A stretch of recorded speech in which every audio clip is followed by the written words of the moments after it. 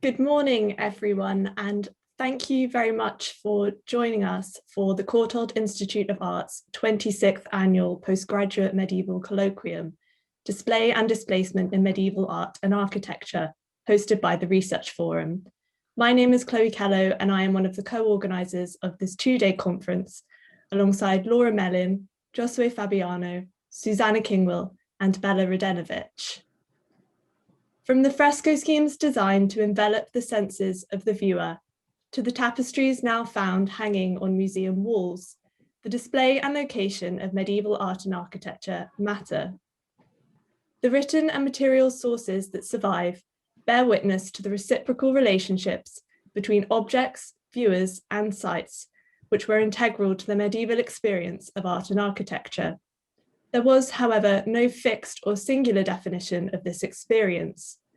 Buildings were ever evolving, and though often meticulously designed and executed for specific moments, spaces, and vantage points, objects frequently moved into new contexts and topographies, whether purposefully, accidentally, or even only imaginatively.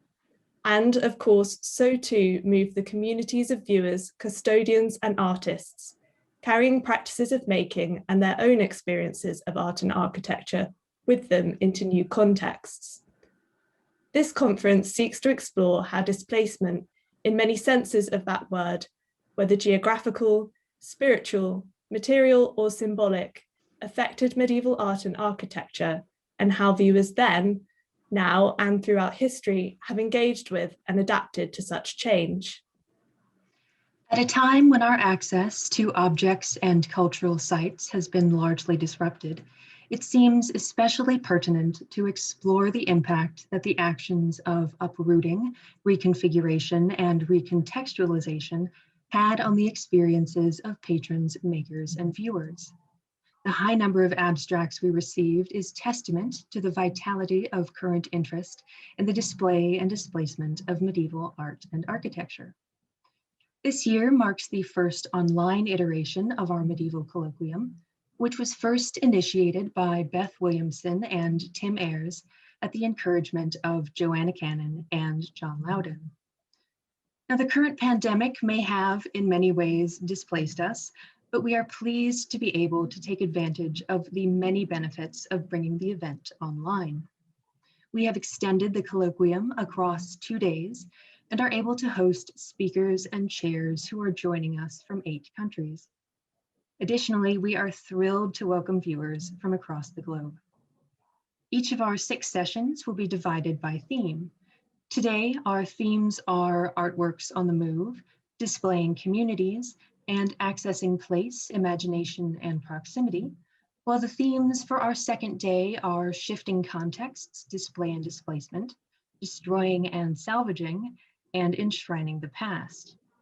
These themes and the methodologies through which our speakers highlight them showcase a wide variety of approaches across various fields and demonstrate a fraction of the many avenues through which we can enrich our understanding of the acts of display and displacement from the medieval period through to the present day. Finally, we would like to take this opportunity to thank the ever-vital Byzantine, medieval, and Auto Renaissance cluster at the Courtauld, and particularly Dr. Tom Nixon, who is providing tomorrow's closing remarks.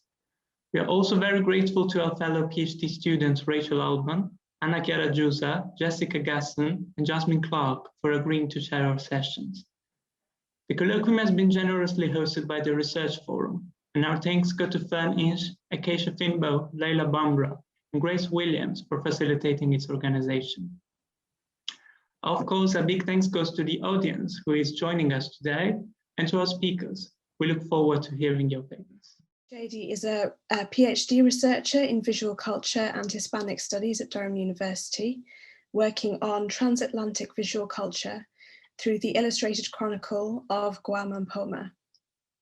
She has a very varied academic background, having studied archaeology, anthropology, and paleography, as well as teaching art history at the University of Puerto Rico and the Pontifical Catholic University of Ecuador in Quito. And the paper she's sharing with us today is entitled Hidden and Revealed, Jewish, Muslim, Christian relations, women's power and family feuds through a recently uncovered mural of the Lamentation in the Cathedral of Albarracin, Teruel, Aragon, Spain, from the 15th century. So, Yeidy, if you were there, would you like to, hello, hi, would you like to share your presentation? Okay, Shane, can you see the presentation? Yes, that's lovely. Well, thank you very much, Rachel, and thank you to everyone at the Courtauld and everyone attending today. And a special thank you to Dr. Eva Frojmovic, who supervised this work. This mural, dated 1490, was painted on the wall of a Romanesque church, yet today it's displayed within a Gothic cathedral without ever having moved. The mural was covered by a thick layer of gesso until 2011 and was revealed only by chance when art conservators from the Fundación Santamaría del Albarracín began an 8-year restoration project that would take this 16th century cathedral that you see here, from this to this. Early in the project, the thick layer of plaster began to detach itself from the wall in the baptismal chapel. Underneath the gesso was what remained of a brightly painted Hispano-Flemish mural depicting the Lamentation of Christ. We know the earlier church, for which little archival and material evidence has been found, was built over a mosque and inaugurated in 1200 and heavily reformed in 1395, and that the church that exists today dates from 1532. The uncovering of the mural was unexpected, for there was no historical memory or known archival materials documenting its existence. It's probable that the space was being used as a baptistry in 1490, as an image located on the chapel's east wall depicts the baptism of Christ, in which the hand of St. John the Baptist remains visible. So considering this lack of archival material, the question shifts from who painted this mural or who commissioned it to how did what was going on in Albarracín become this mural? Through a close analysis of the mural itself and existing primary sources from the hegemonic realm, what comes to the surface, along with the forms and the color, is a Jewish and Muslim population that was displaced and replaced during the so-called Reconquista, the role of Christian women in this displacement through patronage and preaching, the so-called and problematically called convivencia between Jews, Muslims, Old Christians, New Christian conversos, Moriscos, Alumbristas, and many other religious minorities, and families' battles for power, status, and memory in the now Christian-ruled former Berber Taifa. The mural is ambitious in telling the conflated story of the deposition according to the Book of John and the Lamentation as told through apocryphal writings. It's divided into 3 parts. This larger area, which is what I'll focus on today, consists of Jesus's mournful followers surrounding his dead body. There's also this smaller area that shows Christ within a red mandorla, possibly a reference to crucifixion darkness or the eclipse, or perhaps a vision of some local significance that's yet to be identified. Above this smaller area, divided by a painted lintel, is a lunette within the small pointed arch. While the rest of the mural is painted with oil paint, this lunette has been painted al seco with tempera paint and may be a later addition of quote unquote lesser quality, the restorers say. The image consists of 2 angels flanking a coat of arms that's occupied by a tower set upon a starry night sky. It's through this lunette that I argue that women's power through pious deeds and patronage and centuries-long feuds between 2 rival Albarracín families, the Garceses and the Heredias, have become an image, or have taken the form of an image, as documents tell of parallel battles of power over the chapel and power over land and people. Today, however, I'll focus on Jewish, Muslim, Christian relations, the significance of this mural being displayed within a baptismal chapel at a time when conversion to Christianity was a state-building strategy in this region, and how the replacement of architecture mirrors the replacement and displacement of people, religions, and cultures.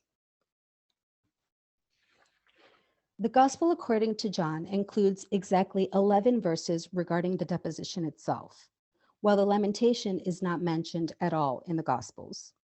The verses in the book of John that mention what's depicted in this mural include the following 4. 1, that the Virgin Mary was there standing by Jesus with Mary, the wife of Clopas, and Mary Magdalene. 2, that a soldier pierced his side with a spear and at once blood and water came out. 3, that Joseph of Arimathea asked Pilate to take the body down, and he did. And 4, that Nicodemus, who had at first come to Jesus by night, also came bringing a mixture of myrrh and aloes. The scene is dominated by Christ's empty cross, a monkey on the cross's left arm. The cross is flanked by the 2 crosses of the thieves. At the foot of the center cross is gathered a group of people. The Virgin Mary holds the lifeless body of Christ, his wound and spilled blood visible. To her right is a woman with a veiled face, a common way of representing Mary of Clopas in Spanish painting, although not common in Flanders. Her halo says Maria, perhaps didactic in character. Behind the Virgin Mary is another figure of a woman with a halo, whose identity is undetermined. It could be the Virgin's sister, Mary Salome, who is also part of the Virgin's female entourage of the 3 Marys, who were daughters of Saint Anne. To the Virgin Mary's left is Saint John the Apostle, who can be seen with a halo that says San Juan. In between the Virgin Mary and Saint John is a gray bearded male figure with a jeweled turban, no halo, and his hand firmly grasping Jesus's right shoulder. According to the restoration team, this figure is Joseph of Arimathea. Further towards the right is Mary Magdalene holding a gilded vessel. To Mary Magdalene's right is a figure with a halo identified as Nicodemus by the restorers. What appears to be a monk with a tonsure can also be seen, aiding and carrying Jesus by the legs. Framing the scene on the right and left sides are 2 Roman soldiers. In order for the gesso to adhere itself to the wall when the mural was covered, the mural was chipped for the gesso to take hold of the textured surface. This destruction can be seen throughout the mural, though it seems care was taken not to destroy the images of the holiest figures. The Roman soldiers in this scene seem to have taken the brunt of those strikes. The soldier on the right stands with a lance next to a horse, while the soldier on the left is standing with a lance or sword and with a rope or whip around his waist. The white of his eye, the white of the eye of the standing soldier to the left, can be seen as he looks up to Christ's cross, perhaps a reference to the apocryphal writings made popular after the 11th century, in which the quote-unquote blind Roman soldier Longinus, who's attributed with piercing Jesus's side, is quote-unquote unblinded by the blood of Christ, thus converting to Christianity. The background of this main scene consists of a country landscape filled with cattle and a townscape of Jerusalem in the distance. A path is shown with 2 figures carrying ladders, returning to the town after having taken down Christ's body. At eye level, towards the left, is a table, perhaps an altar or a pedestal, with a hammer, pincers, nails, and a verdant crown of thorns. The infusion of life into the crown of thorns may gesture towards the promise of eternal life, which is arguably the main takeaway from the book of John, that eternal life can be attained through the belief and acceptance that Jesus is the Son of God.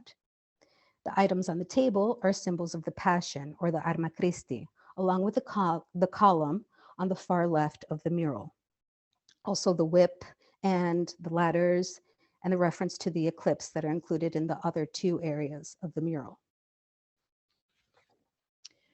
So how is it that only 4 lines from the Gospel according to John, a total of 115 words, could generate so much imagery? How and why were these elaborate versions of the Vita Christi transmitted? One response could be the troubadour-style performative preaching tradition that was firmly established by the 14th century Valencian Dominican friar and missionary Vicente Ferrer, and for which a dedicated cult was active in and around Valencia at the time the Lamentation mural was painted in Albarracin. Known for his lengthy and impassioned sermons rife with anti-Jewish sentiment, intention, and language, Ferrer traveled throughout Iberia and Western Europe, strongly advocating a total separation of Christians, Jews, and Muslims. On Holy Friday, 1416, in Toulouse, Vicente Ferrer delivered his Sermon of the Passion, according to John, in which over 6 consecutive hours, he performed an account of the burial of Christ. In the transcription of the sermon, the 115 words from the Gospel of John that made their way into the mural became 5,213 words. In the text of Ferrer's sermons, St. John is present. 377 words describe the miracle of Longinus. The symbols of the Arma Christi are listed, and the Virgin Mary's lamentation, which is not mentioned in the Gospels at all, is mentioned 63 times.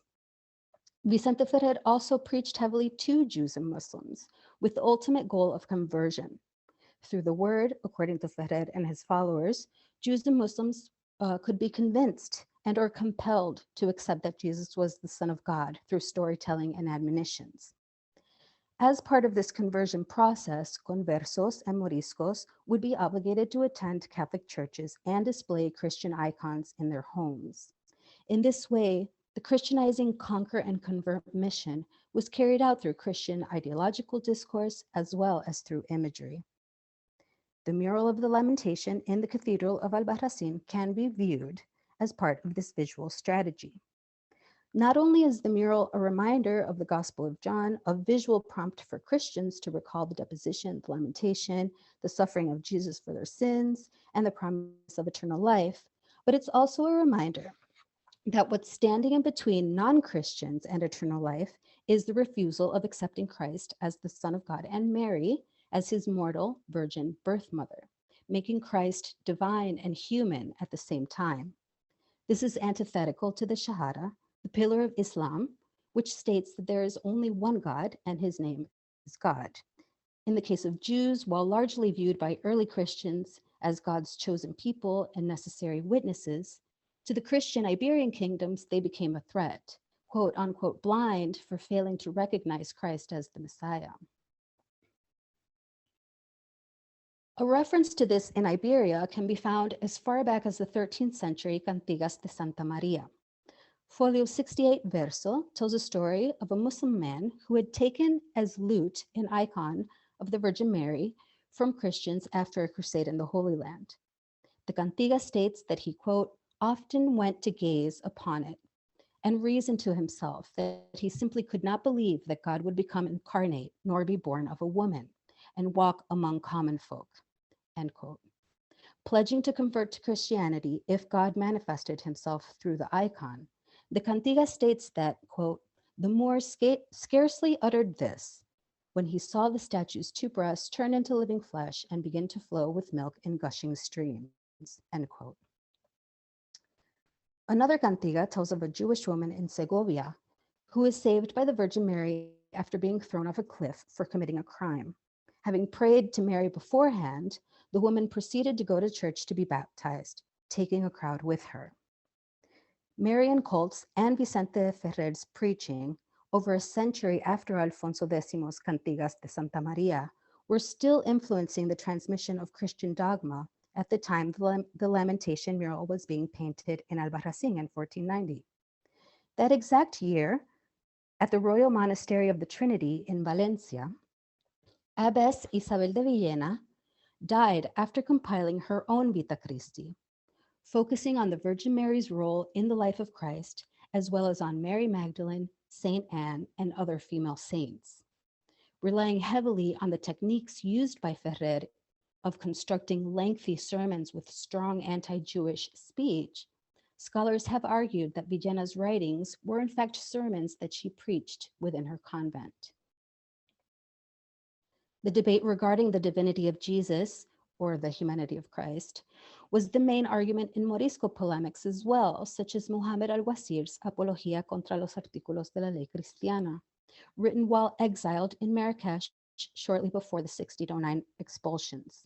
So we can see how the intensity of this debate was in circulation from many perspectives for centuries. So what was going on in Albarracin?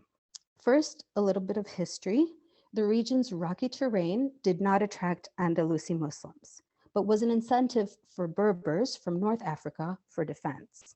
Chronicles tell us that Romans called the city Segobriga, which may explain why a nearby city is called Segorbe. The first mention of the Berber Taifa is in the 10th century Arabic language chronicle of Andalusi historian Ibn Hayyan, in which he states that it was ruled by the Banu Rasin family, Albarracin, Banu Rasin, and that they called their city Santa Maria de Levante or Santa Maria al-Sharqi. That Muslim rulers used a Christian name for the city tells us that it's probable that there was a Christian Visigothic city there prior to the Islamic conquest in the 8th century, though nowhere else is this documented. Ibn Hayyan's writings describe the first Banu Rasin ruler, Abu Muhammad Wadil, as a handsome 20-year-old with noble lineage who broke ties with Córdoba and who strove to have a refined and cultured court, sending for the most celebrated musicians and dancers and having the finest orchestra of its time.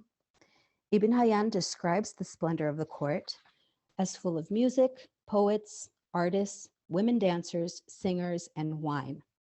He also states that Abu Muhammad Wadil was vain and greedy, and that he killed his mother for suspecting she was a traitor.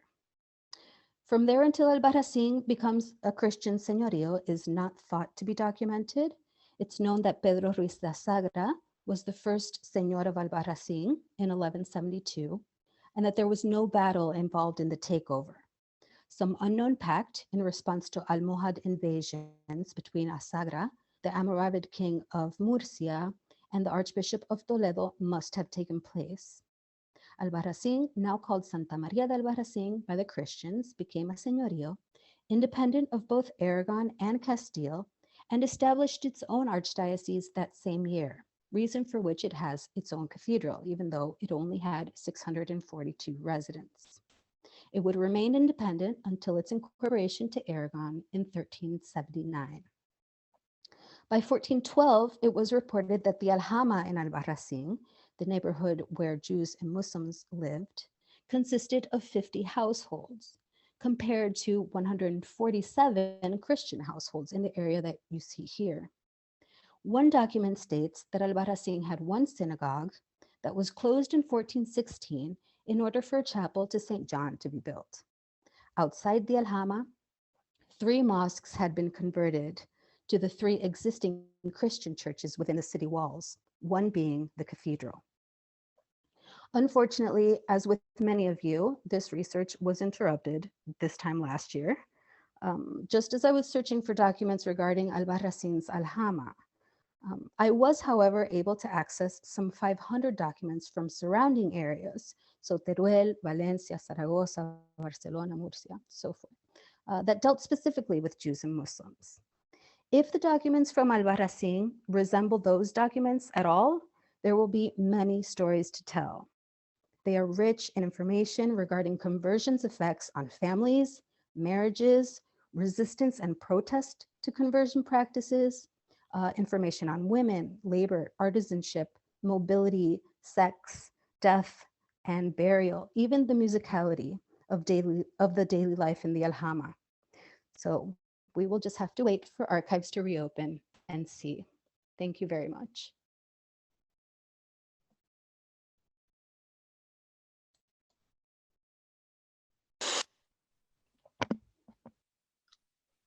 Thank you very much. That was so interesting. Such a rich presentation, so many beautiful and interesting manuscripts, and you really set that mural in its context, which was absolutely wonderful. So now we have a period of time for questions, and if you'd like to type your questions into the chat, either directly to me or so all the panelists can see, and then I can read them out and we can have a bit of a dialogue, even though we don't have the second paper to form a dialogue today.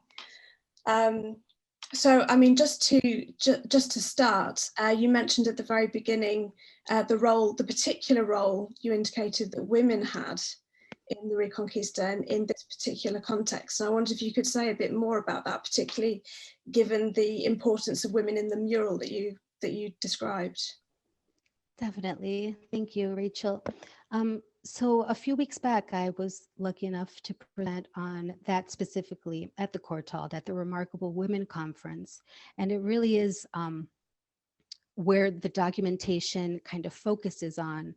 Like I said, the archives, you know, the pandemic hit just as I was going into the archives, but I had been able to go into other archives in Valencia and in Teruel, and the amount of documentation that of women financing chaplaincies, giving pious deeds to the church is incredible. Like, you know, the numbers are large. And I think now, for me, my interest is who were the women viewers of this mural. So really going into the documentation of the, you know, Jewish and Muslim women that maybe perhaps would have been the ones looking at this mural in the baptistry.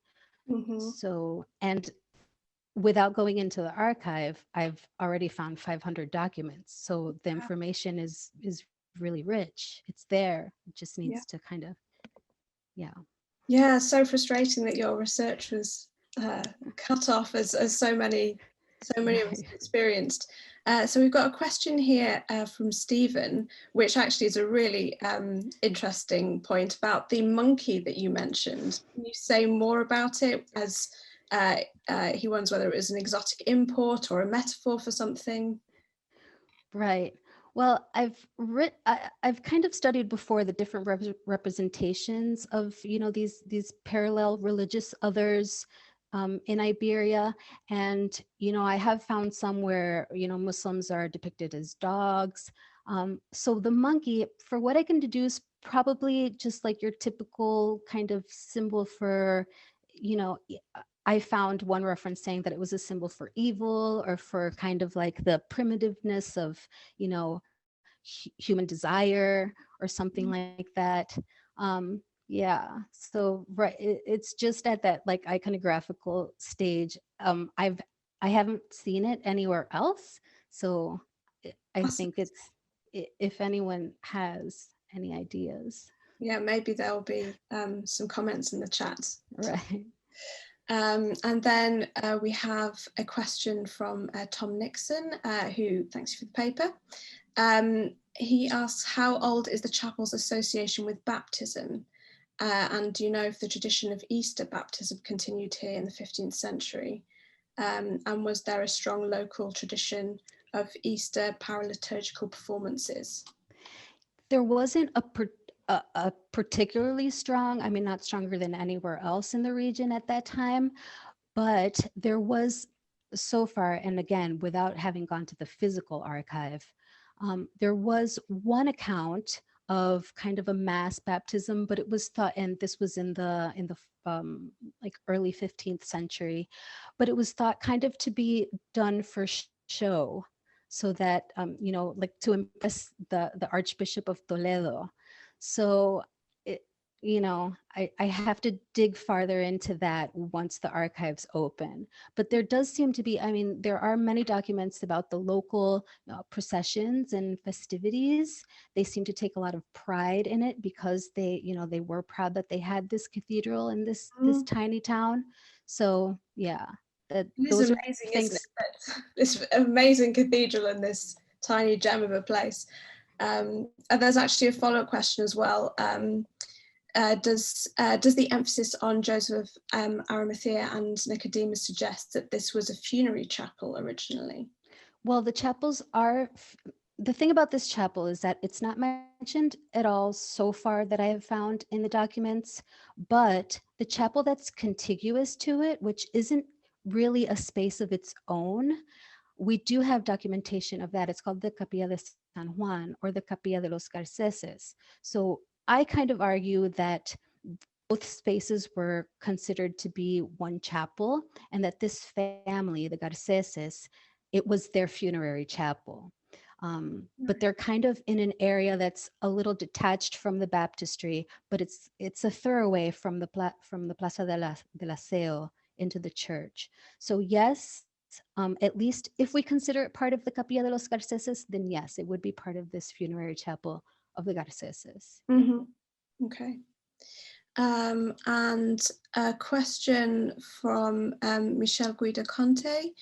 Do you know anything about the painters active in Albarracin at the time of the fresco cycle? And was there a leading workshop? That's a great question. There is a panel in the National Museum of Scotland in Edinburgh. It's a panel of St. Michael. And in 1913, a Spanish art historian, Sanchez, he found in the archives of Valencia the contract for that panel. It was from 1437, and it was a contract to a painter called González Peris from the Valencian school. And the panel was actually commissioned for the Capilla de los Garceses. It was part of this, feud between these two families, the Heredias and the Garceses. Not to romanticize it, but you can tell that, sometimes one family was kind of commissioning this art for the same chapel, so maybe in competition. Mm-hmm. So at least from that, then there was definitely, commissions going to the Valencian school. And we have at least that documentation as evidence. Mm-hmm. Great question. And then picking up on our kind of central theme of representing identity, is there, and communities, is there something particular in the mural that makes you think that it addressed Jewish and Muslim women in particular, rather than the wider Christian community? And that's a question from Nicola Lowe. That's a great question. I don't quite know how to answer it. I can say that the horse, the Roman soldier on the left, his horse, and this was pointed out to me by my supervisor, the horse is really heavily adorned, a little reminiscent of the Beatus de Girona, like the Muslim writer. So, there's a reference there. I don't know if particularly for Christian or for Jewish and Muslim viewers, but I think just, the whole kind of baggage that it has with conversion through storytelling, I do kind of lean towards thinking that it was aimed towards people, that needed to believe this in order to be converted. But as well, I mean, just as heavily could be, the desire for eternal life. So yeah, good question. Lots of options, lots of ways of interpreting it. Rosalind Francis asks, I know that in other parts of Spain, preaching to Jews took place inside of synagogues. Was it only within a church context in this town that preaching to Jews occurred?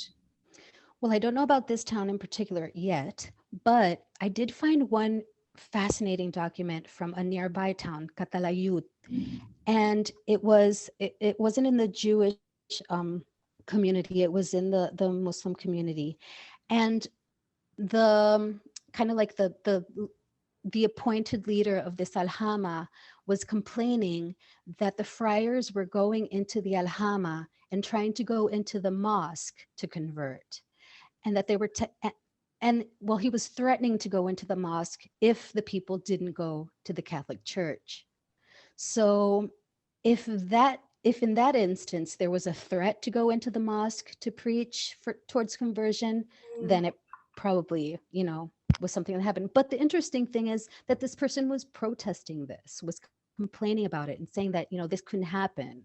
People will go to the church if they need to. So it was really, Brian Catlos at UC Boulder says that more than convivencia, it was conveniencia. Like sometimes, whenever it was convenient, things kind of changed according to what was convenient at that time. So, it could fluctuate from whatever time and whatever place you're looking at. Yeah, it sounds like such a fluid situation. Yeah, absolutely. So, I mean, there are so many questions coming in. Clearly, people are really fascinated by your talk. But I also wanted to give you the opportunity to ask any questions of the audience, if there are any kind of specialists also working in this area, particularly given, you know, how frustrated we all are that, you know, our research has been sort of hampered. So if there's anything that you're kind of looking for at the moment, or you would welcome ideas on, then this is your sort of chance to reach out, I guess.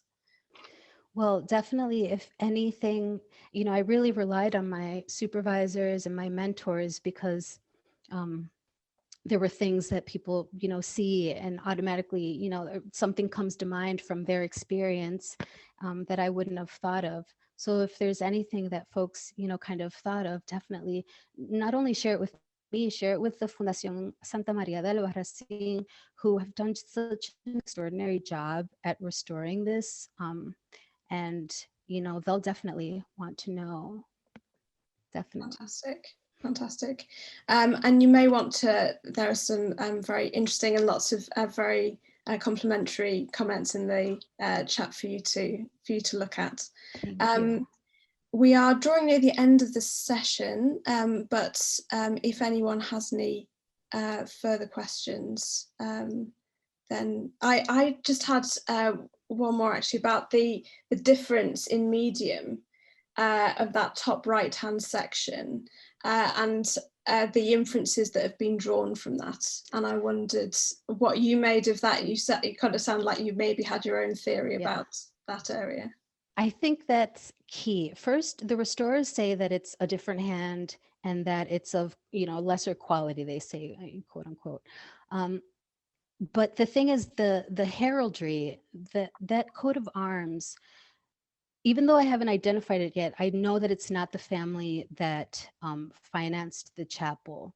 Mm-hmm. And I kind of argue, you know, very tentatively that it was, in fact, this other family. The chapels went into different states of disarray and financial hardship, and were taken over a lot of times between families and between the clergy and families, because it was lucrative. There were salaries involved for the chaplains, and, you know, so the fact that it's of, you know, tempera, and that it's a different coat of arms that's not the family, and that it's said that to be kind of a hasty addition, I think points towards someone claiming ownership over the chapel, obviously. But who it is very interesting, because there is a lot of documentation between these two families dating back to, you know, the 13th century. And this is 1490, so, or at least before 1532. So, gosh, there's so much for you to dig into.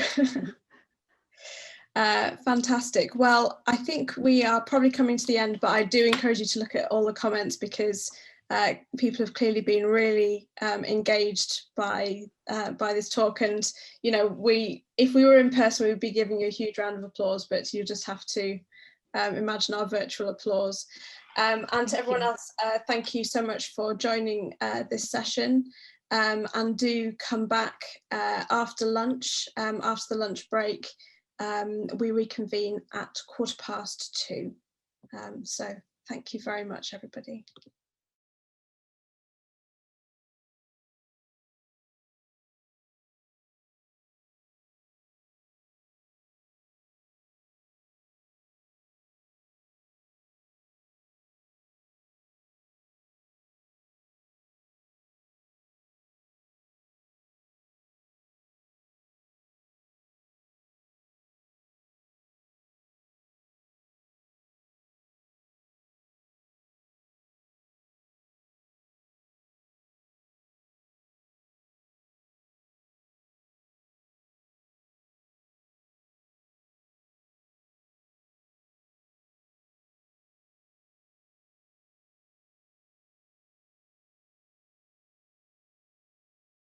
Michele graduated in History of Modern Art from the Università degli Studi di Padova, and in 2017 he received a PhD scholarship from the Università degli Studi di Bergamo, where he is focusing on the patronage of altars and architecture in Vicenza between the 15th and the 16th centuries and their ties with the broader Venetian context.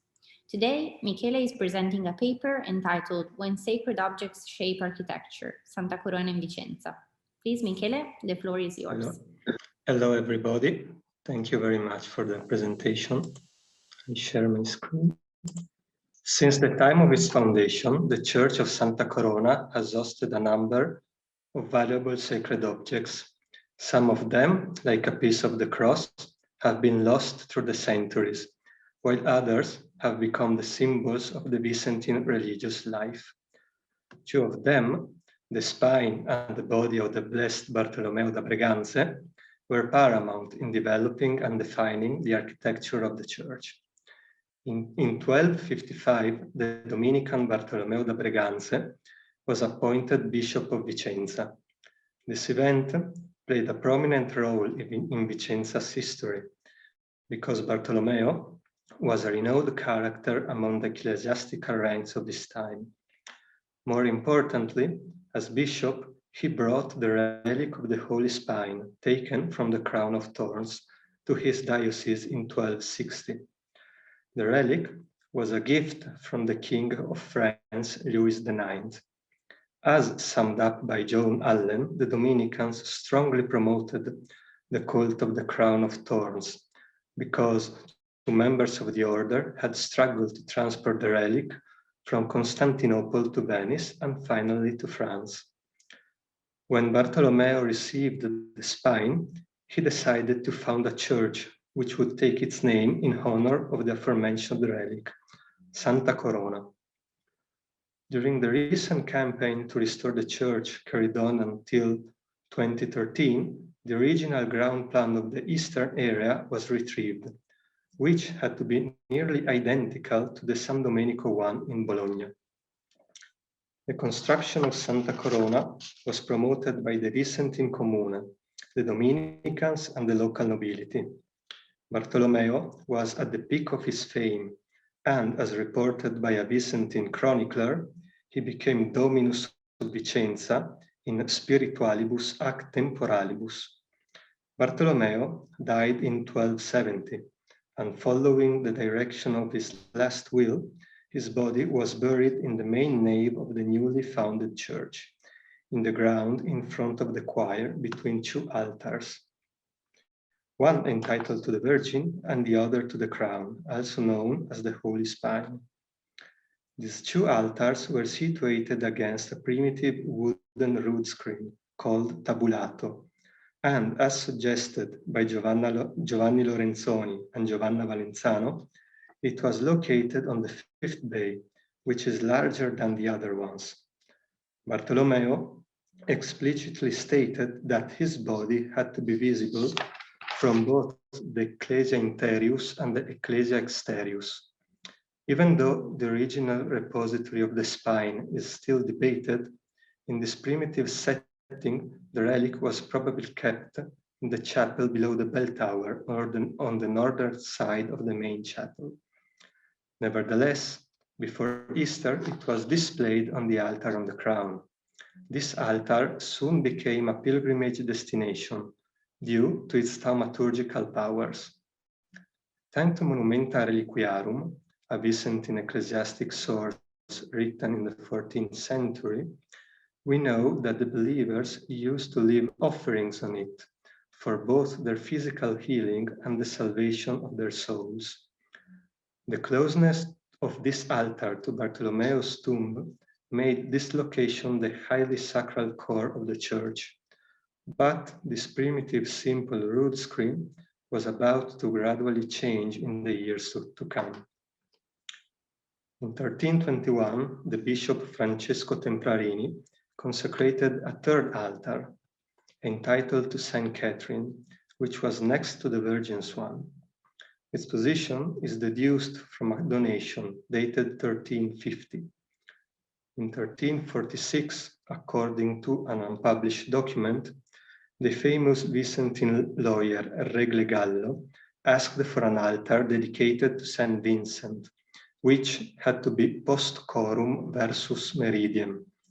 I believe it was erected close to the altar of the crown. This way, the rood screen would have consisted of 4 altars, 2 on each side of the entrance to the Ecclesia Fratrum. However, the space was on the verge of a sensitive transformation. In 1351, the friars decided to move Bartolomeo's tomb to a new raised ark, whose position had to be on the south nave wall, close to the side door. This displacement created a total visual renewal of the rood screen and of the choir. A close scrutiny of the surviving documents has led me to believe that the rood screen built after 1351 had only 2 altars, alternated with 1 main entrance and 2 side ones, a thorough change compared to the former structure. A later document dated 1447 mentions a porticus in front of the main altar, which helped me understand this development. Even if this evidence seems of secondary importance, I believe that it reveals and confirms how the changes occurred in 1351 actually reshaped the whole access to the Ecclesia Fratrum. The word porticus could relate to a structure made of stone, which had to resemble a porch. Maybe it had to look like the rood screen in the Venetian church of Santi Giovanni e Paolo, as reconstructed by Monica Merotto Ghedini, as well as the one in Bolzano. The ark had an epigraph carved during the last quarter of the 14th century and now lost, which provides further insight into the spatial settings of the Ecclesia Fratrum. In fact, it mentions a stair, scala cori nunc fabricata, leading to the choir. Given that there aren't more details, more than one interpretation for its reconstruction is possible. For instance, it could refer to the stair of the pulpit. Otherwise, we can hypothesize that the choir was located above the porticus, which had to be accessible through a staircase, or the choir could have been placed on a platform raised on some steps, straight beyond the entrance to the Ecclesia Fratrum. The Church of Santa Maria in Portofuori, close to Ravenna, is an example of this second configuration. Finally, there might have been a staircase leading to the choir's entrance. A solution of this kind is portrayed in a 15th century miniature kept at the Chester Beatty Library in Dublin, which was painted by Benedetto Bordon for the Paduan Abbey of Santa Giustina. In a way or another, after 1351, Santa Corona's inner space undertook sensitive changes, and their dynamics have to be searched for in the displacement of Bartolomeo's tomb. By raising the ark, the friar's main purpose was to improve its visibility and provide a more prestigious arrangement. But above all, this displacement was intended to promote the cult of Bartolomeo. The ark was now between the side door and the rood screen. A similar disposition had already been adopted in the early San Domenico in Bologna. Based on a document dated April 1468, the Nievo family, who belonged to the Byzantine nobility, wanted to build a chapel in honor of Saint Catherine.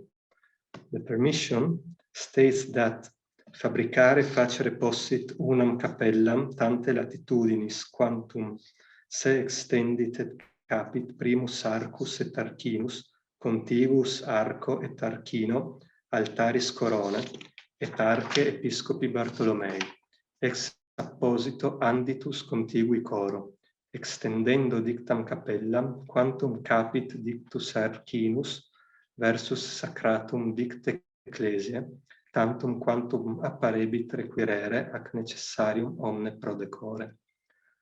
This, the Nievo Chapel, was built on the south nave wall. Although the content of the document is rather difficult to understand, the terms arcus and arcinus seem to confirm the existence of an architectural structure similar to a porch. It can also be inferred that there was a sort of small passage referred to as anditus, connecting the Ecclesia Laecorum to the Ecclesia Fratrum. So, if there were a passage on the southern wall of the rood screen, there should have been one on the northern wall too. The connection of the two ecclesias was thus granted by 3 passages, a main one and 2 lateral ones. In addition, in this new configuration, the ark and the altar of the crown were kept close to each other as they had been back in 1270. This way, the friars managed to maintain the holy ties between Bartolomeo's body and the altar of the spine. The Nievo, therefore, had their chapel near to what was actually the spiritual core of the whole church, and this should have enhanced the prestige of their house. During the following years, 3 families had the privilege to be buried in front of the ark: the Nievo, the Fracanzani, and the Segala. In 1474, the Monza family built their own chapel close to the Nievos.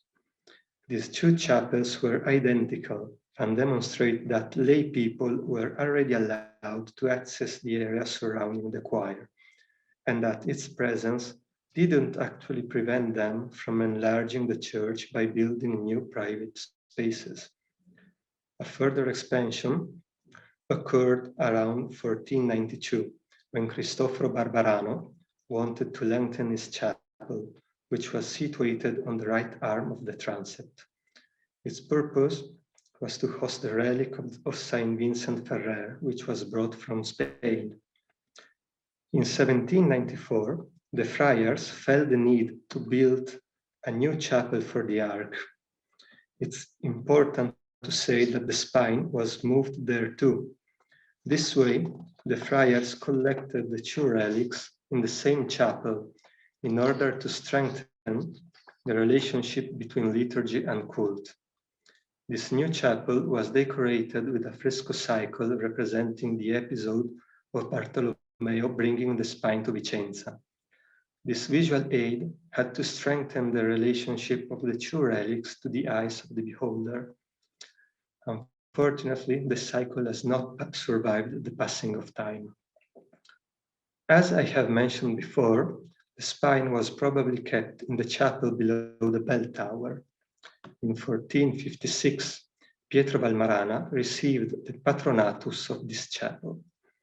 The second decisive innovation occurred after 1479, when the friars wanted to displace the spine to a new majestic sanctuary, as they deemed the current one unsuitable for the relic. At the same time, they freed the main nave from the choir in order to make it more spacious and easily accessible to the pilgrims. Thus, the friars started to build a new whole eastern area, and by May 1481, its perimeter was defined. This new space had to host the sanctuary and the choir. They weren't able to afford the expenses for all these changes, so they pleaded the Valmarana to help them. The Valmarana were asked to renounce to their chapel under the bell tower, but as a reward, they would receive the patronatus of the new sanctuary. In 1481, they intervened in its construction, engaging the most important architect active in Vicenza, Lorenzo da Bologna. Lorenzo had already worked for the Valmarana, as in 1480 he supervised the restoration of their palace.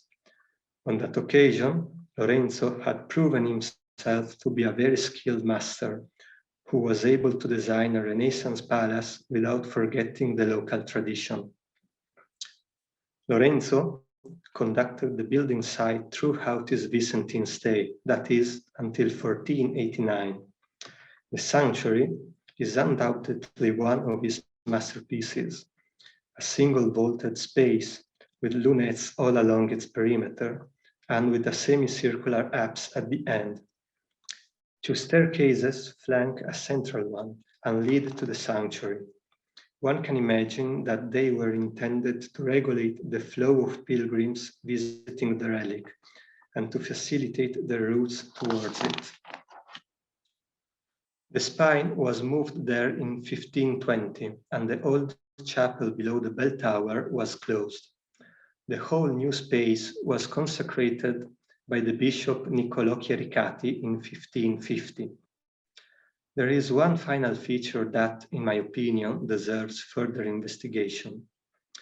At the beginning of the 16th century, Santa Corona's renewed architecture of the east end was actually complete, and it was made up of a lower chapel, which also functioned as a sanctuary, and an upper one. Architectural historians have pointed out how unusual this scheme was within the Dominican architecture of the Veneto, mainly because of the raised presbytery. However, the adoption of 2 superimposed chapels invites a more focused analysis. As I have previously mentioned, the relic of the spine was brought to Vicenza by Bartolomeo, who had spent a few days in Paris visiting his friend the King of France, Louis IX, on his way back to his episcopal venue after an embassy in England. This was not the first time the two had met. Between 1252 and 1254, while bishop in Cyprus, Bartolomeo traveled to the Holy Land in order to meet Louis.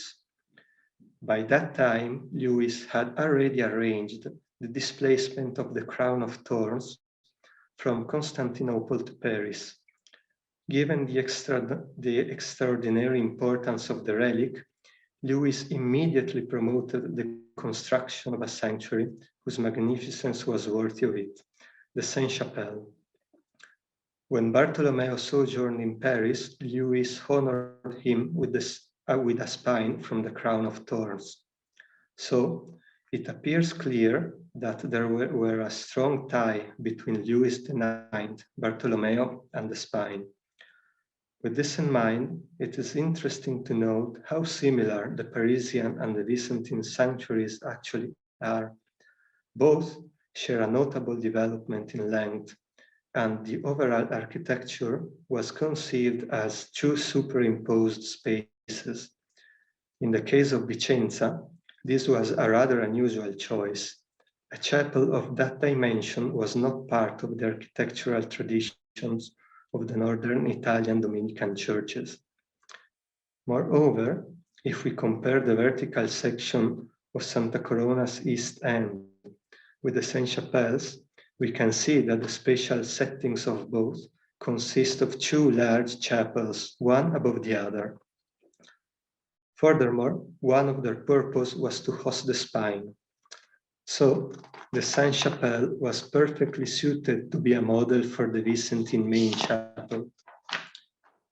If this were true, the new design of the whole Byzantine east end was meant to recall its illustrious French prototype, and by doing so, the architect Lorenzo da Bologna successfully achieved the evocation of the original sanctuary of the spine. Even though this is only a hypothesis, it is supported by details from the 16th century altar of the spine, which was decorated with 3 full rounded sculptures, which still exist. Initially, they were commissioned from the mysterious Francesco di Gregorio da Modena in 1520. Between 1525 and 1529, the heirs of Pietro Valmarana left more than 100 ducats to complete the decoration of the altar. But the donors had to change their mind because the sculptures were finally carved by Girolamo Pittoni, who also signed them. The group portrays King Louis IX, Bartolomeo da Breganze, and Jesus Christ. There is a clear allusion to the protagonist of the donation of the relic, and the iconographic meaning points to that important event, one that had a decisive significance for the history of Vicenza mainly for the Church of Santa Corona. To conclude, I would say that the displacement of the sacred objects played an influential role in the architecture of Santa Corona. The need to show the relics and to intertwine cult, liturgy, and pilgrimage moved the friars to repeatedly look for new spatial solutions, which sometimes proved to be quite innovative. Thanks. So now we are at the last paper by Kevin Vogelar. Kevin received an MA in Medieval Studies from Fordham University in 2018, where he worked on the effects of multilingual apocalyptic traditions and pilgrimage on interfaith relation in the early medieval Mediterranean and Mesopotamia. He received a second MA in Art History and Museum Studies from Tufts University in 2020, where he focused on Syriac and Armenian Christian liturgy and monuments in relation to the visual and performative traditions of their greater Sino-Persian milieu. He's currently working on a project meant to develop new translations and teaching tools meant to integrate Eastern Christian pilgrimage accounts into medieval studies curricula. Today, he's presenting a paper entitled Hearts Hard as Flint, Frankish Reception of Chinese Pilgrims and Relic Accessibility in the late 13th century. Please, Kevin, the floor is yours. So as this paper is part of my longer term project of trying to make Western medievalists more aware of non-Latin Christian or non-Western European pilgrimage sources and what they reveal about object displays.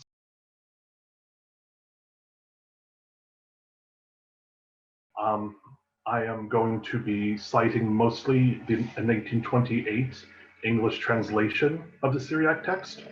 And in my presentation, I'm going to have a comparison with a 2008 French translation of the text. So if you're not here for Aramaic philology, don't worry. So to begin. Studies in medieval pilgrimage afford us a rare and critical view into how the dynamics of art object displays and liturgical performances engage with viewer expectations. Relics draw pilgrims from far and wide. However, the success of a pilgrimage shrine's presentation is determined when the devoted traveler enters into the sacred space, carrying their own preconceived notions and requirements with them. Pilgrimage accounts tell us how these interactions played out for better and worse.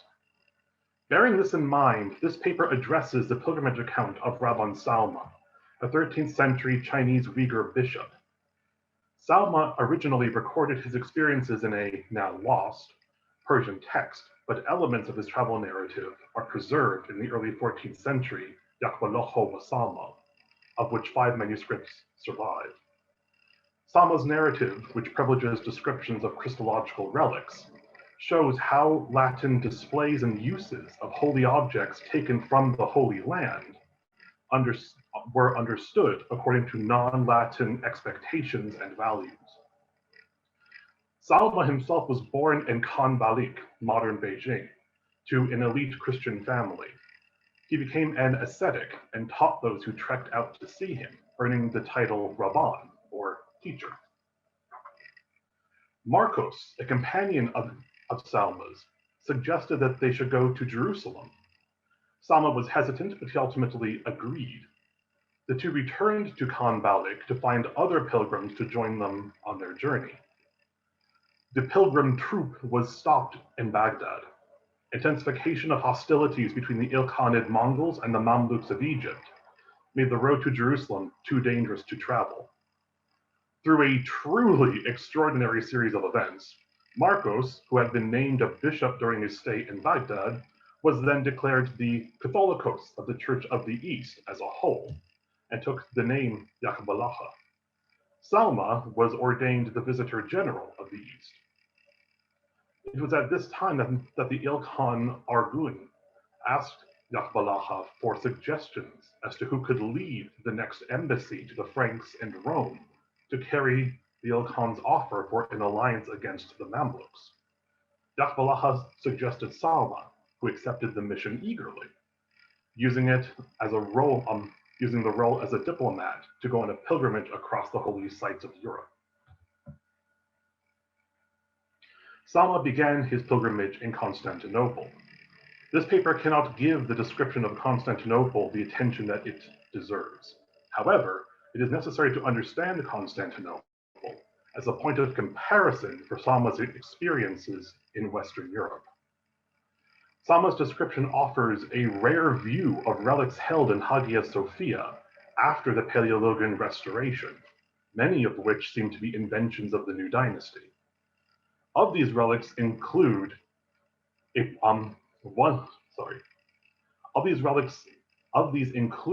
relics which exist in a perpetual state of miraculous demonstration, like the bodies of Constantine and Justinian, which remain uncorrupted due to the supposed holiness of their lives. Given prominence is the stone door from the tomb of Christ, on which are several tears shed by Mary over her son's death, which, no matter how long it has been, never dry. There is also an unnamed relic which Salma notes was used in processions on regular bases. Those who fell before this relic were healed of their diseases.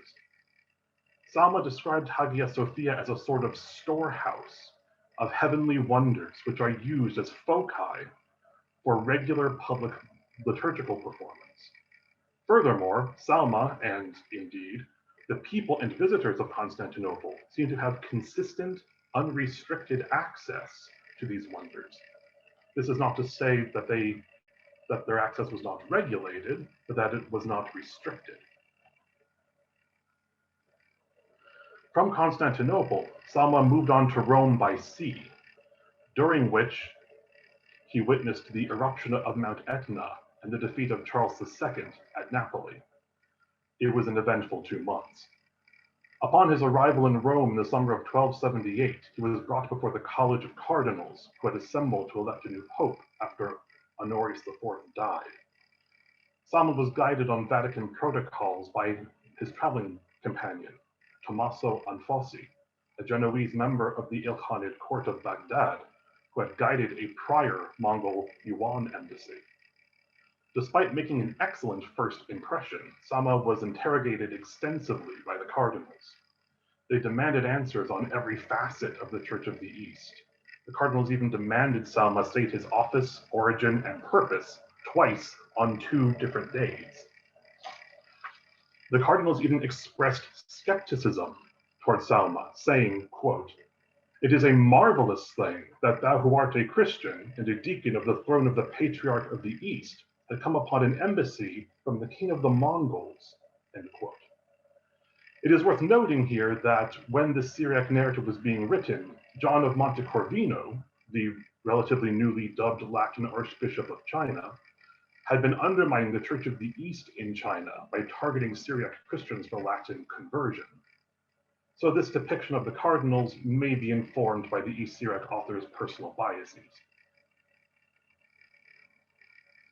Salma eventually gave up on the cardinals and asked to see the holy places of Rome, saying, quote, "I have come from remote countries neither to discuss nor to instruct men in matter of the faith, but I come that I might receive a blessing from Mar Papa, Lord Pope, and from the shrines of the saints, and to make known the words of King Arban and the Catholicos.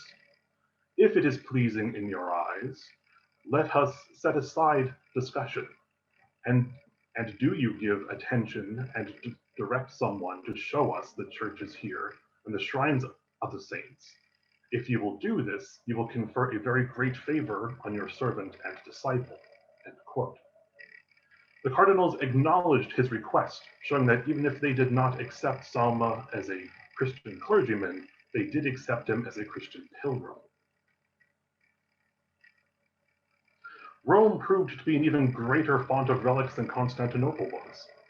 While the sheer volume of relics that Salma lists should not be a surprise to us, what may be surprising is what Salma saw in them.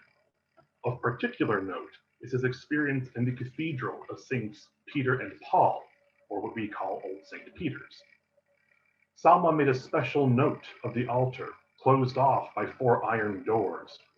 It was at this altar that the Pope celebrated the Mass, and only he could approach it. Near this altar, and near the body of St. Peter, was another altar where the Pope coronated the Holy Roman Emperor. Here, Salma saw the Mendilion of Edessa. Yes, that Mendilion. Perhaps hanging near this altar was a version of the face of San Silvestro, like the one shown here, or an early rendition of the Veil of Veronica. But be that as it may, what Salma saw was the Mendilion. The Mendilion embodies the legendary foundation of the Syriac Church, a miraculously produced image of Christ that was the reason behind the conversion of King Abgar of Edessa to Christianity.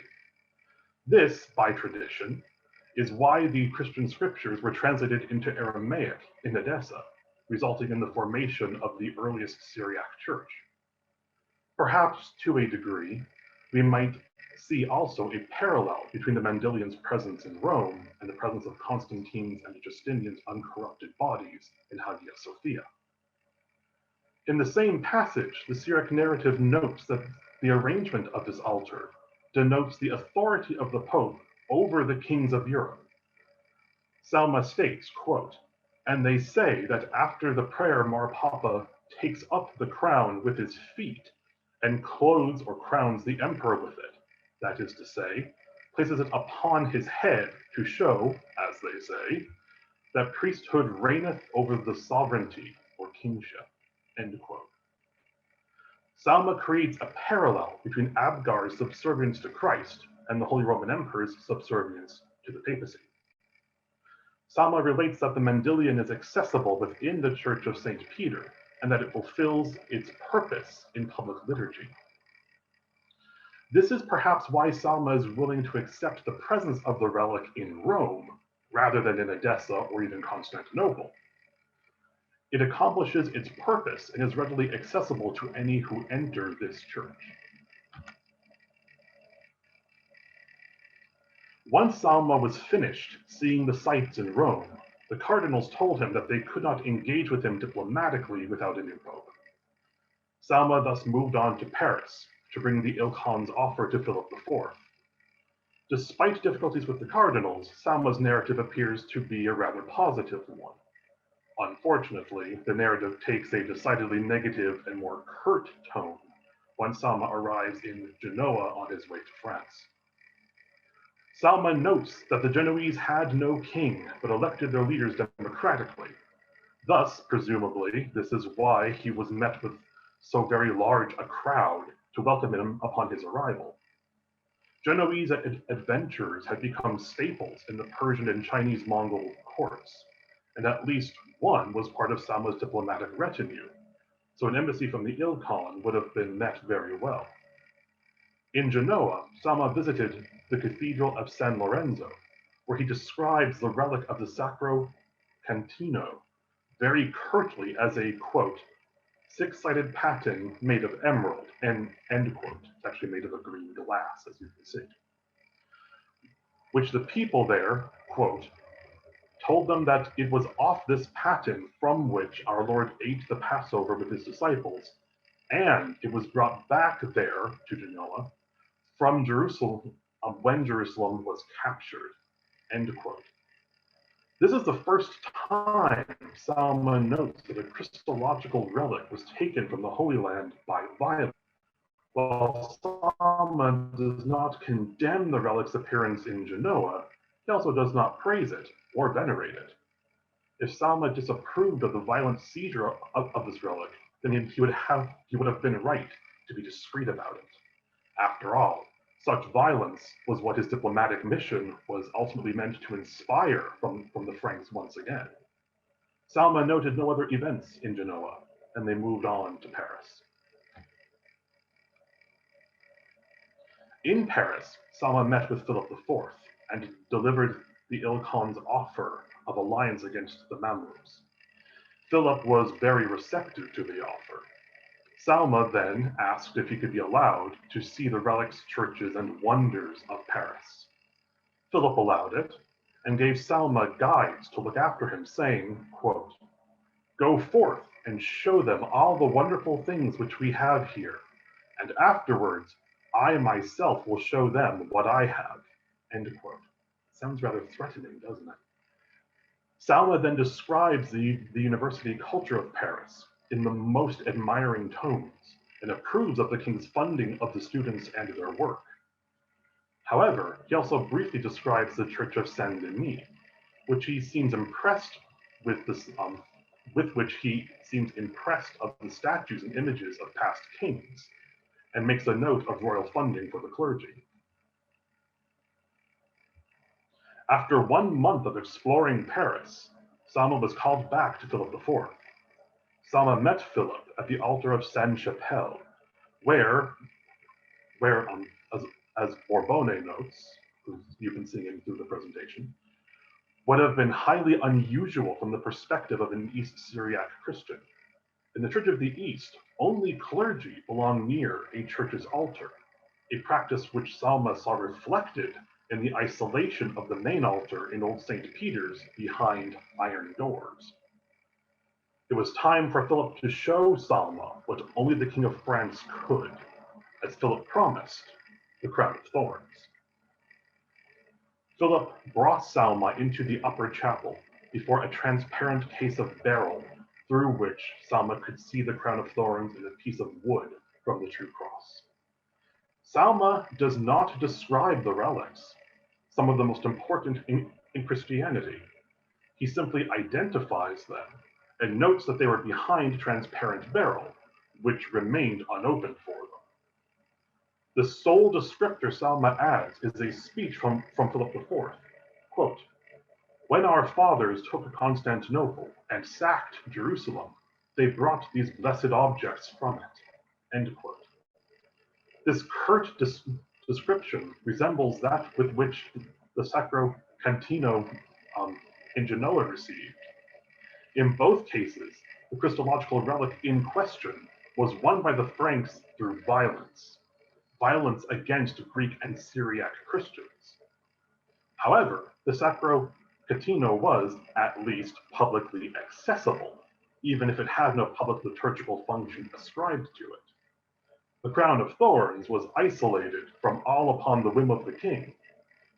Salma did not venerate or pray with the relics. He did not record any miracles associated with them. Salma simply thanked and blessed Philip before moving on to Bordeaux and Edward I, his last diplomatic target. Salma's experiences with Edward I were very brief. Edward responded possibly the most favorably to the Ilkhan's proposal for alliance. However, he did something that no other who hosted Salma up to this point did. Edward ordered Salma to officiate the Eucharist for him. This is the first recognition of Salma as a Christian priest in the pilgrimage account. However, this did not portend a more positive interaction than that which Salma had with Philip the Bell. When Salma asked Edward if he could be given a tour of the churches and relics of the English territories, Edward completely denied him. Edward offered Salma something else, saying, quote, "Thus shall ye say to the King Argun and unto all the Orientals, we have seen a thing than which there is nothing more wonderful, that is to say, that in the countries of the Franks there are not two confessions of faith, but only one confession of faith, namely that which confesseth Jesus Christ, and all the Christians confess it." Period, end quote. Edward I recognized Salma as a priest, but totally denied him as a pilgrim, all while asserting the spiritual superiority of the Franks to the extent of being a replacement for the saints and martyrs for Eastern Christians to admire. Salma records nothing more, not even a note about a blessing for the king. He simply leaves Bordeaux. Genoa, Paris, and Bordeaux give us examples of how Salma saw Christological relics in the hands of secular Frankish authorities. Thinking back to the Mandylion of Rome, Salma saw in that display a relic in which he may have had a personal investment as a Syriac Christian. It was taken from Edessa, but not violently. It was accessible in Old St. Peter's and used in public liturgical performances which befitted its legacy, ensuring kings submitted to Christ and the Church. The Sacro Cantino in Genoa was taken by violence of a sort that might be permissible, and it was accessible, but the newly democratic Genoese had no public liturgical function for it. So it had no purpose in the Cathedral of San Lorenzo. The crown of thorns and the wood of the cross, being in Paris, were defined by Philip IV as a product of Frankish violence against Eastern Christians. The relics were hidden away in a part of Sainte-Chapelle, accessible only to the king in his choice favors, utterly inaccessible to the general Christian population. The king used them only to glorify himself and assert his own clerical authority. In Bordeaux, Edward exalted himself to such an extent that he considered himself and his nation the equal of the saints and the martyrs in heaven, demanding Eastern Christian admiration. Again, as with the Mendelian in Rome, this is not necessarily what these people said to Salma, but this is certainly what Salma heard. After Salma left Bordeaux, he wintered in Genoa. There, his Latin equivalent, a visitor of the Pope, met him and asked him to come back to Rome. Salma despaired and said to the visitor that he could not finish his mission for the Mongols if no Pope is elected. On the Frankish kings, Salma's patience had finally run out. Quote, "Those whose hearts are harder than flint wish to take the holy city, and those to whom it belongeth never allow the matter to occupy their minds, and moreover, they do not consider this thing to be of any importance whatsoever." This expression, "a heart as hard as flint," in Syriac is Aino Ditharum Lebo, and it comes from the same source as our term for hard-heartedness as tyranny, from the description of Pharaoh in Exodus chapter 7. Indeed, the hagiography in which this travel account is embedded mentions the hard-heartedness of Pharaoh in several places throughout, to note how God knew that Pharaoh would be immovable, even before he sent Moses to demand the release of God's people.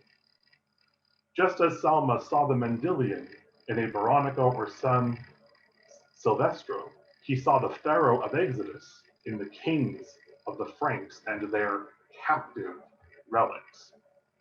In this way, we might say that Salma defines whether or not a relic could be considered stolen by not where the relic is, as opposed to where it was, but rather based on whether or not the current holder uses it as intended. Thank you very much. Our first speaker will be Julia Feuds. Julia is a PhD candidate at the University of St Andrews and has just submitted her thesis on art and patronage of Louis d'Amboise, Bishop of Albi, 1475 to 1503. In 2019, her book review of Sam Fogg's Of Heaven and Earth was published in Kenyon College online medieval medieval journal Peregrinations, and she's contributing a chapter to an upcoming book, The Power of the Bishop Patronage, to be published by Brepolis in 2022. Julia will be presenting the displacement and representations of the Combefa Entombment sculptures. Over to you, Julia. Hi everyone, thank you for the introduction, Jessica. My paper today is called The Displacement and Representations of the Combefa Entombment Sculptures.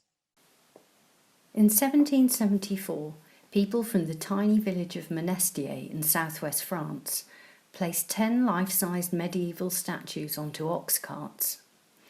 Cattle pulled the 14 wagons and their precious cargo from the statue's original location in the Bishop of Albi's summer palace in Combefa, down a treacherous mountain path to a new home in the chapel of St. James in Monestier, and there they have remained ever since.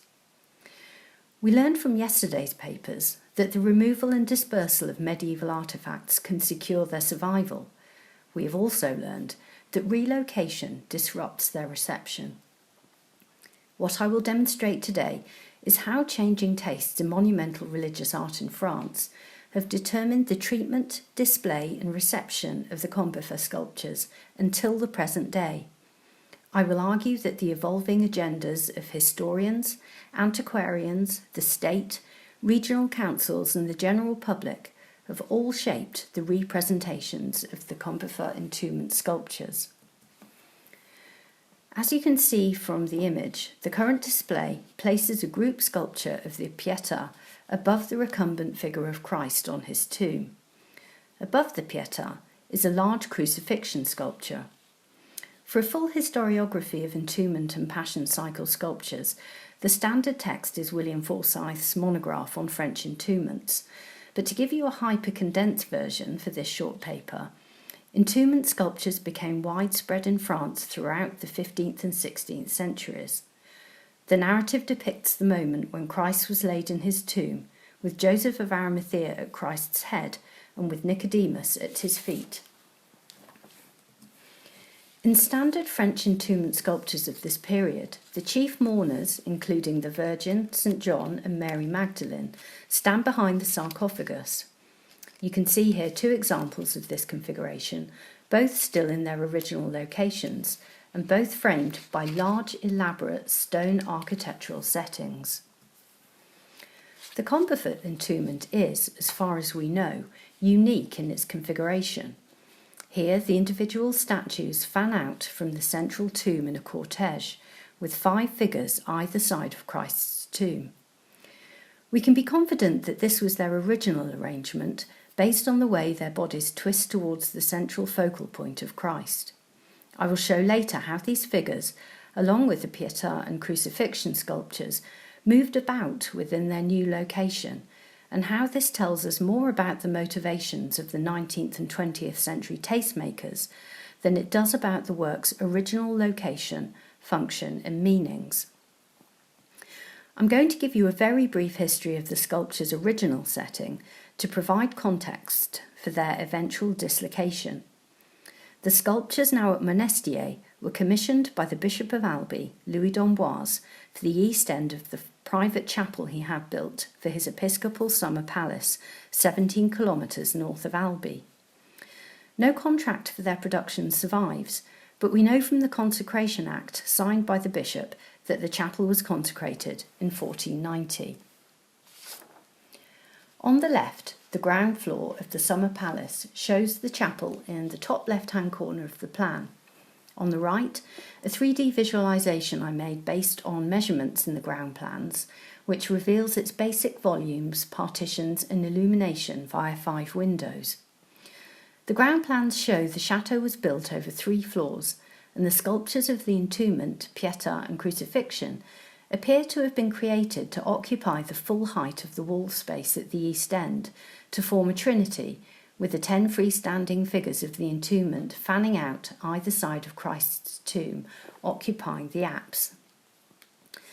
The first surviving description of the episcopal chapel comes in 1883 from the man responsible for creating the department's civil archives, Jolibois.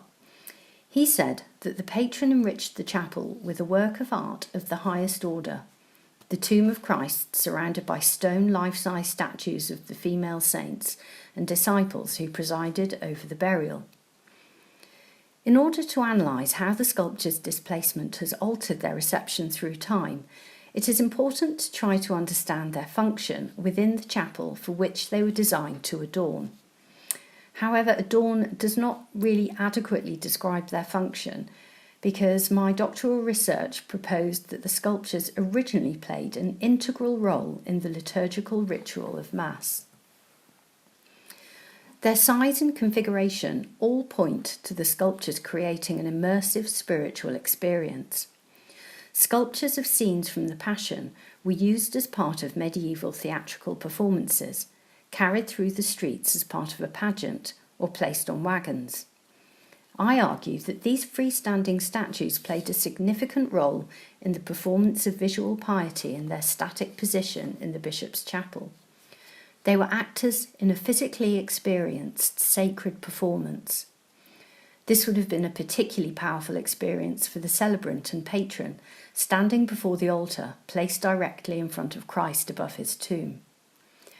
Despite the choice of Passion Cycle sculptures, it is clear that Louis' chapel was not intended to serve as a funerary monument. He is buried in Albi Cathedral, according to his testamentary wishes, but to impress both his God and his peers, and to place himself at the centre of an intense spiritual drama. While one can never recapture all the intentions or meanings of the original works in their full complexity, it is possible to map out how those meanings shifted and skewed in the centuries following his death. Changing political systems, religious reform, and altered cultural capital all resulted in transforming the stage on which these works were displayed, and determined how they were described and appropriated by the dominant structures of the era. The representations of the Combefa statues tell that story as clearly as any written text. The last bishop to inhabit the chateau constructed a brand new episcopal residence at the gates of Albi, removing the need to travel to Combefa. Nearly a century later, the Archbishop of Albi requested permission for the chateau to be demolished and exaggerated the extent of the building's state of dereliction. In his article, Jolibois points out that the Archbishop didn't mention the need to reserve the contents of the chapel. Jolibois said that the entombment was regarded as a sideline to the works of art in Albi Cathedral, and that, quote, without the respect of the inhabitants of Monestier for this masterwork, it would no longer exist, unquote. The official version of why the statues had to be rescued is part of a rich local folklore that still survives in oral history. This local story describes how the Archbishop's wagon wheel broke as he was making his way from Albi up to Combefa. He was forced to walk the final part on foot and swore it would be the last time he made that journey.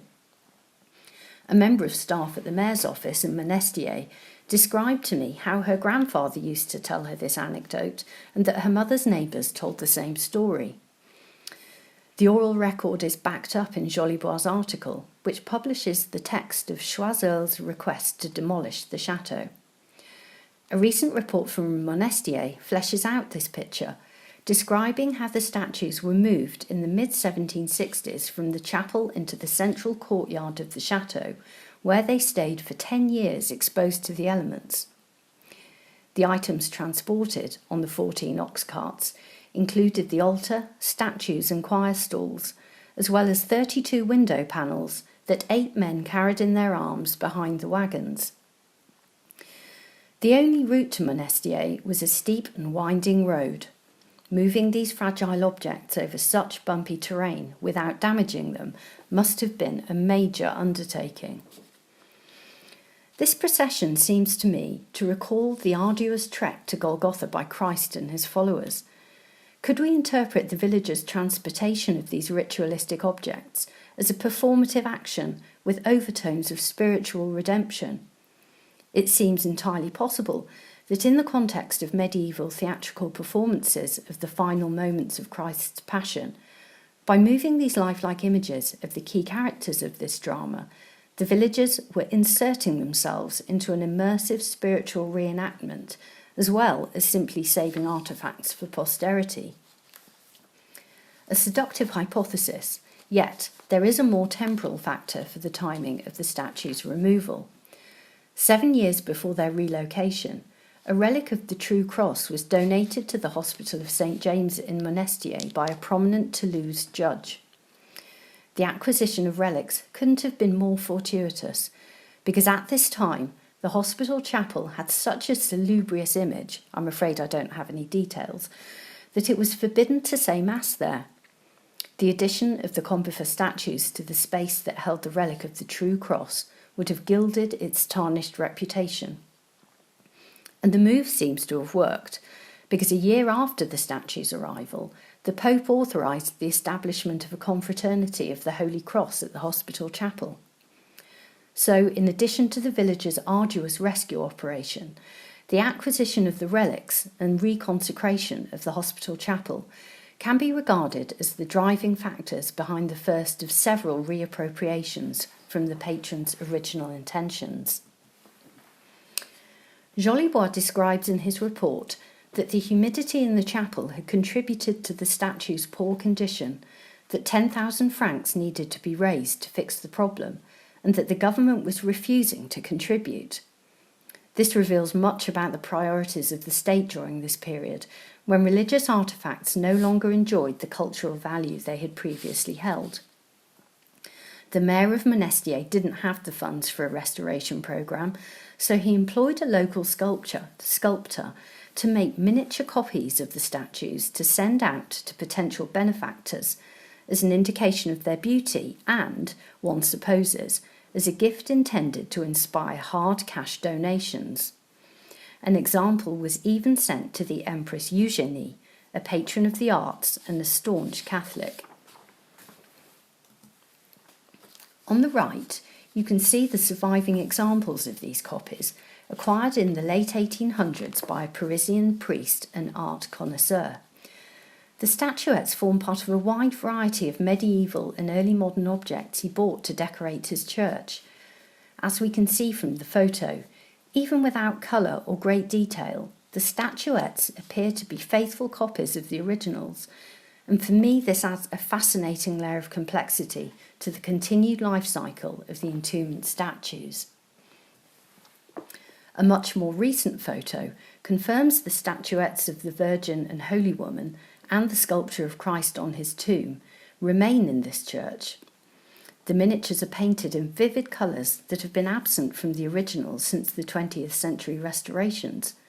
So, from the late 1800s, their images were miniaturised and repurposed into ornaments to decorate a church with no geographical or ecclesiastical link even to the original's new home in Monestier. But despite this fundraising drive, the government refused to co-finance the restoration and proposed placing the statues in the village's parish church. This move was blocked by the council. A visit from the Archaeological Congress of France 3 years previously had, however, sparked a turn in the village's fortunes. The visit ignited the passion of one of its members, a key cultural influencer of the era, architect César Dailly, who was in the area restoring Albi Cathedral. On his initiative, the Congress and local council organised a lottery to raise funds to keep the statues in their current home and to restore them. They sold 40,000 tickets and raised the money they needed. The statuette copies had obviously worked their magic, as among the most prestigious lottery prizes was a personal table service offered by the Empress Eugénie. This black and white photo shows the results of the restoration and its 19th century interpretation of Gothic mural decoration. We can see here that the figures of Joseph of Arimathea and Nicodemus still both hold part of Christ's shroud. The piece Nicodemus holds on the right no longer survives. A later restoration filled the gap with an unconvincing plaster replica, which was then removed by restorers in the 1990s. I've included a close-up of the miniature Virgin and Holy Woman sculpture alongside the 19th century photo and current display to show how more recent restorations have altered the angle of the two figures and how they interact. But despite the restorer's good intentions, the 15th century statuary had received a makeover that would have rendered it virtually unrecognisable to its patron, with the Pietà now positioned at the opposite end of the chapel and with the crucifixion placed over the door. The three works had been separated, nullifying their theological unity. Their original triangular composition faded from public memory. The interventions of local actors, including the public and the council, have been a consistent feature of the afterlives of the Combefa sculptures. The determination of the villagers of Monestier and their municipal representatives shines through the written record. Fast forward to the 1940s, when the administration of the nation's heritage body fueled rumours in the press of an unrestored entombment sculpture kept in an ill-adapted location. The administration suggested the group be moved to Albi for restoration and displayed at a temporary exhibition. The municipality of Monestier once again flatly refused the transfer. An article from an Albi newspaper describes in inflammatory language the pointlessness of, quote, hiding this masterwork under a bushel in a backwater like Monestier, unquote, and questions the villagers' loyalty to the objects. Another view is that the villagers' tenacity and grit through the ages proves otherwise. For example, a state heritage body report from 1949 is titled "To persuade the recalcitrant municipality to consent to the removal of the entombment sculptures." The report gave multiple practical reasons for removing the statues, but even their dangling carrot, a monthly rental fee of 5,000 francs and a cast of the figures to replace the originals, failed to work. The municipality persisted and won the fight. The statues stayed in their off-the-beaten-track chapel in Monestier. The statues then underwent a controversial restoration programme during the 1950s that heritage professionals have since criticised for being too extreme, for changing rather than conserving. In removing 19th century overpaints with harsh detergents, the workshop stripped the statues of some of their original polychromy, particularly evident in the bleached appearance of Christ. Their display after their restoration reveals the mid-century predilection for minimal modernist interiors. Gone are the fake curtains, in come the bare white walls and dramatic lighting. The Pietà was placed opposite the entombment in the entrance portal, and the crucifixion moved from above the door to above the Pietà. Only the intervention of local art historians in the 1990s saw the three sculptural elements of the Passion cycle reunited. Their rearrangement of the figures was disputed by some scholars, but ultimately aimed to remain faithful to the patron's original intentions. The identification of the figure holding the shroud at Christ's head as the work's patron has been disputed by the canon. The inclusion of a name tag at his feet from the most recent restoration reveals the current desire to highlight the patron's involvement. The unproven identification of this figure by its most recent cultural champions serves as an added draw to persuade tourists to make the detour from Albi, and both embellishes and complicates its contemporary reception. To conclude, each representation of this monument reveals the wider social and political agendas of the era. The decisions made by historians, custodians, restorers, conservators and curators have all affected how the sculptures have been treated or mistreated and displayed. It is my belief that the current display of these sculptures is the most accurate configuration to date. However, its location in a significantly smaller architectural setting and the dislocation of the sculpture's liturgical functions means the viewer through time has never really been able to experience their original dramatic power. And yet these sculptures have continued to exert an emotional pull over the local community, as evidenced by their various interventions. Perhaps it reveals the rural population's continued devotion to religious practice, despite its suppression following the revolution. These statues present a compelling case study for how art objects can be manipulated both physically and ideologically when moved from their original location, and reveal the collective responsibility of historians to communicate transparently how displacement shapes and often distorts the reception of historical art programmes. Thank you. Thank you, Julia. That was really fascinating. I'd like to move to our second speaker today, who is Jamie Haskell. Jamie is a second-year PhD student at the Courtauld, and her thesis focuses on the conception, function, and perception of images in the cloister and dependencies of Pamplona Cathedral in the 14th century. Jamie completed her BA at the City College of New York and her MA at the Courtauld. She is an associate editor for the Courtauld Postgraduate Journal in Mediations. Jamie will now present Set in Stone, Shifts in the Display of Sculpture and Wall Paintings in the Cloisters of Pamplona Cathedral. Over to you, Jamie. Thank you, Jess.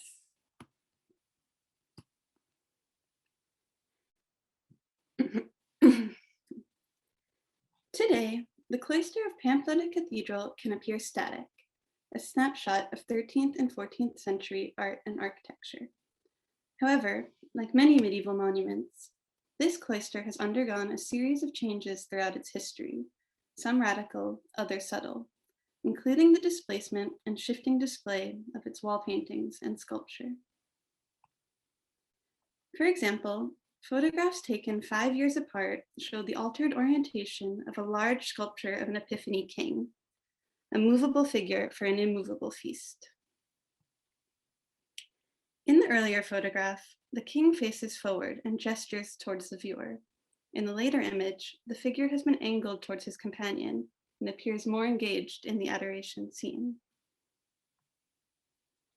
Other features, such as the wall painting from the canon's refectory, which is now in the Museo de Navarra, are missing from their original locations. In this example, the coats of arms and courtly figures in the painting's lower border directly relate to the painted bosses of the room's ceiling and to the secondary function of the refectory as a reception hall for royal banquets. Blank stones and replacement objects leave gaps in the contemporary viewer's perception and understanding of both the painting and the space. The tomb of Bishop Azion, made in around 1364 and located in the southeast corner of the cloister, is perhaps Pamplona's most potent example of how the display and displacement of a work can alter our understanding and perception of it. The sepulchre was originally adorned with a rich painted and carved visual program, of which various elements have been both damaged and displaced. The most notable alteration occurred in 1947, when the central wall painting was removed from the stones, attached to canvas, and given to the Museo de Navarra. Traces of the painting on the outer walls of the bay and just above the effigy remained in place, as they were already too damaged to be moved. The sepulchre's central wall remained blank until early last year, when a papal gel replica of the painting was installed in the cloister. The visual impact of the reproduction is striking. Together, the painting and sculpture of Azion's tomb form a comprehensive program linked to death, mourning, judgment, and redemption, which was partially lost with the removal of the wall painting from the cloister. The sepulchre moves from the earthly realm near the bottom of the arcosolium to the heavenly realm above. On the wall immediately above the effigy is a row of painted arches with tracery, which acts like a simplified version of the actual cloister that houses the tomb. The stone figure of Azion is dressed as he often would have been in this setting, and is surrounded by a group of now headless figures, which resembles the processions that occurred in the cloister. These processions would take place on special occasions, such as feast days, and also more regularly as part of the daily practices of the canons, who lived in the cloister and dependencies until the middle of the 19th century. One such procession was the nightly return to the dormitory after Compline, when, in honor of the members of the chapter that had died that year, the canons passed directly before Azion's tomb as they recited the De Profundis Psalm, one of the 7 penitential prayers that was typical of the Liturgy of the Dead. Although this procession was established before Azion's tomb was in place, it was likely significant for the choice of the sepulchre's location. When they passed before Azion's tomb, the living canons would join the row of stone figures surrounding the bishop's effigy, the painted arches behind the sculpted mourners recalling the tracery of the cloister surrounding the actual procession. This lower part of the tomb monument, including the effigy, the procession of stone figures, and the painted arches, is firmly rooted in the terrestrial realm, and more specifically in the cloister itself. Further grounding it in the earthly world are the living viewers, both in the medieval period and today, now that the reproduction is in place. Viewers are instinctively drawn towards the recessed space below the effigy by the wall paintings, which are otherwise impossible to see in their entirety. In the lower registers are scenes from the life of the Virgin, her birth on the left, and her presentation at the temple on the right. These scenes, which feature heavenly figures during their time on earth, link the human world of the cloister at the bottom of the tomb to the celestial realm, populated by swirling angels and immortal beings at the top of the wall niche. In the upper corners of the two lower registers, there are two painted figures that are not part of the narrative scenes, the Bishop Azion on the left and an unidentified bearded man with a sword on the right. These painted earthly figures, who kneel directly at the feet of the sculpted Virgin and Child, are transferred towards the heavenly context depicted in the upper register. The prayers and blessings performed in the mortal world of the cloister below assist in securing the bishop's absolution and acceptance into heaven above. The upper register features a double intercession and judgment scene, the final step, for some, towards the heavenly realm. The Virgin is depicted as co-redemptrix, a conception of Mary that was popularized in literary and visual sources in the 14th century. The Virgin and Christ stand before God, the judge, acting as co-intercessors for humanity. The Virgin bears her breasts, a reminder of her role as the mother of the Savior. Christ is depicted on the cross, his role in salvation emphasized by his gesture towards the wound in his side and by the angels flanking him, who carry instruments of the Passion. The Virgin, who occupies more pictorial space than her son, hovers just slightly above the souls who have been forgiven, gesturing towards them, emphasizing her active role in the redemption of humanity.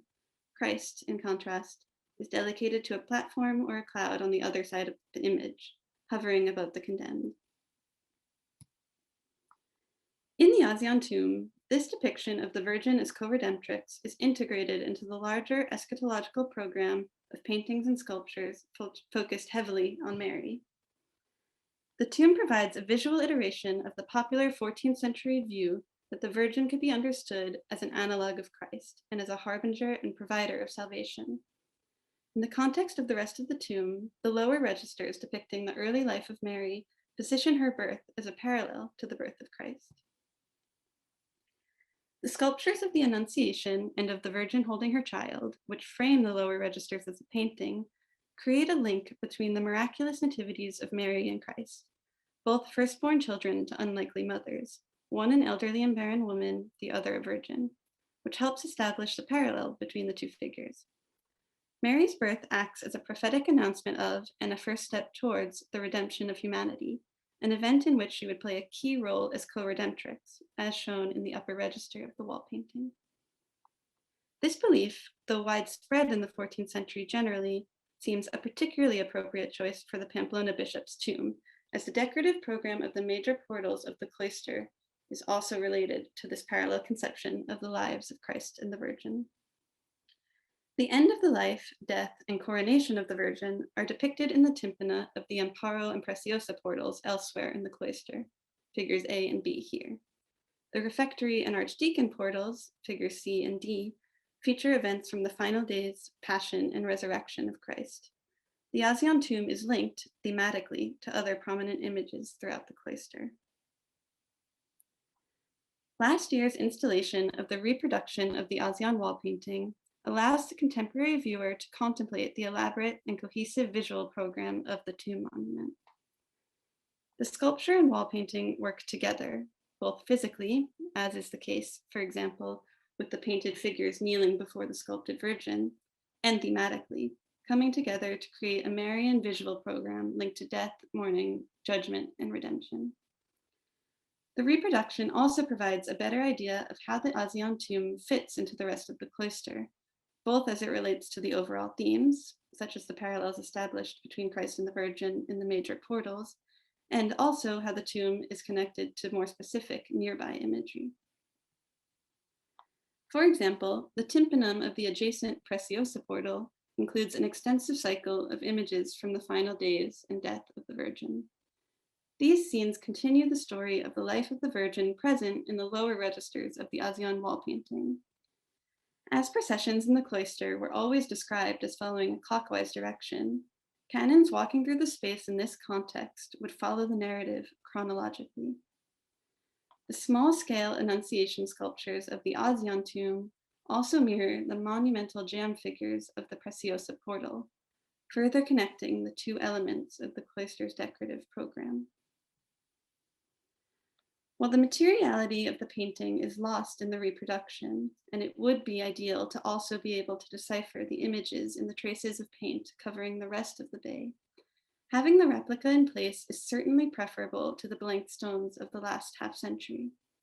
The reproduction is high quality and highly effective. It allows the viewer to envision the tomb as a whole and better contextualize it within the rest of the cloister.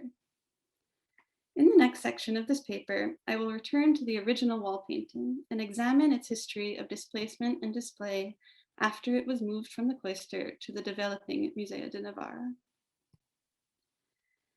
This 1916 photograph shows that the painting was already fairly damaged by the early 20th century. Although the central scenes were, even then, in a better state of conservation than the outer walls, perhaps because they were partially protected from the elements by the recessed wall niche, they too had faded. Only this intersection was removed in 1947, and restoration works were completed on the painting between its removal and the inauguration of the museum in 1956.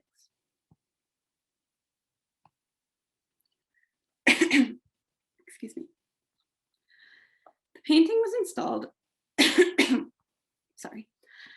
The painting was installed with a partial plaster replica of the tomb monument, which provides an incomplete and potentially misleading idea of the painting's context. The architectural frame is simplified and inaccurate, and the context of the rest of the cloister is, for obvious reasons, missing.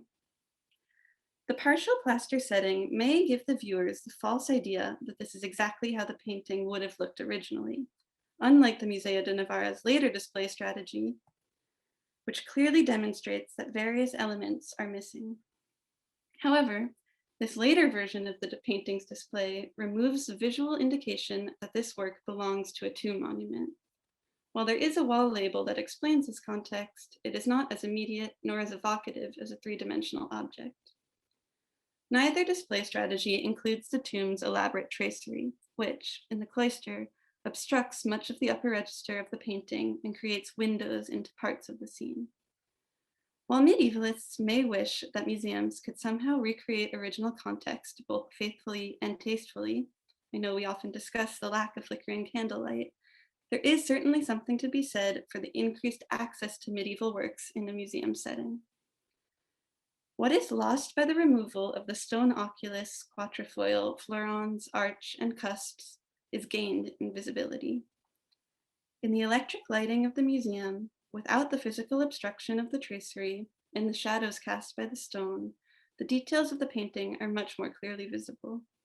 So much so that Chandler Post, in his 1966 volume of A History of Spanish Painting, significantly revised his earlier assessment of the work, citing the, quote, better and unobstructed light of the museum as the justification for his shift.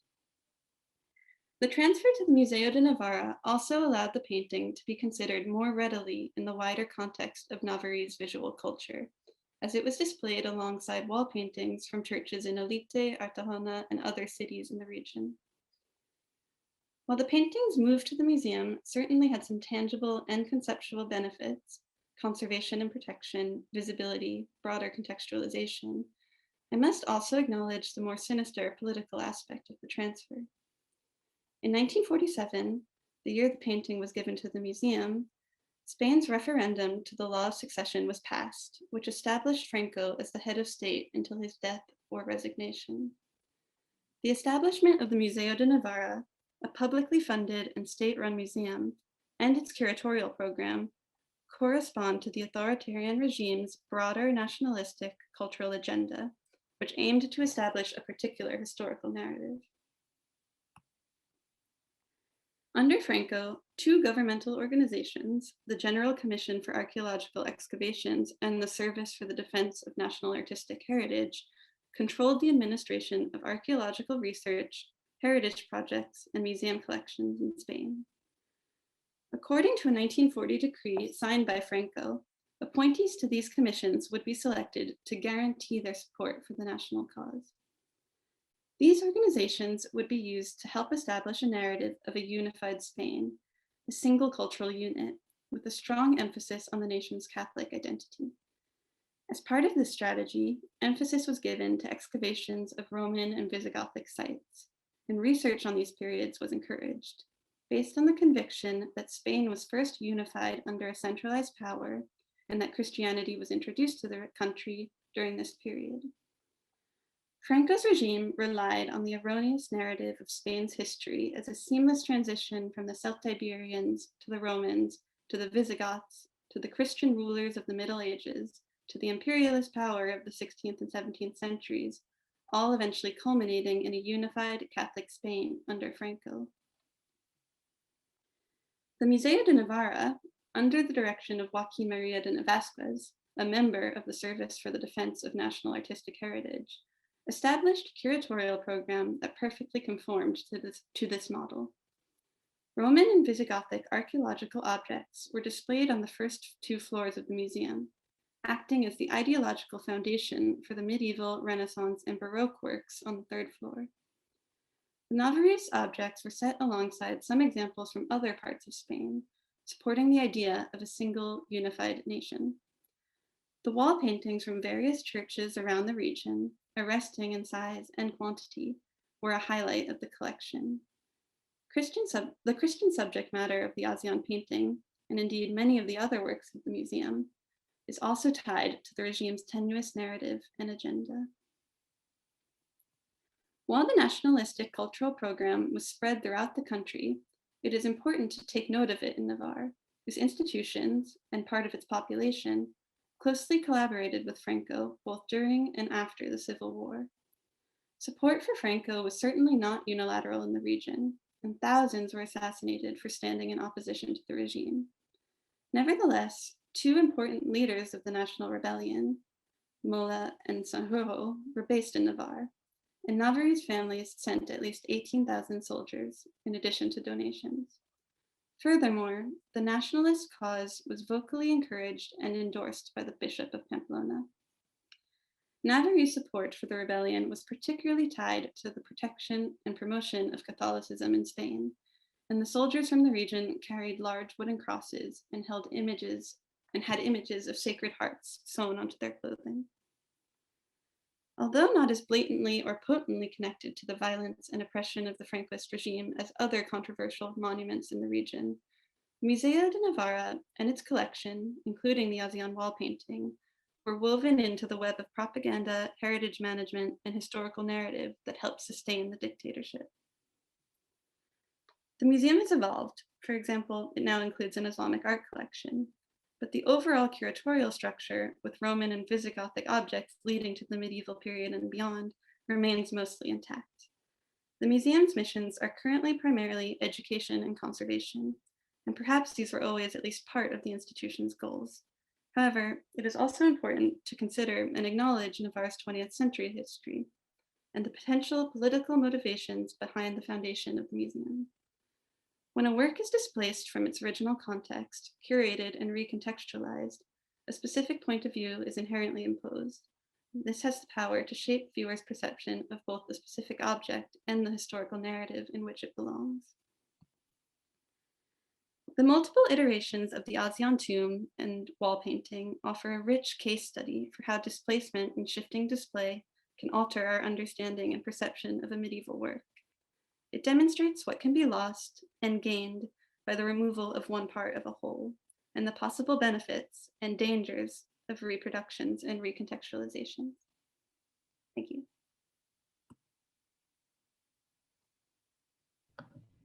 Thank you, Jamie. That was really fascinating. We'll be back later with questions. Our 3rd speaker this morning is Iñigo Salto Santamaría. Iñigo is a PhD candidate at the Technische Universität in Berlin, analysing the many temporary exhibitions of medieval art that took place in Europe and the United States in the years shortly before, during, and in the aftermath of the Second World War.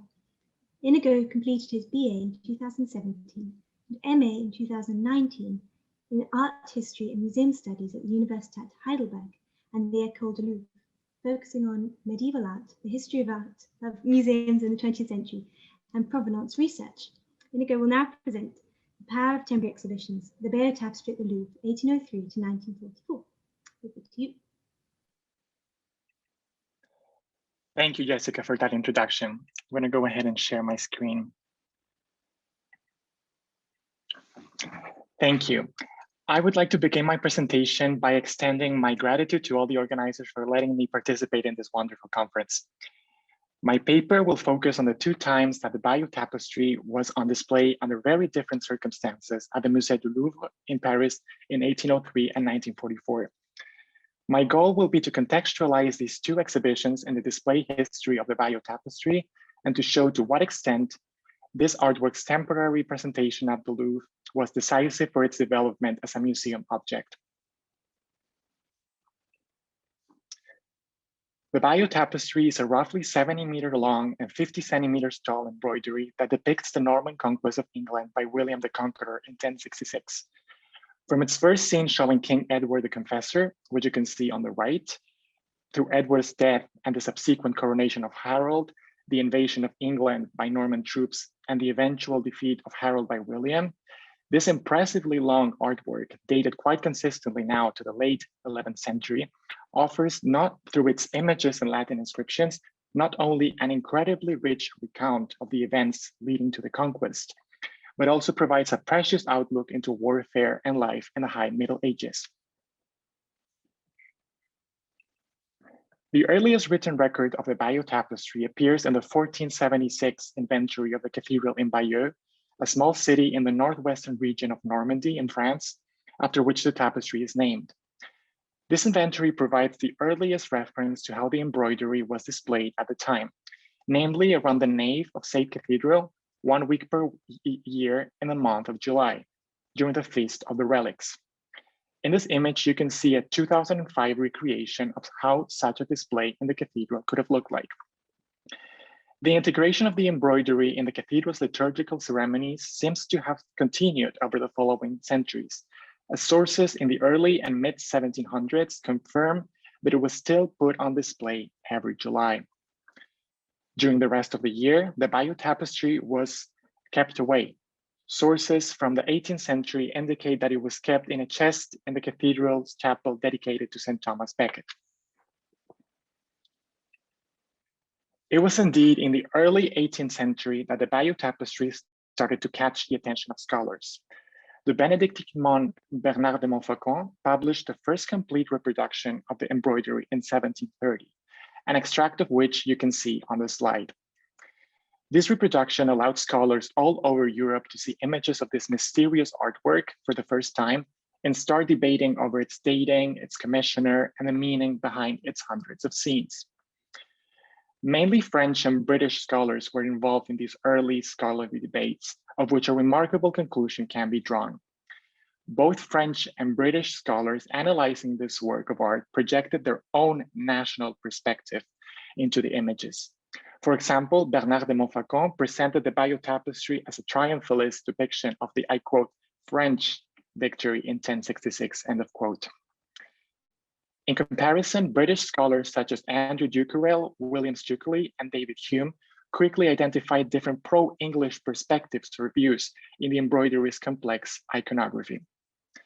The Bayeux Tapestry's early scholarship proves to what extent the woven Latin inscriptions and the titles of English and Norman on the embroidery were still an object of identification on both sides of the Channel 7 centuries after the conquest. While these scholarly debates played out in the intellectual circles of the Age of Enlightenment, the Bayeux Tapestry remained in its Norman hometown, being shortly displayed every July and hidden for the rest of the year. The beginning of the French Revolution stopped this centenary continuity. On August 18, 1794, the embroidery was seized by the local authorities in charge of historical monuments and was placed in a repository, where it remained safe from the political unrest of the First French Republic. In the year 1803, it was decided that the artworks in said repository, formerly belonging to the cathedral, including, of course, the Bayeux Tapestry, were to be moved and displayed at the Fine Arts Museum in the bigger northern city of Caen. And so it seemed as if the link between the Bayeux and its tapestry was soon to be permanently broken. In May of 1803, following the continued revolutionary wars of the 1790s, the first consul of France, Napoleon Bonaparte, started to plan a campaign to invade the United Kingdom and deployed almost 170,000 men near the city of Boulogne-sur-Mer, with the ultimate goal of creating an enormous fleet to invade Great Britain. At the same time, a large-scale propaganda campaign was launched to compare Bonaparte to the, I quote, last Frenchman that had successfully invaded England, end of quote. That is, of course, William the Conqueror. Newspaper articles reported, for example, the finding of medallions with William's portrayal in the military campaign in Boulogne, where the ships were, of course, being built. And archival documents reveal that it was even planned to stage the finding of an old statue dedicated to the conqueror, an idea finally rejected by Bonaparte. The propaganda campaign I'm talking about was managed by Dominique Vivant-Denon, which you can see here portrayed in the bust on the right. Denon was the director of the museum inaugurated shortly 10 years before, more or less, at the former royal palace of the Louvre in Paris. He was in this position since 1801, a museum that was called Musée Napoléon between 1803 and 1815. It is in the context of this campaign that the first exhibition of the Bayeux Tapestry in Paris took place. Only 2 weeks after the Bayeux Tapestry's transport to Caen was officially decided, we're talking about late October 1803, the planning of the exhibition in Paris is mentioned in the documents at the Louvre. This was November 14, 1803. The embroidery was meant to be displayed at the Musée Napoléon in the capital for 2 weeks. Afterwards, it would be transferred to the repository at the Fine Arts Museum in Caen. The request to the local authorities in Bayeux insisted on the important political meaning of this exhibition for the government and asked for its immediate transfer to Paris. The tapestry arrived in Paris on November 28, 1803, only 2 weeks after Denon's initial request. The museum located in the former Louvre Palace didn't occupy the entire building as it does today. It mainly encompassed the wing closer to the Seine. The Galerie d'Apollon was the room chosen to display the embroidery, which you can see in its current state here. This space had already hosted a large temporary exhibition of drawings in 1797. And thanks to this drawing by Constantin Bourgeois, we can imagine how the gallery looked like only 6 years. We can imagine how it looked like 6 years afterwards when the Bayeux Tapestry was put on display here. The question that I would like to explore now is how was this 70-meter long embroidery fit into this museum gallery? How did it fit it? This is a plan of this specific part of the Louvre. The Galerie d'Apollon is a space highlighted in yellow. We know from contemporary sources that the entrance to the Galerie d'Apollon at the time was only possible from a side door coming from the Salon Carré, the entrance I have highlighted with a green arrow. The main entrance we know and use today, the door from which the picture on the left was taken, I have indicated it with the red arrow on the plan, was blocked until 1805. Taking into account the length of the Bayeux Tapestry, as I said, 70 meters, the dimensions of the Galerie d'Apollon, which is 62 meters long and 10 meters wide, and the rows of windows to the south and the east, taking all of these facts into account, the tapestry must have been hung on the west wall, the last meters of the tapestry continuing on the north wall.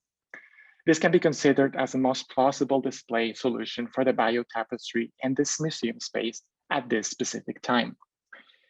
A week after the embroidery's arrival to the Louvre, the exhibition was inaugurated. This can be considered as the first time that the Bayeux Tapestry was displayed in a modern museum setting, not as a liturgical object, but as an artwork in its own right. The exhibition booklet published for the occasion greatly exploited the iconography of the embroidery to praise the, I quote, brave French, and to attack the, I quote, unloyal English, end of quote. Sorry. The connection between this medieval artwork and the present war had to be crystal clear, as announced in an article in Le Moniteur Universel, the official journal of the French government, published to announce the exhibition. I quote, "This fragile monument seems to have been miraculously kept in Bayeux to present to us what is currently happening, and to announce even more certainly the same result for the same enterprise, because this enterprise is undertaken by a hero as brave as William, end of quote. This hero was, of course, Napoleon Bonaparte. The exhibition appears to have been a great success, as its closure was extended repeatedly until at least early February. Even in mid-January, the embroidery's subsequent shipment to the new museum in Caen was confirmed in the official Parisian documents. Everything was going as planned. It is therefore very noteworthy that once the exhibition was closed in early February, the tapestry was sent back not to this museum, but to Bayeux. On February 18, 1804, the tapestry arrived in the northern city of Bayeux, accompanied by a letter signed by the director of the Musée Napoléon at the Louvre, as I said, Dominique Vivant-Denon. This letter mentioned Napoleon's appreciation of the efforts undertaken by the citizens of the city of Bayeux to keep the tapestry intact over 7 centuries, and confirmed its future conservation in Bayeux for the years to come. The first temporary exhibition of the Bayeux Tapestry at the Louvre was indeed a milestone in the artwork's history for many reasons. Following the nationalistic scholarly works on both sides of the channel, this exhibition turned the embroidery into a national monument and exploited its content for propaganda. This political decision led to the embroidery's first museum presentation in modern history, which I have just presented, and changed its fate at the Fine Arts Museum in Caen, securing its stay in Bayeux. After February of 1804, the tradition to temporarily hang the Bayeux Tapestry in the cathedral was continued every July. For the rest of the year, a rudimentary display system was put in place, which you can see here as it was depicted by Thomas Frognall Dipton in 1821.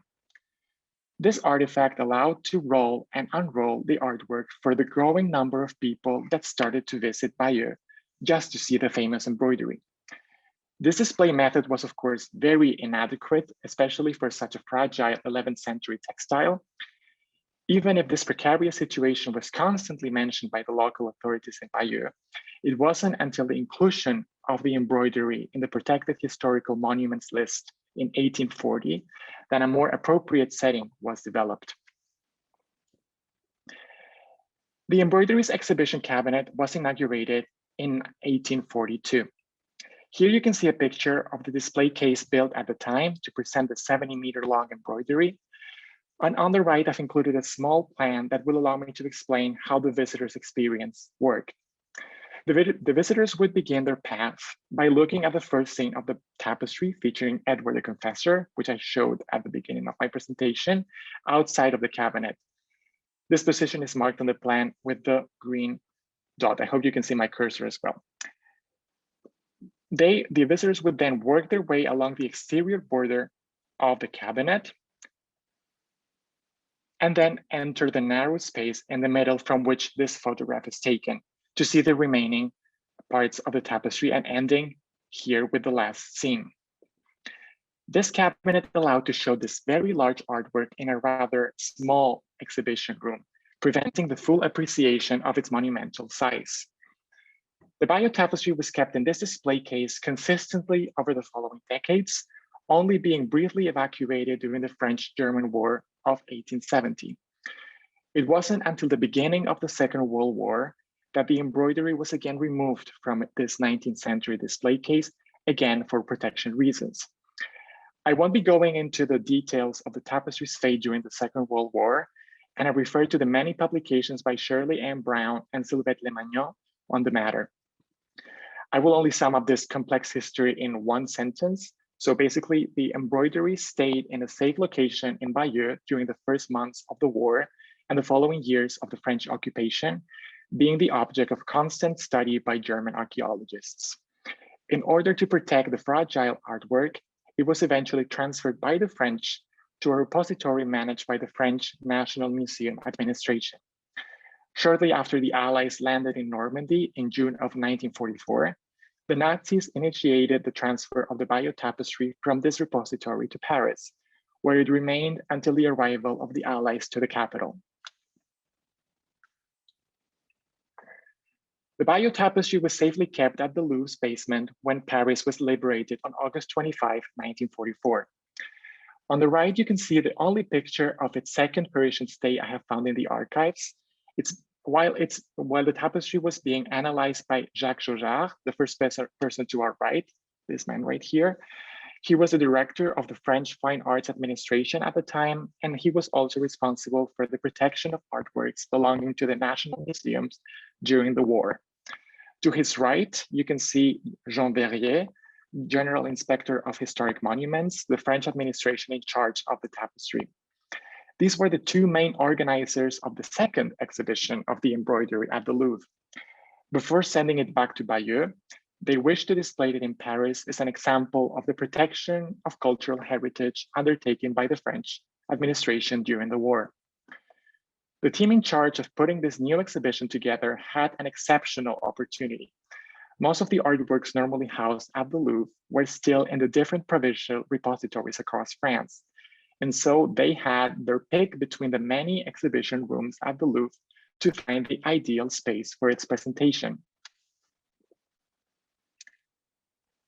They picked the so-called Salle des 7 mètres, also known as the Italian primitives room, which is very close to the Galerie d'Apollon, just a few feet away, at the very beginning of the Grande Galerie.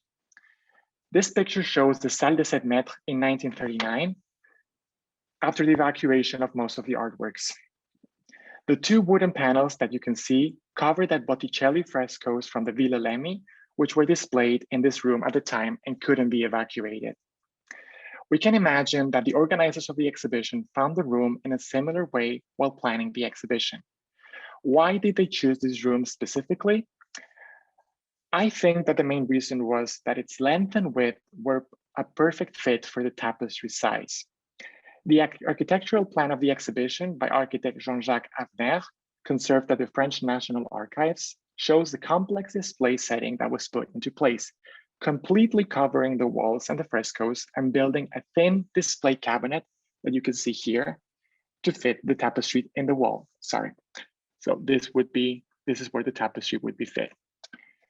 The tapestry was rolled out in a symmetrical U form, what you can see here in this plan, starting on the left with Edward the Confessor scene, and then going all the way through the room and ending here right in front of the first scene. This second Louvre exhibition was an important milestone in the history of the Bayeux Tapestry. It was the first time in its modern history in which display architecture was adapted to the tapestry and not the opposite. Inaugurated on November 12th, following the festivities of Armistice Day, the exhibition was very successful, allowing thousands and thousands of Parisians to admire the embroidery before it returned to its home city. After the exhibition's closure in early January 1945, the transfer of the artwork to Bayeux took place in early March 1945. The tapestry was eventually placed again in its 19th century display case, this only being a temporary measure. The revolutionary museum presentation developed at the Louvre had showcased the tapestry's potential in a modern museum setting, and so the earnings from the 1944 Paris exhibition were invested into developing a new museum presentation in Bayeux. The main goal was, according to the architect in charge, I quote, to attain a presentation similar to the one at the Musée du Louvre in 1944, end of quote. This new museum setting was finally inaugurated in June of 1948. Here you can see a picture of the end result. The Bayeux Tapestry was on display under an artificially lit ceiling with a lined wallpaper imitating the wall patterns of the city's cathedral. The 19th century display case had been substituted by a sleek display cabinet attached to the wall, very much like the one at the Louvre, allowing the visitors to admire the embroidery's monumentality at a glance. This display setting was kept with minimal modifications until 1983, when a new upgraded museum room was inaugurated in Bayeux. This is the one you would get to see if you visited Bayeux right now, and of course, if the museum was open.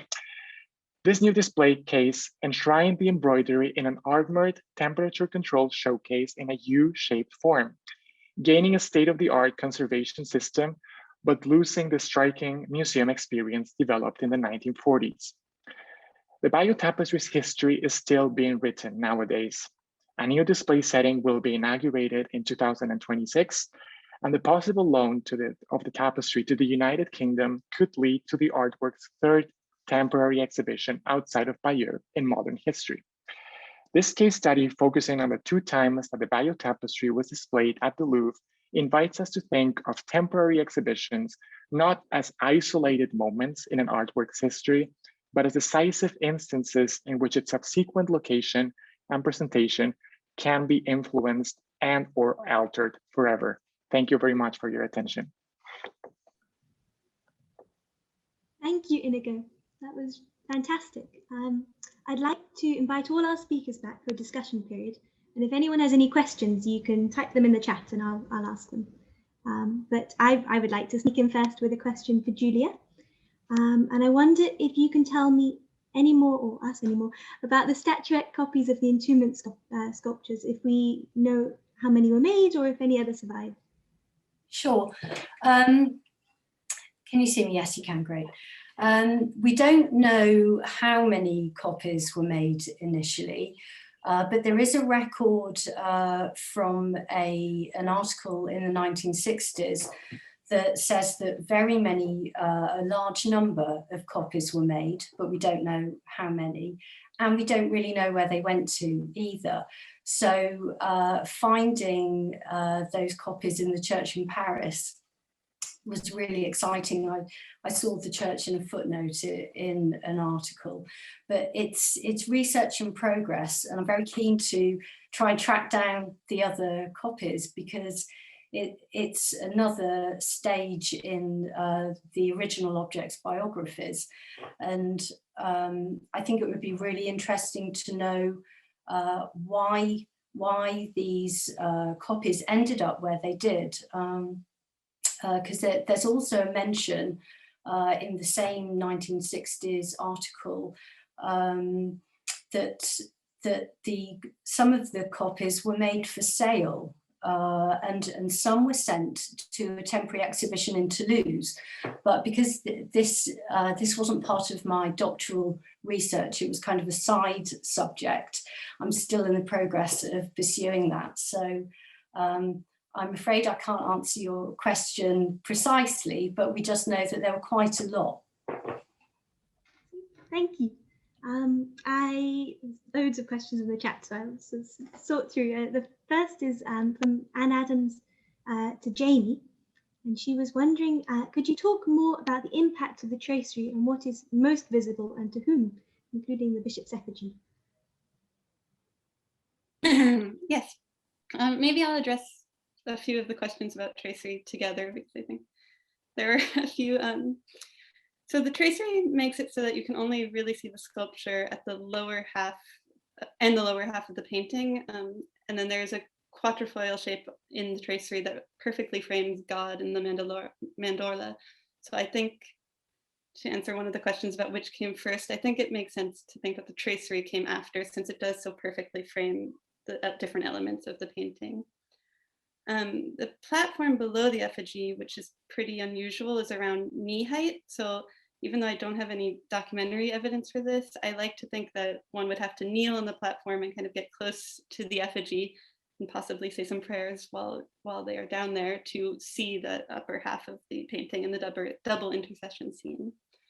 The tracery also, as I think Susie pointed out, emphasizes the three heraldic shields, which feature the coat of arms of the Azion family. And the Azions were a prominent Navarrese family, and an alternative hypothesis for this curious empty space below the effigy is that it was intended maybe for a second Azion family member's effigy, maybe his brother, and that there were kind of unfulfilled plans for an Azion family tomb in the cloister. This could also help explain that second kneeling figure at the foot of the Virgin and Child sculpture. Again, unfortunately, there's not really any documentary evidence for that, but in the years after Azion's death, the bishop's nephew instituted a single chaplaincy for his own soul and the souls of his uncle and his two uncles, the bishop and his brother. So that may be some indication that that was kind of the thought process. Thank you. Wonder if, now question to Iñigo from Tom Nixon. And he said he was wondering if you can say something about the display of medieval art in Paris in the 19th century. Sort of did visitors display of the Bayeux Tapestry have any other opportunities to see medieval art and so understand the tapestry in context, except in chapters, etc.? Thank you. That's a really good question. The most famous museum of medieval art in the early 18th century and the late 18th century and early 19th century would be the Musée des Monuments Français by Alexandre Lenoir, which is kind of like an alternative kind of museum to the classical display setting that I presented, that was also the kind of display setting that was prepared for the tapestry in 1803. So this was sort of like what we would consider today a sort of a period room collection where people could explore medieval monuments in a really special setting. That's the thing that comes to mind. I'm not sure if, so many of the things that we would see today, for example, at the Louvre in the Gothic and Romanesque collections, for example, they had already been seized, for example, from the treasure of Saint-Denis, but I'm not sure whether they were on display already this early, but that would be an interesting question to follow up on. Thank you. I was wondering if I could ask a question. Well, this is one from Joanna Cannon to Jamie. Which method of display do you think is most successful and valid, the current one or the 1956? I don't know. I'm kind of torn. I think I would lean more towards the current one because it just seems more upfront and honest about the fact that it's not a complete monument. Whereas, as I said, I think the plaster partial replica kind of gives a false sense of completeness. But it's, I don't know, it's complicated. Neither is perfect. There's a question from Kelly Anderson to Inigo, saying, do you have evidence that the tapestry hung on only 2 walls in Paris during the 18th century? Would it not have been possible that it hung at the end of the room, creating a U-shaped formation? That's a good question. So the presentation recreation that I have presented is of course only a hypothesis that I'm constructing on the fact that the door was closed and the position of the window. So of course, it would have been possible to have, I don't know how exactly that worked, but I think that it would have been, I don't know, I don't imagine them putting it in front of the windows, especially because this is also something I thought about. The exhibition took place during the winter, so there was not a lot of days. It wasn't like in the summer. So blocking most of the windows that would have allowed for people to actually see the tapestry would have maybe not been the best option. So of course, it would have been possible that it was presented in a U form. It was also prepared in a really fast fashion. Like in 1 week, it was in Bayeux, 2 weeks later, it was in Paris, and the week after, it was on display. So I don't know if they would have gone through the efforts of blocking the windows to make sure. I don't know. There's no documents about that, but of course, it's also a possibility. Thank you. I've got a question to Julia from Michelle Guida Conte, and it's about, so the attunement is widely attested in northern Italian paintings, Brescia, and sculptures such as Guido Mazzoni and Nicola dell'Arca. Do you think there are any ties between the French and the Italian ones? If you mean stylistic ties, I think not particularly between the Combefa Entombment and Italian versions, because the Combefa group are very much of the style of local workshops, and even though we don't know who actually created this ensemble, it shares similarities with other sculptures of the area, such as Rodez, where the figures seem to have a kind of air of melancholy or sweetness, it's been described as. So I'm not particularly familiar with the works that you mentioned, apart from perhaps the Nicola dell'Arca terracotta entombment, the one that's really animated. and dramatic, whereas the Combefa one is rather static and all focused towards the figure of Christ. So stylistically, I'm not sure. So I'm sorry if I can't answer that question more closely.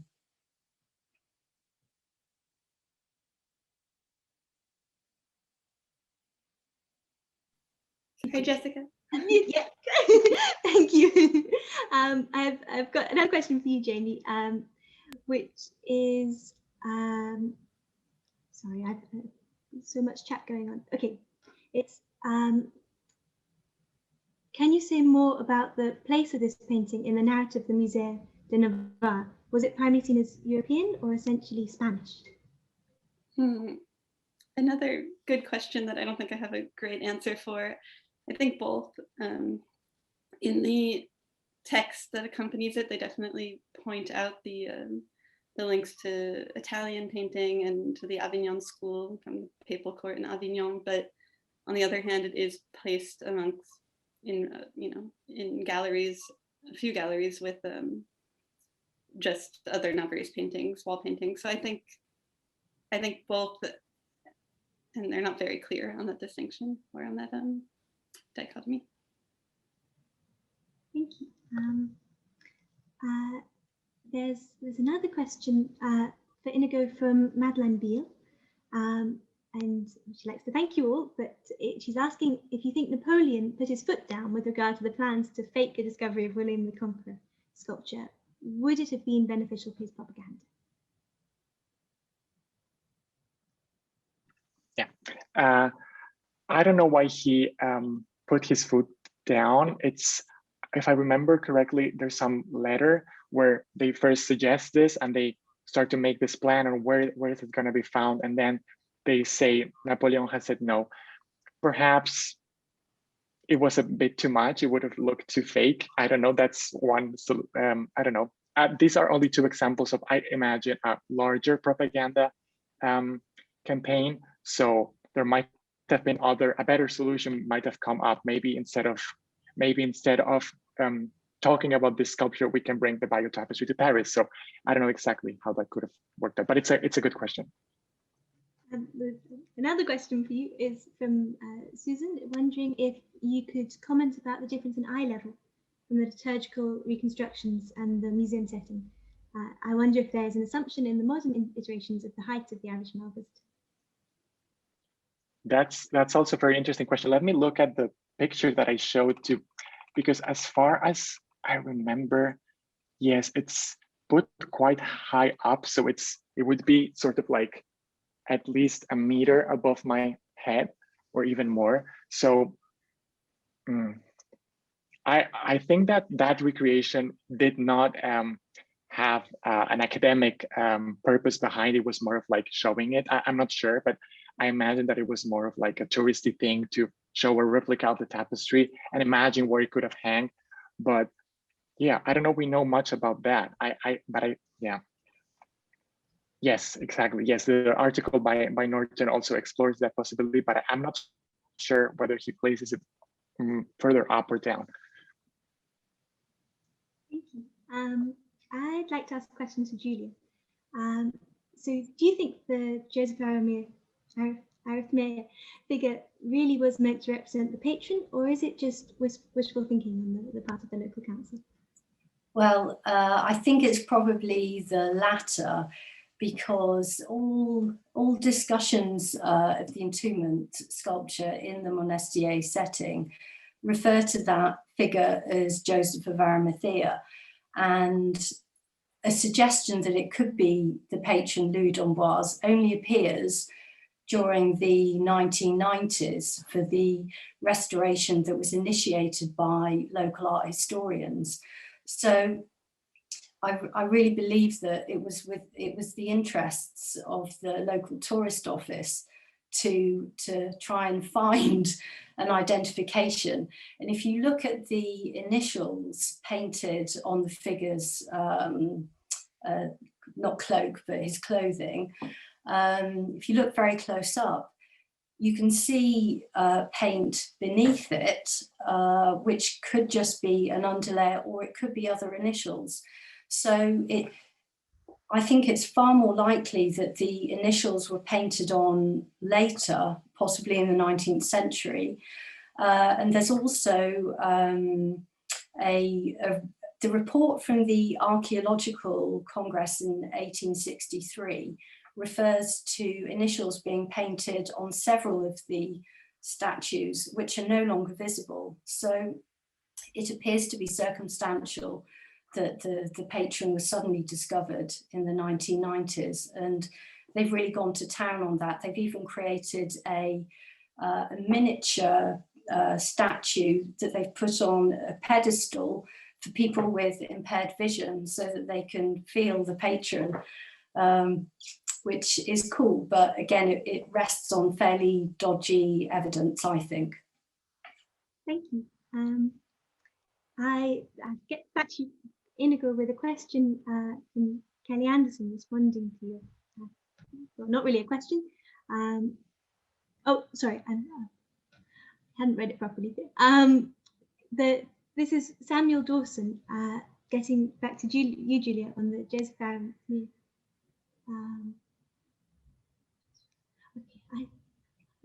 My reading is slow.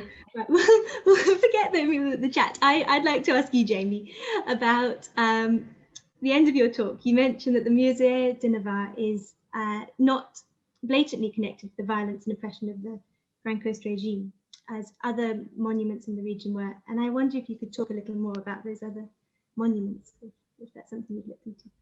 Yeah, thank you.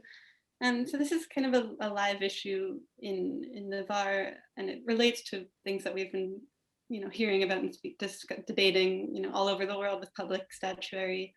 The monument I was thinking of mostly is the so-called Monument to the Fallen, which originally had engraved on the front of the building, Navarre to their dead in the Crusade. And it refers to Spanish Civil War, but it was built during Franco's reign and originally only acknowledged those who fought and died on the side of Franco. And until recently, the two bodies of the high-ranking generals that I mentioned were buried in the crypt. Obviously, it's painful for a lot of people. Thousands, as I said, were killed, in Navarre on the other side. And so in 2007, they added a plaque, but a lot of people don't think that that's sufficient. They've covered up the engraving of Navarre to their dead in the Crusade with a provisional banner, but again, that's not necessarily enough. So it's a topic of debate. People have mentioned adding additional interventions by contemporary artists and other types of recontextualizations. Thank you. I've seen there's a question. I think we've got time for a few more questions. There's a question for Iñigo from Hisuk Lee Ninja about the Bayeux if Norway or the USA or China wants to make an exhibition as an art object, how will this give it an impact to the public? Really? I'm sorry, could you repeat the question, please? Yeah, of course. I'm sorry, it's not super clear. I'm not finding it in the chat. Sorry. So if Norway or USA or China, related to its Bayeux history or not, wants to make an exhibition as an art object, how will, so without the context, how it works as an art historical object? So in case they wanted to, I'm not sure if they are referring to a loan, in case they wanted to loan the tapestry, because of course these other countries are not related to the history shown in the, one could even argue that, I don't know, we don't really relate to that history at all because we are a modern civilization, I don't know. But I don't know how to answer that question, but I can say that there have been many tries, especially from the United Kingdom, to loan the tapestry, and also from the United States. The only moment when it was requested to be loaned was in 1946 after the war to celebrate the 75th anniversary of the Metropolitan Museum of Art. But this loan was, like all the others, rejected. So maybe that's interesting for the, yeah. Yeah, it's a slightly tricky one. There's a question for Julia from Tanya Tola. The sculpture of Joseph of Arimathea with initials, they resemble the pseudo-Colphic script we have on many examples in the 12th and 13th century, perhaps mimicking the visuality here in an attempt to make them look Eastern.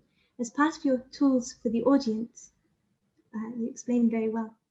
Yeah, I wonder if you can talk a little more about that. Thank you. Yeah, that's a fascinating question, because I haven't made that link with those initials on the statues. But interestingly, the tiles that were placed on the floor in the chapel, the original chapel in Combefa, which Louis d'Amboise also commissioned, he had them made by specialist tile makers in Aragon in Spain, and the tiles featured on some of them initials that apparently were Arabic versions of L and A. So perhaps there is a link there. Yeah, that's a possibility, but maybe I can catch up with Tanya afterwards and try and build that link further. Unmuted. Thank you. There's another question from Matteo Kirambolo to could you please for you, Iñigo, sorry, could you please talk a bit more about Denon's Napoleon's decision to send the tapestry back to Bayeux after it was exhibited in Paris? We are, or I am at least, he says, used to thinking about Napoleon as a hoarder, obsessed with the idea of artistic and power centralization. His approach to the art of the French territory seems very different to that of his neighboring subjected countries, even when such an art held such deep political meaning. That's a very good question. That's also the remarkable thing of this history, that instead of like keeping it at the Louvre forever, of like Napoleon sent it back to Bayeux, at least that's what it says in this letter.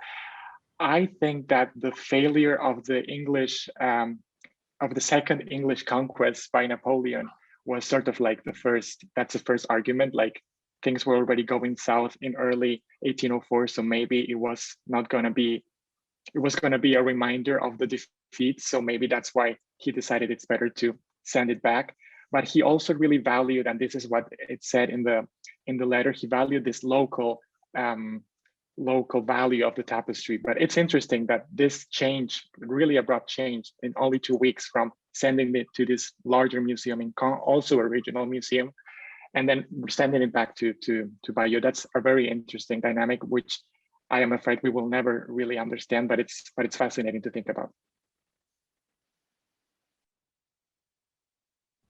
Oh, there we go. I've got another question for Julia from Christine Cluley about whether the statues have a resemblance to Vietstos of Franconia, and what do you think about that? Well, vaguely, I would say. As far as I know, Feuds was mainly working in wood, if I'm correct. But there is something of that kind of the elongated faces and exaggerated slanted eyes, perhaps, and maybe even the air of melancholy.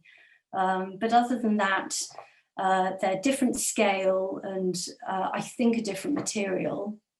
So I wouldn't be able to make an argument for a closer link than that, I'm afraid. Thank you. I think we've got coming up to the end, so time for a few more questions. There are so many of them, I'm afraid, so we probably can't get through everything.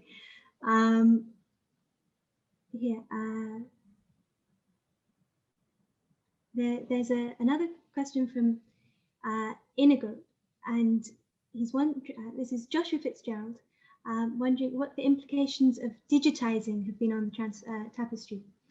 So the experience of walking by viewers or visitors, if it democratizes it or displaces the act of presentation, and what might be the nationalistic agendas of the Bayeux Tapestry, if we talk about the museum's agenda, and then also how it appears in popular culture, sort of video games and movie streaming, and that, whether that's changed how we see it a bit.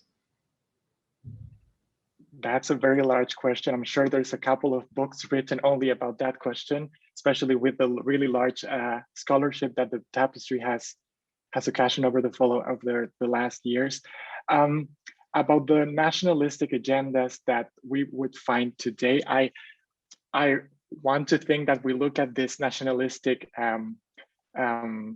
things as, I don't know, a curious thing of the past, even though the gesture by Emmanuel Macron to loan the tapestry to the UK is, of course, I don't think we should compare it to Napoleon, but it goes into the same spirit of using an artwork to convey a message. So I think the ways of giving such messages have changed, and of course, the tapestry will not be shipped in 2 weeks in a sort of car as it was shipped in 1803 to Paris, but I don't think the nationalism plays that big of a part. It's more of like a diplomatic gesture between countries, but not as like I don't think that the tapestry will be displayed in Britain as the biggest achievement of French culture. Thank you.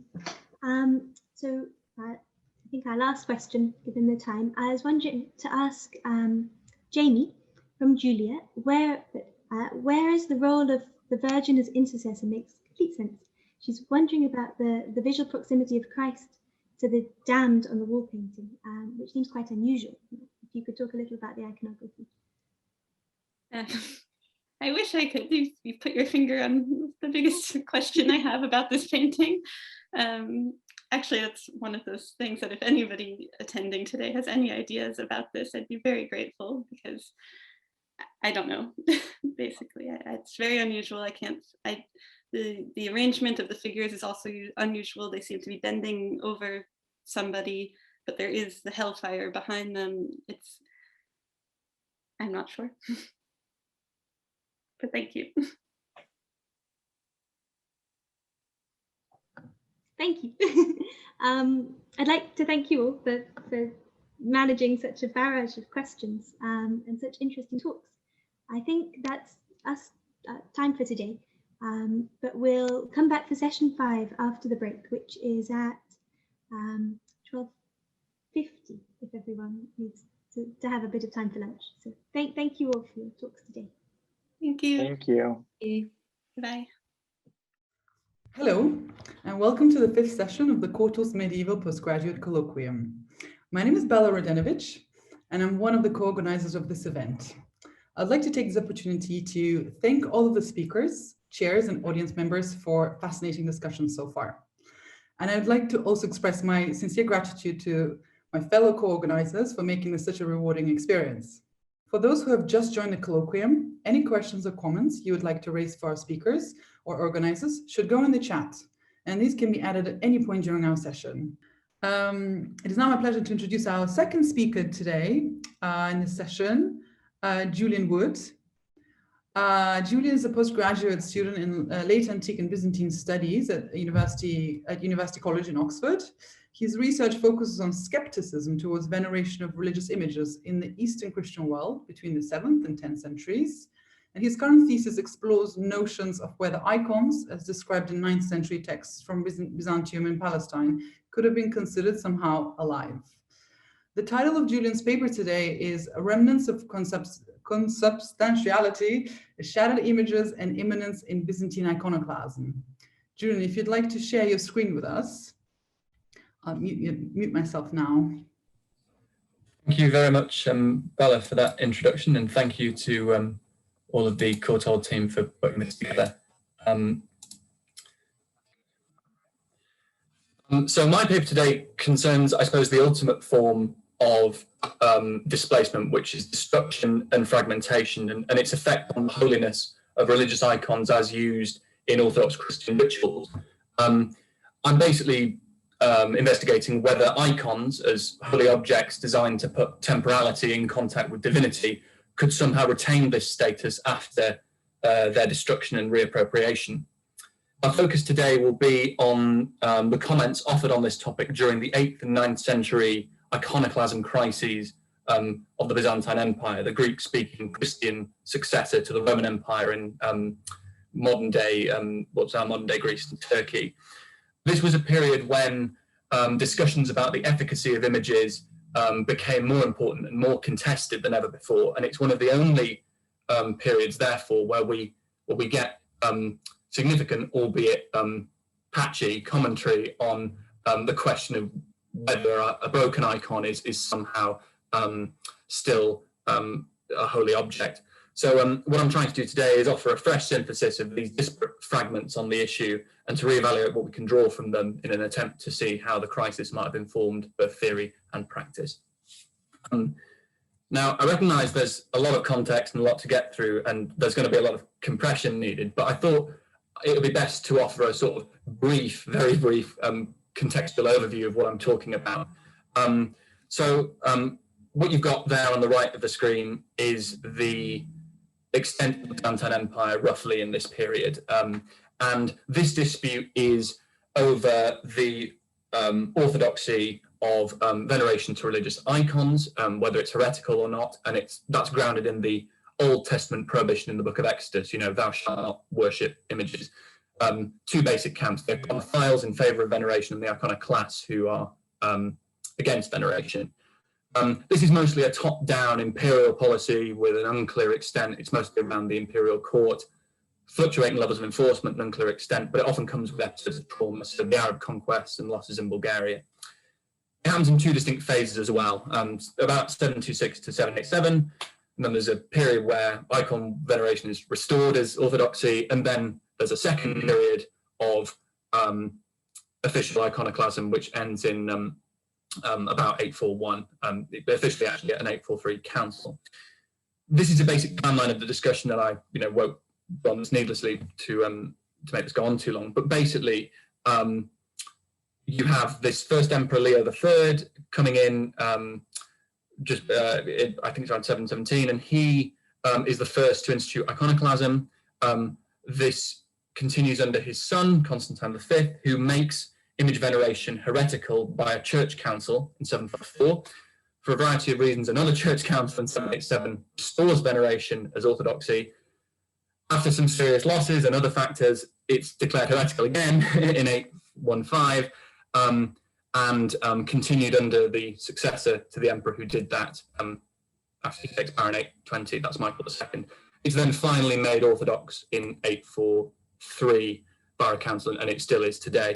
That reference to John of Damascus there, just in the top bit of the timeline, is important because he's I suppose, the greatest writer in favour of image veneration. He's writing from the safety of Palestine, but he's quite plugged in and quite relevant to the discussion today.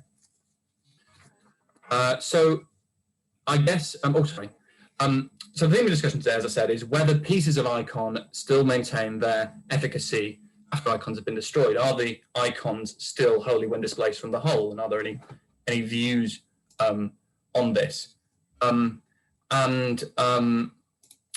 My main sort of springboard for investigating this topic is an 824 letter from Emperor Michael II, an iconoclast, to his Carolingian Frankish counterpart in the West. And he was talking about how he's addressing iconoclasm, and he says, well, some of the priests and clerics have been scraping off the paint of images and mixing it with the Eucharist, and people have been drinking it. And that suggests that the substance of an icon, even when away from the whole, is still holy. And there have been contrasting views on this, whether it's some fiction and propaganda to make Michael seem like a pious ruler to his rival, or whether there's some real basis in this. I believe there is basis in this, but the main advocate of the truth of this episode was a 2010 article by Vladimir Baranov, but he mostly talks about the history of the Eucharist, and I wanted to reground the discussion in other texts from the iconoclast era. So I guess our question is there, I'm just trying to move my slide along, and I don't seem to be able to do it. Oh, there we are, sorry. Right, So our question is, well, are there any rules on broken images? And there are two, really. Most of the texts that survive are from the pro-icon camp. And these come from John of Damascus, who I mentioned, and the Acts of the Council in 787 that restored image veneration for the first time. Here's just some basic detail for you about those two events. I won't get bogged down in the interest of concision, but basically these are our two main sources of pro-icon thought in the first period. The big point to remember with these sources is that they're writing in what I suppose you could call the age of florilegia. At this time, to do a theological discussion, you basically rely on a big stack of what patristic sources and other theologians have said. Any innovation is out, basically. And that's quite important for how these might have fitted together. So our question is, what did they say? Well, as I said about florilegia, they both re-quote this individual, Leontius of Byzantium. It's probably a 7th century text about idolatry. Both authors use it and have a comment about when an icon becomes just a piece of firework. And they both say, I'll only read out the one from the Council of 787, but that says, if I venerated the wood as God, I would certainly not burn the image when the figure is effaced. So what are our criteria for the icon being burnable and therefore, just a mundane object? Well, it's this verb leanou in the Greek, which has been glossed here as effaced and worn away, has a general sense of being rubbed smooth. It literally means worn off.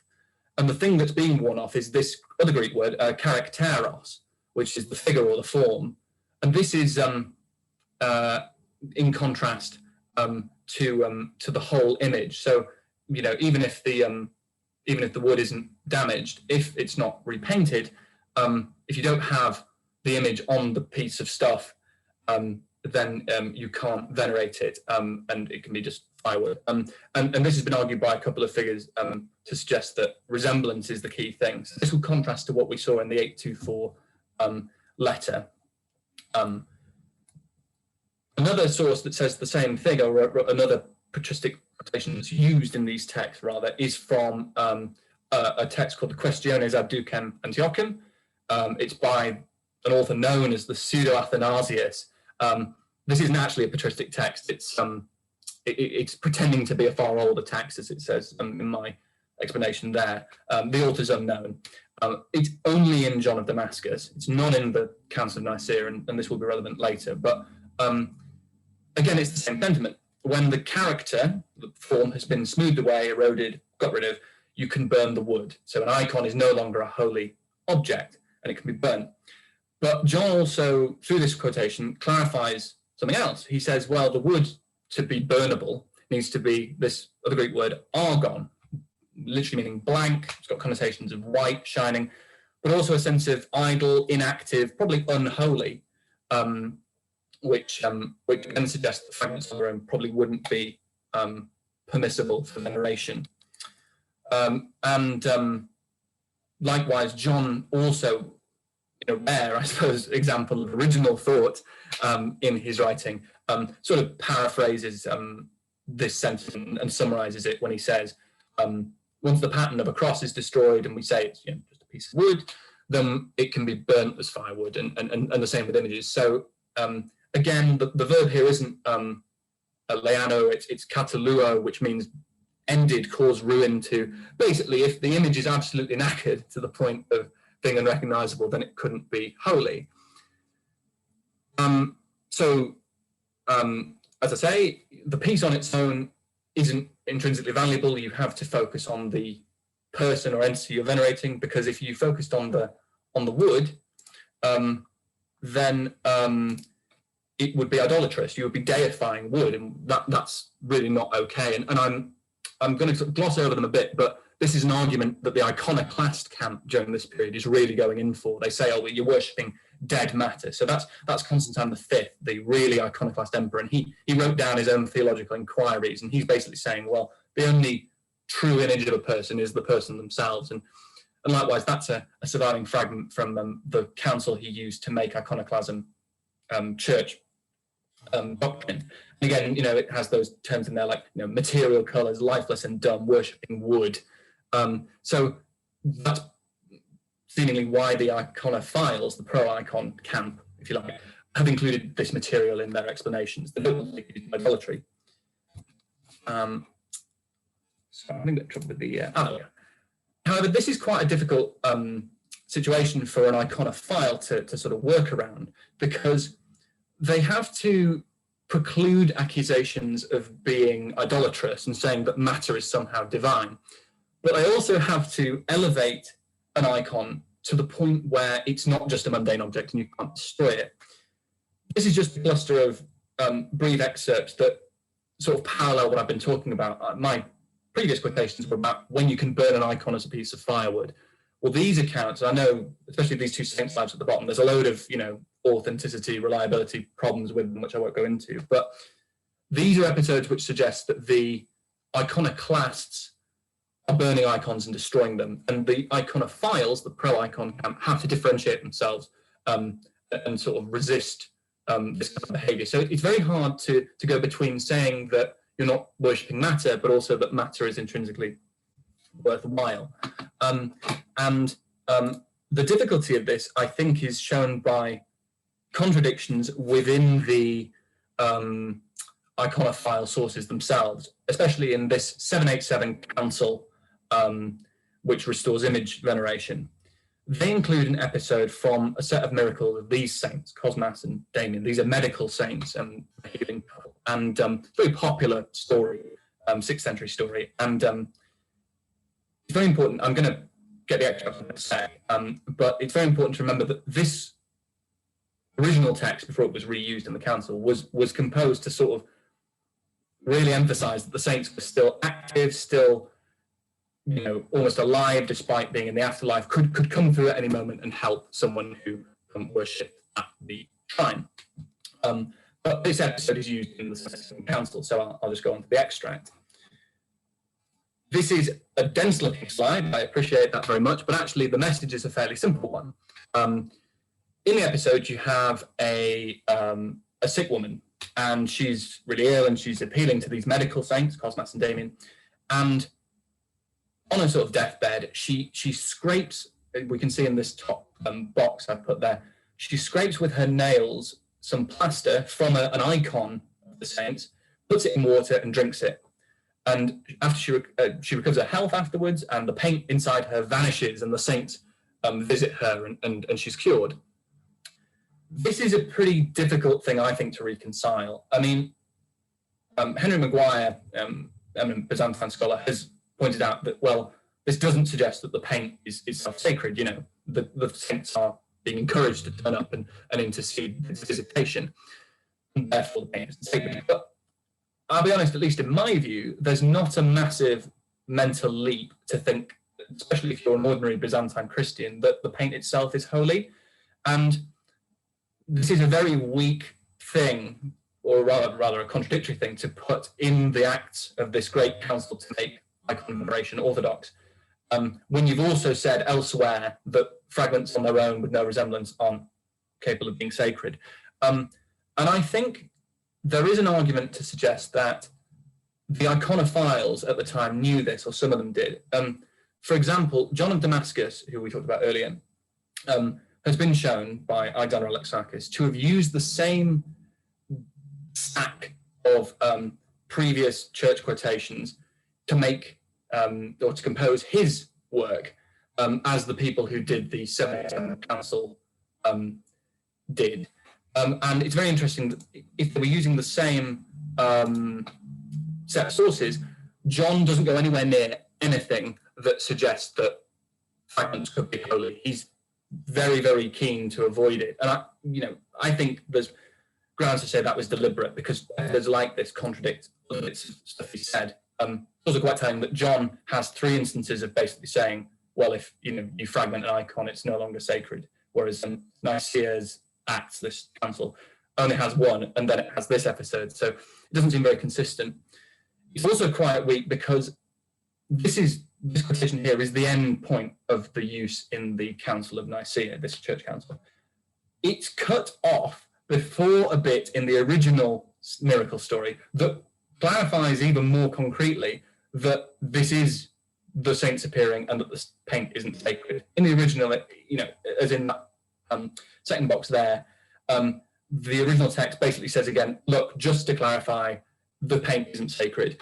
The Acts of this church council didn't include that, and I think it adds to the weakness and you know, perhaps adds agency to the idea of why iconoclasm and the belief that image veneration was heretical doesn't go away. Now, there is a big debate in Byzantine studies generally about whether an icon was itself alive or holy, and it's not really my place here to go into both sides. But I think a very valuable contribution has been by Glenn Pearce here, who has pointed out that there's probably a division between official theology and real practice. You know, you can have theologians saying things like, oh, well, you know, if you drink this paint, a saint will appear and that's where the cure is. But if you're a normal rank and file Christian, it's a lot of mental energy and imagination to create this artificial gap. And so you probably might think that the paint fragments themselves are sacred and imbued with holiness. So this contradiction, I think, is one of the great weaknesses of the theology of the first era of iconoclasm, and one of the reasons I think why it emerges again. Just as a sort of afterthought and related to this, I wanted to put this in because I really am interested in what any of your views are on this episode. This is a case study I think could sort of encapsulate in itself the inconsistency or the ambiguity of the iconophile position. It's a small saint's life notice from a collection of the Synaxarian, 10th or 11th century. It's a little booklet of saints' lives. It's a summary of a longer text, but the original is written in this time of the first iconoclasm, and it's from the pro-icon camp, and it's about this woman, Anthusa of Mantineum. She's a female abbess. She's alive around the middle of the 8th century, and she's active in the reign of Constantine V, this really aggressive iconoclast. Actually, he's the other main character in her life. So the basis is about him and about images.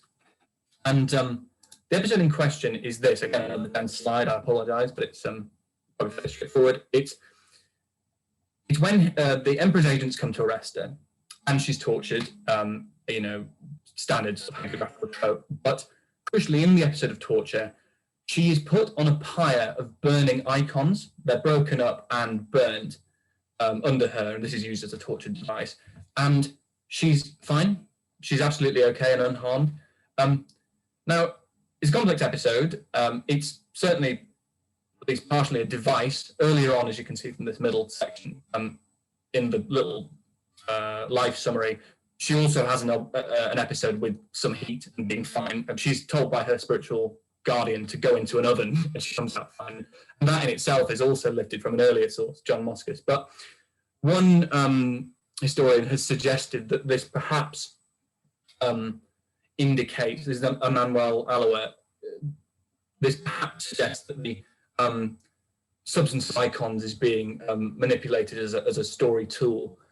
I'm not fully sure what to make of this. I think you could interpret this in a number of ways. I am inclined to relate it perhaps to something like the burning bush, where you know you have something whose nature isn't changed, but divinity acts through it. But I do feel like with an episode like this, the efficacy of the bits of icon is unclear, and I think that again is part of the several weaknesses of the first iconoclastic period. So just to sum up, and an important point to finish on, it's very interesting that these miracles that involve, you know, miracles through pieces of icon or, you know, pieces of paint or anything like that, as far as I have been able to find, don't turn up in any of the theology in the second period of iconoclasm from the pro-icon camp. When they have to defend the images and image veneration a second time round, you don't find anything that could suggest that an image is somehow still sacred when it's in bits.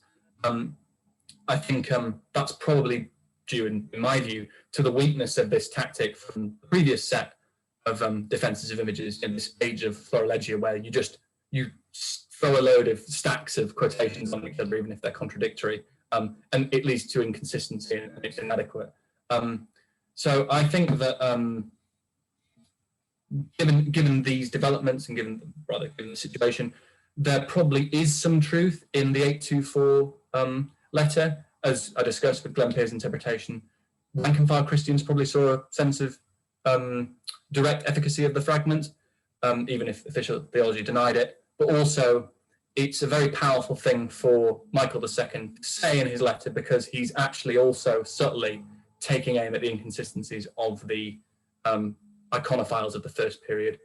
So I'd be interested to hear your comments, especially on the Anthusa story. But that for me is everything. Thank you very much.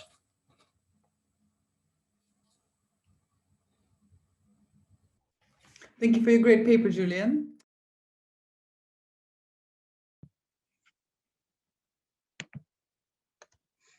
Hello, everyone. I hope you can all hear me. I'm delighted to welcome you to Enshrining the Past, the final session of this year's medieval colloquium, of which I will be your chair. Today we will hear from Samuel Dawson from the Courtauld Institute of Art and Claire Jensen from the University of Toronto. The papers will follow directly on from each other, and so questions will be discussed at the end of each session. If you have any questions, please feel free to write them in the chat function. We will first be hearing from Samuel Dawson, who is a current PhD student and associate lecturer at the Courtauld. His research focuses on works of art that were owned and commissioned by the Olivertons, and his paper today is Reframing Ambrogio Lorenzetti's Badia a Referno altarpiece as a work of Oliverton patronage. Samuel, if you would like to share your screen and we can start. Okay, can you hear me?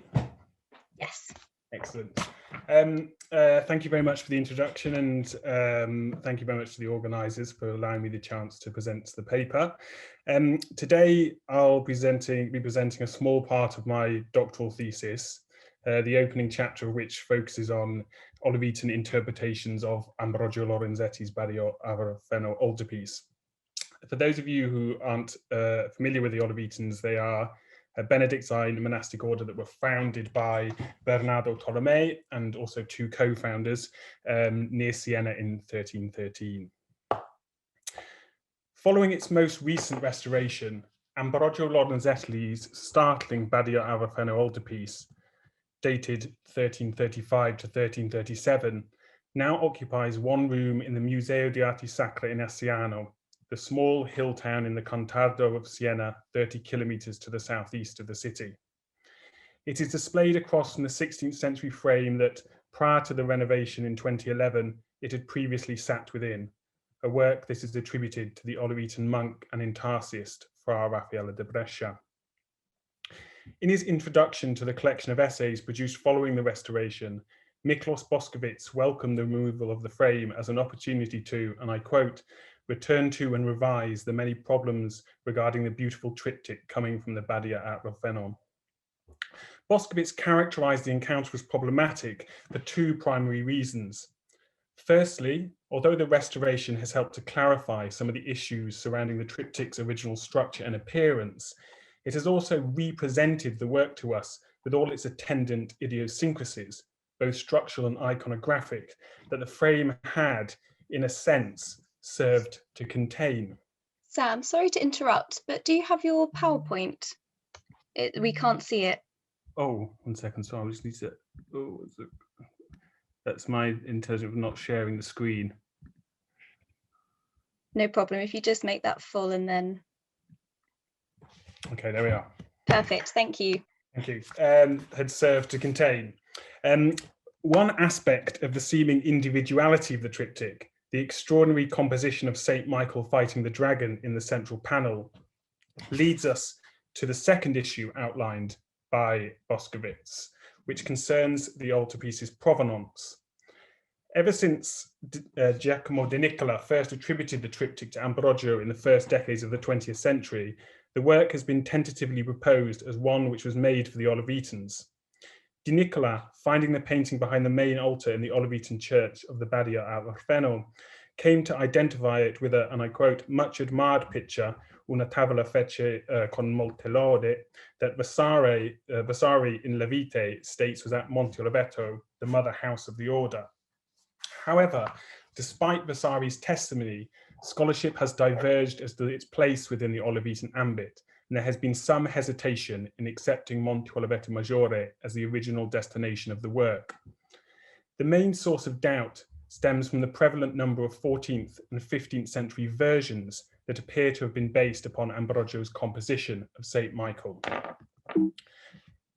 Two examples just here. The existence of such works, it has been argued, point to a provenance outside of Monte Oliveto Maggiore, where strict enclosure imposed by the rule of St. Benedict would have limited the work's visibility. Now, it's not within the scope of this brief paper to discuss these copies and their implications at length. However, as I hope to demonstrate today, there is compelling evidence to believe that the triptych was commissioned for the 14th century church, Monte Oliveto, and that it was retained in situ even after this building was destroyed and a new church rebuilt in the early 15th century. Indeed, crucially, by the mid-15th century, far from it being located elsewhere or associated with another patron, the triptych was, I believe, central to the Olivetans' self-historicizing. Not only was the object at Monte Oliveto, but it was likely displayed in an area of the church that was particularly resonant for the Olivetan brethren. In the catalogue entry on the Bayeux Tapestry altarpiece for the recent Ambrogio Lorenzetti retrospective at Santa Maria della Scala in Siena, Marco Faggiani, repeating a conjecture first raised by Andrea de Marchi, states that an altar dedicated to St. Michael Archangel was to be found in the 14th century church at Monte Oliveto. Referencing one of the most cited sources for the foundations of the Olivetan order, the 17th century Dominican hagiographer Gregorio Lombardelli's Vita del Beato Bernardo Tolomei, Faggiani explains that Bernardo commissioned the building of an altar dedicated to St. Michael, who, according to Lombardelli, had come to the order's aid when a capamaestro was killed during the construction of the monastery. It is plausible, Faggiani believes, that Ambrogio's triptych was designed for this altar. Both De Marchi and Faggiani, however, have only employed this account as a footnote used to substantiate the altarpiece's presence at Monte Oliveto Maggiore in the 14th century. I would like to further investigate Lombardelli's text. In the Vita, Lombardelli recounts how the early community at Monte Oliveto built an altarpiece dedicated to St. Michael after the archangel expelled the devil who had been tormenting the brethren in their attempts to construct a monastery. In the narrative, the devil's repeated assaults on the material product of Benedictine prayer and work, culminating the death of the master builder, who was crushed to death under a felled wall. After having raised him, the Olivetan founder, Bernardo Tolomei, prays to St. Michael, who miraculously appears and drives out the Olivetan's tormentor. Lombardelli then states that this miracle Beato Bernardo had painted, and while he lived, he always kept the picture in his cell.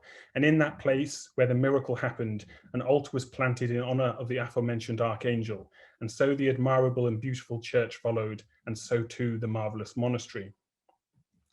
Now, in addition to noting that Lombardelli's life of Beato Bernardo Tolomei is hagiographical and not bound by the strictures of modern historiography, there are multiple reasons why this account should be treated with a certain amount of caution when trying to establish a history of Ambrogio's triptych.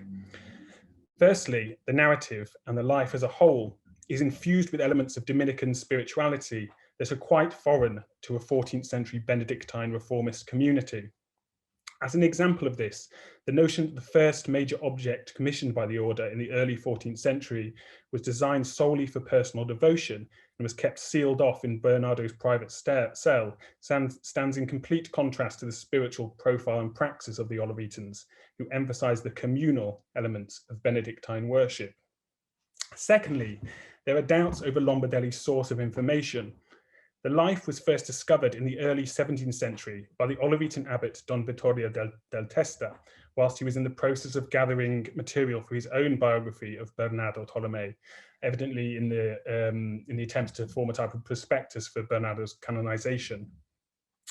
The Olivetan abbot came across Lombardelli's unpublished manuscript in the convent of San Domenico in Siena, the house where Fra Lombardelli had served as abbot until his death in 1613.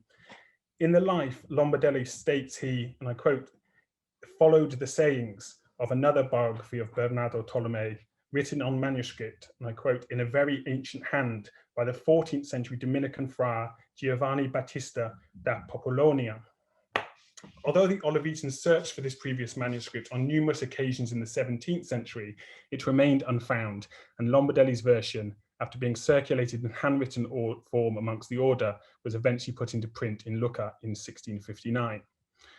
Finally, although the Giovanni Battista manuscript remains undiscovered, Lombardelli's life is heavily reliant on two known Olivetan histories, which are not explicitly named by the author.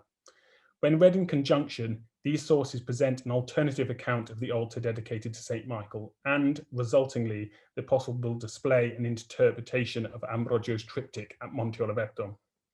The first of these, which is yet to be considered in relation to the Badia Arafana altarpiece, forms part of the Chronicle of the Chancery, the compendium of historical documents relating to the Olivetan order that was initiated in the first abbacy of Fra Domenico Eroldi between 1484 and 1488, and is now housed in the archives at Monte Oliveto Maggiore.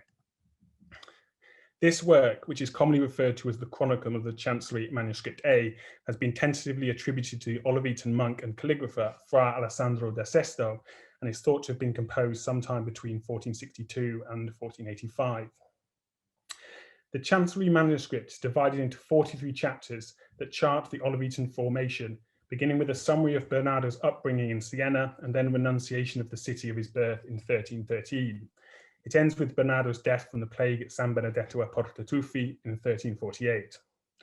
While it contains much original information, including the earliest definitive reference to an altar dedicated to St. Michael, it derives in a large part from a prior history, which was written between May 1450 and 1451 by the Olivetan scholar Fra Antonio da Barga. This history, entitled The Chronicon Montis Oliveti, is fundamental to current understanding of the origins of the Olivetans and their spiritual practice. The Chancery manuscript's use of the earlier texts includes a reworking of Fra Antonio's account of Bernardo Tolomei's vision of the silver ladder. This apparition, ascribed to the early founders, which is also recounted in Lombardelli's Vita, would become the representative miracle, both in written narrative and pictorially, of the Olivetan foundation. In the account, Bernardo Tolomei, whilst knelt in prayer at Monte Oliveto, receives a vision of the Virgin Mary atop a ladder leading to the sky. On this ladder, he sees the Olivetans ascending with the help of angels, and the Virgin Mary, who is dressed in dazzling white, bequeathing to them the white Olivetan habit as they enter the, quote, secret of the clouds. This vision is then shared by his co-founders and first community as a whole. The Chancery's manuscript version of this miracle borrows heavily from the previous narrative, quoting many of the lines of the previous history verbatim. It departs from Fra Antonio's account, however, by including references to the building of an oratory dedicated to the Virgin Mary and an altar dedicated to Saint Michael the Archangel. That's the translation. Thus, after the holy death of our blessed Father Bernardo, after several years, we see accomplished what remained to be elucidated, the thanking of God for the vision reported above. Indeed, after the building of the second church, we still have before us, built next to it, a large and admirable oratory in honor of the Holy Mother of God, which has survived to the present day. At the place where this famous ladder appeared, the choir of the monks was established, near which, in this same church, where our Blessed Father prayed on his knees, we know an altar having been built dedicated to the very revered Saint Michael, Prince of the Archangels. By the time the Chancery manuscript was composed in the mid to late 15th century, the present church at Monte Oliveto had largely been completed and the previous edifice largely demolished. However, as the text reveals, the site of the previous building was known, and at least some part of its construct, an oratory dedicated to the Holy Mother of God, still visible. The original church had been built, as Antonio de Barga's earlier chronicle testifies, this is a quote, in the place where the graves of the brothers are currently found, near the existing church. This space is still occupied today by the De Profundis, the passageway immediately adjacent to the current church's southeast wall. It was given this name following its repurposing into a burial ground shortly after the second church was completed under the generalate of Fra Laurentino Marsupini between 1414 and 1417. The name of the De Profundis, meaning literally out of the depths, refers to Psalm 130, which, according to the rule of St. Benedict, should open the hour of Vespers in the liturgy and was often sung at evenfall to commemorate the dead. The extensive remodeling of this area of the monastery make it difficult to establish the 14th century church's original shape and structure. However, when we combine the descriptions in the two chronicles with later evidence of an altar dedicated to St. Michael at Monte Oliveto, we are able to establish where the altar was placed in the 15th century church, namely on the right-hand side of the nave, immediately adjacent to the De Profundis, proximate to the site of the earlier church and the supposed place of Bernardo's vision of the Olivetan order's ascent into heaven. If we entertain the hypothesis that the Badia of Fano altarpiece was created for this altar, and the evidence suggests that we should, it becomes clear that in the 15th century, the Olivetans perceived Ambrogio's triptych as fundamental to their self-identity. The placement indicates that in the layout of the new church, the Olivetans tried to pay homage to, or at least acknowledge, the sanctity of the founder's practice and the order's foundation, including the mythic relationship between the choir and altarpiece, a relationship which was later emphasized by Fra Raffaele da Brescia's reframing of the triptych. Indeed, the transitional state between the old foundation and the new building is subtly revealed in the phrasing of the Chancellery manuscript. In the narrative, the Olivetan author overlays the memory of the old site of worship onto the fabric of the new church. Near to the choir, the manuscript states, quote, "In this same church where our Blessed Father prayed on his knees, we know an altar having been built dedicated to the very revered Saint Michael, Prince of the Archangels." It is not immediately clear whether this same church in which the Olivetans created the altar is the 14th century oratory or the new church. However, compellingly, the phrasing of the passage gives the impression that it is both, that the altar was resituated close to its previous site in the new building. In the Latin, the passage is gazed in the perfect indicative passive. However, the use of the phrase "we know," the Latin schemus, implies both received and retained knowledge of a past event, perhaps imparted by older brethren within the congregation, that is no longer empirically evident, and at the same time visual proof. It hints at a collective understanding within the community that the site in which the altarpiece was located in the current church was also approximate to its original place in the old oratory. In other words, there was a fidelity to the literal and mythical locus of Bernardo's vision. To the Olivetans in the mid-15th century, the De Profundis was where the silver ladder appeared to Bernardo and his co-founders, and it was here that the order's white habits were divinely bestowed upon them. This area of Monte Oliveto Maggiore was therefore the ground site of the order's beginnings, and in Bernardo's premonition, the sacred spot where their purpose was revealed. Visual clues bear witness to the association of this area of the monastery with the founders of the Olivetans. Decorating the walls of the De Profundis, there survives a fresco series of the Desert Fathers attributed to Giovanni da Paolo and an assistant dating to April 1440. In the Chronicon Montes Olivetti, Fra Antonio de Barga likens Bernardo and his co-founders to the Hamitic anchorites that gathered in the desert on the outskirts of Thebes, and compares the arid terrain of the Cleti Senesi to the Theban desert. Fittingly, we may note that in the fresco that the desert hermits, bar Saint Onofrius and Saint Paul I Hermit, are dressed in Olivetan habits. Furthermore, less than a century later, Antonio Bazzi, Il Sodoma, painted a fresco of Saint Benedict presenting his rule nearby to Giovanni da Paolo's work. This painting has often been interpreted as part of Luca Signorelli and Il Sodoma's famous Life of Saint Benedict fresco cycle in the Great Cloister, but it should be re-emphasized that the fresco is situated within the De Profundis, not the cloister. The inscription underneath Il Sodoma's painting, which describes the Olivetans receiving the rule in 1319, underlines the fresco's association with Bernardo Tolomei and the primitive Olivetan community.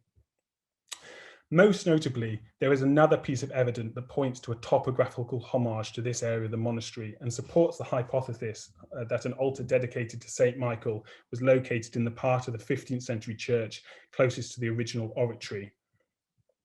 In 1620, in order to extend the choir and open up a small door into the De Profundis, the Olivetans are known to have dismantled an altar dedicated to St. Michael, which had been located immediately on the right side of the nave.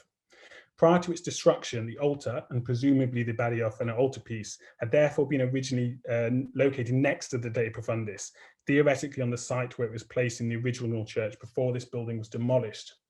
Furthermore, an additional visual clue suggests that this altar, and by implication also the altarpiece, was associated with the founding members.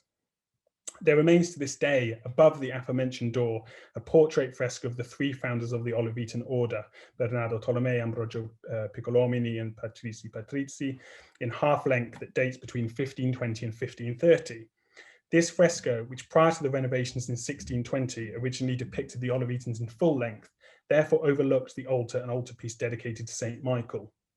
Most recently, the work has been attributed to Bartolomeo Coda, a Rimanese painter who in 1535 also worked on decorating the old chapter hall at Monte Oliveto. Even up until the early 20th century, however, the fresco was considered to be the work of Ambrogio Lorenzetti, a telling misattribution which suggests that authorship of the Badiofano altarpiece was transferred onto the fresco that had been painted above it. These facts broadly confirm that the altar and altarpiece were located on the right side of the nave within the current church, close by to the site of the 14th century oratory. It was on this spot, so the Olivetan faithful believed, that Bernardo Tolomei received the vision of the ladder and founded the order.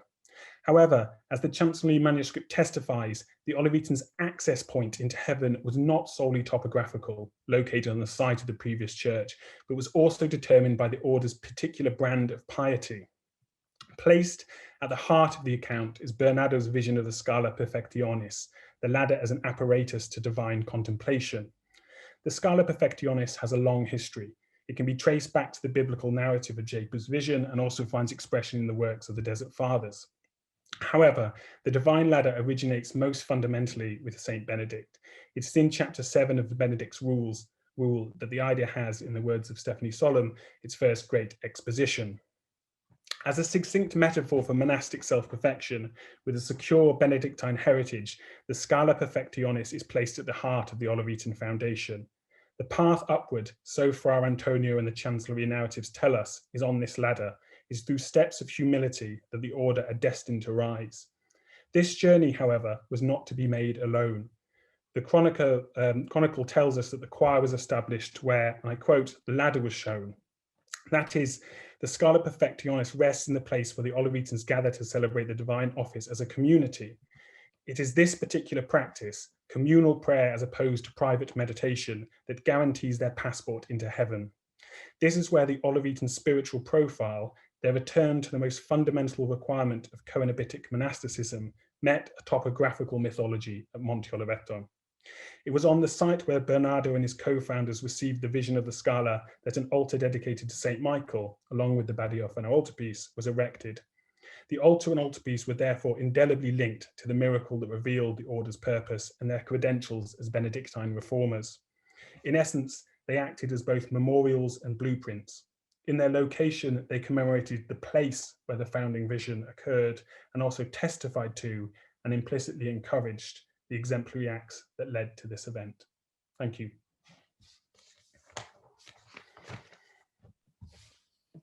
Thank you so much for that fascinating paper, Samuel. Thank you if you could stop sharing. So it's now my pleasure to introduce our second speaker, Claire Jensen, a PhD candidate in the Department of Art History at the University of Toronto, whose research focuses on frescoes from civic hospital churches in the Angevin Kingdom of Naples. Her paper today is entitled The Madonna of the Healed, Reframing an Annunciation Panel Painting in Aversa. So if you could start sharing your screen, Claire. Can you hear me, Claire? Yes, can you hear me? Yes, perfect, we can hear you now. Yeah, if you could share your screen, that'd be great. Yeah, is it? Perfect. It's there, okay. Yeah, perfect. All right, so thank you so much, Jasmine, for that introduction, and thank you so much to the organizers for the opportunity to present today. My paper is a case study from the first chapter of my dissertation. In the Hospital Church of the Annunziata in Aversa, a 15th century panel painting hangs over the main altar. Enshrined behind glass in an octagonal gilded frame, the subject of the Annunciation is almost entirely overwhelmed by the ornamental elements of its display. Viewing access is further impeded by its location at the end of a deep rectangular choir, separated from the nave by a low wrought iron gate. Despite the clear dominance of the frame, the painting's bibliography ignores its setting to pursue attribution based on compositional details. My paper today will first contextualize the Annunciation's displacement in the scholarly literature, and then introduce an alternate method of study that privileges the panel's display in Aversa. The resulting analysis will provide a more comprehensive view of the painting and its significance in the Kingdom of Naples. The only published image of the Annunciation in Aversa dates to 1956. The photo is black and white, but high quality enough that it clearly depicts many details, including the patterns on the textiles worn by Mary and Gabriel and the text of an inscription dating it to 1419. Although the Annunciation is cited, discussed, and analyzed in multiple articles on local painting in Campania, no scholar has ever recorded its dimensions nor any other kind of material or technical properties. It is unclear when the work was last viewed out of its frame. Because Aversa is relatively small and 15 kilometers north of Naples in the countryside, the town is considered provincial, and the Annunciation is used to demonstrate a style in dialogue with the art of the city. This rural school of painting operates, as per Castelnuovo and Ginsberg's model, as a periphery to the artistic center of Naples. To explain further, it is often proposed that the anonymous artist of the Aversa Annunciation was influenced by Sienese masters like Simone Martini. More specifically, scholars cite the later Trecento painter Andrea Vanni as a possible influence for the provincial artist. In fact, because documents record his presence in the court of Queen Joanna I of Naples, Vanni himself was once even proposed as the artist of the Aversa panel. This theory was quickly dismissed, however, because the Annunciation dates to 1419, at least half a century too late for a Vanni attribution. The date in the first quarter of the 15th century, however, places the panel's creation during a period in which the Aragon dynasty of Spain was steadily gaining control in southern Italy after their conquests of Sicily and Sardinia. Thus, the Annunciation is sometimes used to demonstrate the growing influence of the international Gothic style of Catalonia. For some comparisons, see on the left an example of a panel painting depicting St. James by Andrea Vanni, and on the right, an Annunciation on a polyptych attributed to the circle of Ferrer and Arnau Bassa in Catalonia. Both paintings date to 1360 and, circa 1360, and exemplify styles that were possibly absorbed and recontextualized in the peripheries of Naples in the early 15th century. Although each certainly has superficial similarities with the Aversa Annunciation, there is little evidence of a connection beyond the aforementioned historical circumstances. These Tuscan and international styles might have migrated into the peripheries as a type of generational delay, but there is simply not enough evidence to claim anything more conclusive. Visual similarities become more specific and compelling, however, when the Annunciation is placed in comparison with two other works from the provinces of Naples. On this slide, I've included two pre-restoration details of Mary in frescoes in Sant'Agata dei Gotti on the left and Caivano on the right that are often grouped with the Aversa panel in the early Quattrocento local school of painting in the Kingdom of Naples. Even in black and white, all depictions of Mary bear more than just a passing resemblance to each other. All three Marys are posed differently, but share the same rectangular bodies, flat glove-like hands, face framing curls, slightly pinched expressions, and long, narrow noses connected to bold, arched eyebrows. Furthermore, each figure gestures in a way that makes clear her participation in a sacred event or narrative. Not only have scholars grouped these Marys together in their vision of a late medieval painting school in the Kingdom of Naples, but some have also attributed them to the same author. This vaguely Catalan name, Ferrante Maglione, appears in an archival document that was first associated with the Aversa Annunciation by a local historian in the mid-19th century. In 1969, the great scholar of Neapolitan painting, Ferdinando Bologna, resurrected Ferrante Maglione as a potential name for the author of the Aversa Annunciation. For the next 30 years, scholars used this name to theorize an itinerant painting cooperative working in the provinces of Naples that was influenced by Siena and courtly international sources from France and Spain. The protagonist of this alleged local school was, of course, Ferrante Maglione. The myth of Ferrante Maglione was short-lived. In 1999, Andrea Zezza published an article that returned to the archives in Aversa.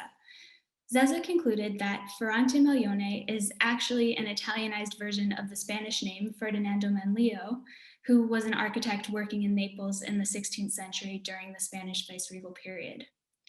Demonstrating that the 19th century scholar had consulted the archival sources, quote, partially and in a hurry, Zezza effectively invalidated 3 decades of connoisseurial work about the Quattrocento painting school in the provinces of Naples.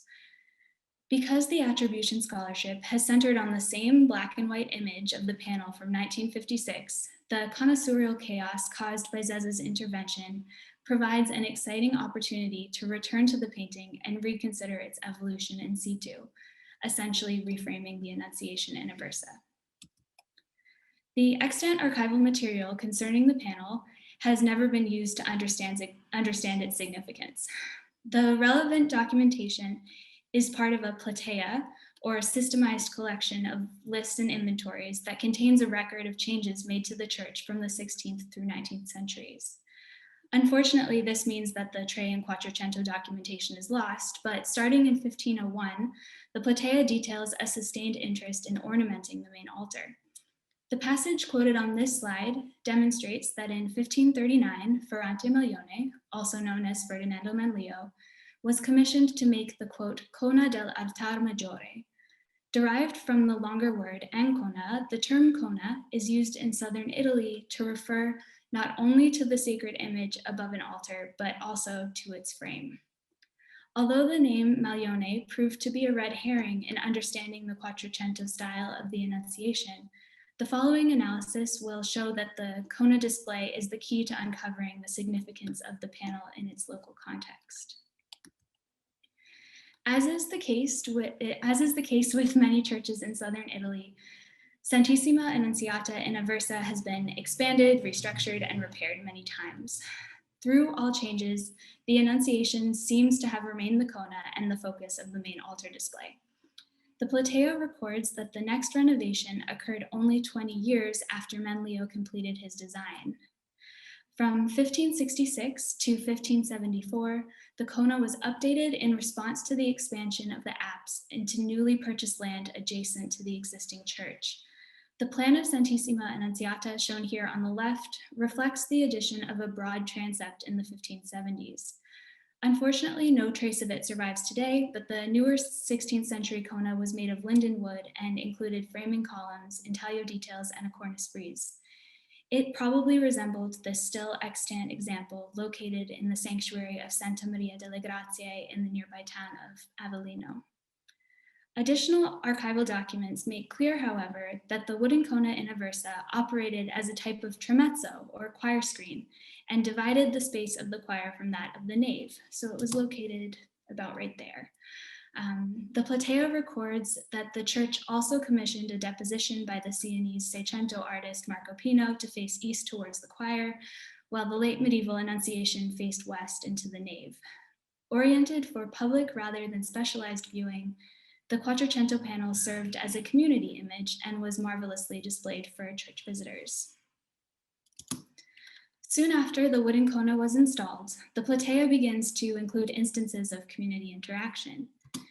In 1591, an honest woman named Saba Saliocco from the nearby town of Trentola left a golden rosary necklace to adorn the image of the Virgin on the high altar as a token of thanks for her recent marriage. In 1620, another woman named Giovanna Miranda donated 4 pagatelli in honor of her husband, Pompeo Zumpolo, who had been treated in the adjacent Annunziata hospital. Miranda's gift paid for 2 Damascus silks to hang before the Beata Virgine on the high altar. When the altar was restructured again in the 17th century, the architect made sure that the painting of the Santissima Madonna would be raised on the wall to give better light and visibility to the choir. It is during this phase of construction in the 17th century that the panel is referred to as the Madonna of the Healed. The Platea records that on August 11th, 1621, 2 master builders were specifically charged with elevating the, quote, Madonna degli Guariti to make room for the new renovations. This name makes sense given the church's place in a vast hospital complex managed by the local government that was founded in 1320. As the hospital functioned thanks to local charity, perhaps the Madonna of the Healed was used to attract community donations and serve as a source of hope for those in need of hospital services. Returning to the high-quality black and white image of the panel from the Phototeca, it seems that the Annunciation bears physical marks of this later interaction. Highlighted on this slide are 3 details of the painted surface that contain faint scratches and signatures that seem to date to the 1600s, although I can't really see them. Following research by Veronique Plesch and more recently Megan Holmes, I read this later graffiti as further evidence that the Aversa community saw the image as a potential site of contact with the spiritual world. To this end, it is worth noting that the marks appear around rather than directly on top of Mary and Gabriel. 2 signatures are on a beam in the interior of Mary's house, which are outlined on this slide in blue. Another fainter name is directly above Gabriel on the exterior structure, which are shown here in red, and the last appears in yellow close to Mary, scrawled just below her feet. Perhaps these placements commemorate not only moments of close contact between viewer and image, but also a respectful reverence for the power of the painted figures. Also visible in the high quality image are a few cracks that indicate that the panel has been damaged and maybe even split. You can see it in the yellow rectangle at the bottom. There's only one recorded restoration of the Virgin's face in the early 19th century, but this crack possibly occurred during an earthquake in 1688. The Platea records that 80 ducats were specifically allocated, quote, for the aid of the painting to make sense of the damage to the complex. The liminal cona as partition seems to have been eliminated during repairs from this earthquake at the end of the 17th century. Renovations saw the choir expanded and the main altar pushed back to its current position at the eastern end of the rectangular apse. Throughout all structural changes, the Annunciation panel maintained its status as the cona. It remained the focus of the main altar after the crossing dome collapsed in 1825 and stayed in place again when the basilica was damaged during World War II. More recently, it has remained on the high altar even as other similarly dated portable panels have been moved to Aversa's Museo Diocesano. Against all odds, the Aversa panel has stayed with the church, proudly and ornately displayed in its sacred frame. Although the idea of a miraculous enshrined image of the Annunciation is all too familiar to scholars of late medieval Florence, the activity surrounding the panel in Aversa is not necessarily related to a Tuscan counterpart. It obviously connects to the dedication of the church, the Annunziata, but it also connects to a long tradition of cult images in southern Italy. As shown by Jean-Marie Martin, Neapolitan churches hosted images as early as the 11th century that had the mystical ability to act as divine intercessors. Of either local or imported facture, these images are curiously not included in church inventories as property, but rather remain autonomous entities with a specialized ability to receive gifts, monetary donations, and respond to requests from worshipers. The number of image cults in and around Naples is truly staggering, but a prominent example worth mentioning is the Madonna Bruna del Carmine shown on this slide. The probably 13th century panel of the Virgin Mary on the high altar of the church in the Piazza del Mercato in Naples has been venerated for its miraculous healing capabilities since the 15th century. As an enshrined image with a recorded history of receiving gifts and donations, the Annunciation in Aversa is likely part of this rich tradition of cult images in the Kingdom of Naples. To return to the initial discussion of style, another Quattrocento Madonna frequently included alongside the Aversa Annunciation in the International Gothic School of Painting in Campania is an Ascension fresco in a small town called Caivano just outside of Naples. Unfolding over the curve of an apse in the church of Santa Maria di Campiglione, this Madonna also has a active local cult following. The Santino, or card distributed at Catholic sites included to the top right of this slide, demonstrates that the Caivano Madonna is still promoted as a sacred image. Little is known about the work's creation, save for an inscription that dates it to 1419, but local legend holds that the Madonna miraculously came alive in 1483 to respond to a woman praying for her son's exoneration for a murder he did not commit. On the day of his scheduled execution, the Madonna answered the mother's prayers by bowing her head, indicating that she had intervened and that the son was miraculously pardoned. This story is used to complement the materiality of the fresco, which includes an inserted wooden panel displaying Mary's face angled downwards to indicate that she's nodding. Apart from this striking composite, the general appearance of the figures matches closely with those in Aversa. With their solid forms, tranquil faces, demonstrative gestures, and colorful garments, the Madonna and Apostles in Caivano are certainly in the same legible Quattrocento style as the Annunciation in Aversa. While I'm not proposing necessarily that this local style always signifies miraculous potential, I do think paintings like the Madonna of Caivano and the Annunciation in Aversa are often too early dismissed in style-driven art history as second-rate combinations of influences from other, better established artistic centers. Instead, I hope my analysis today helps convince you that there was perhaps a rich local tradition of painting in the late medieval Kingdom of Naples that is worthy of further study and contextualization.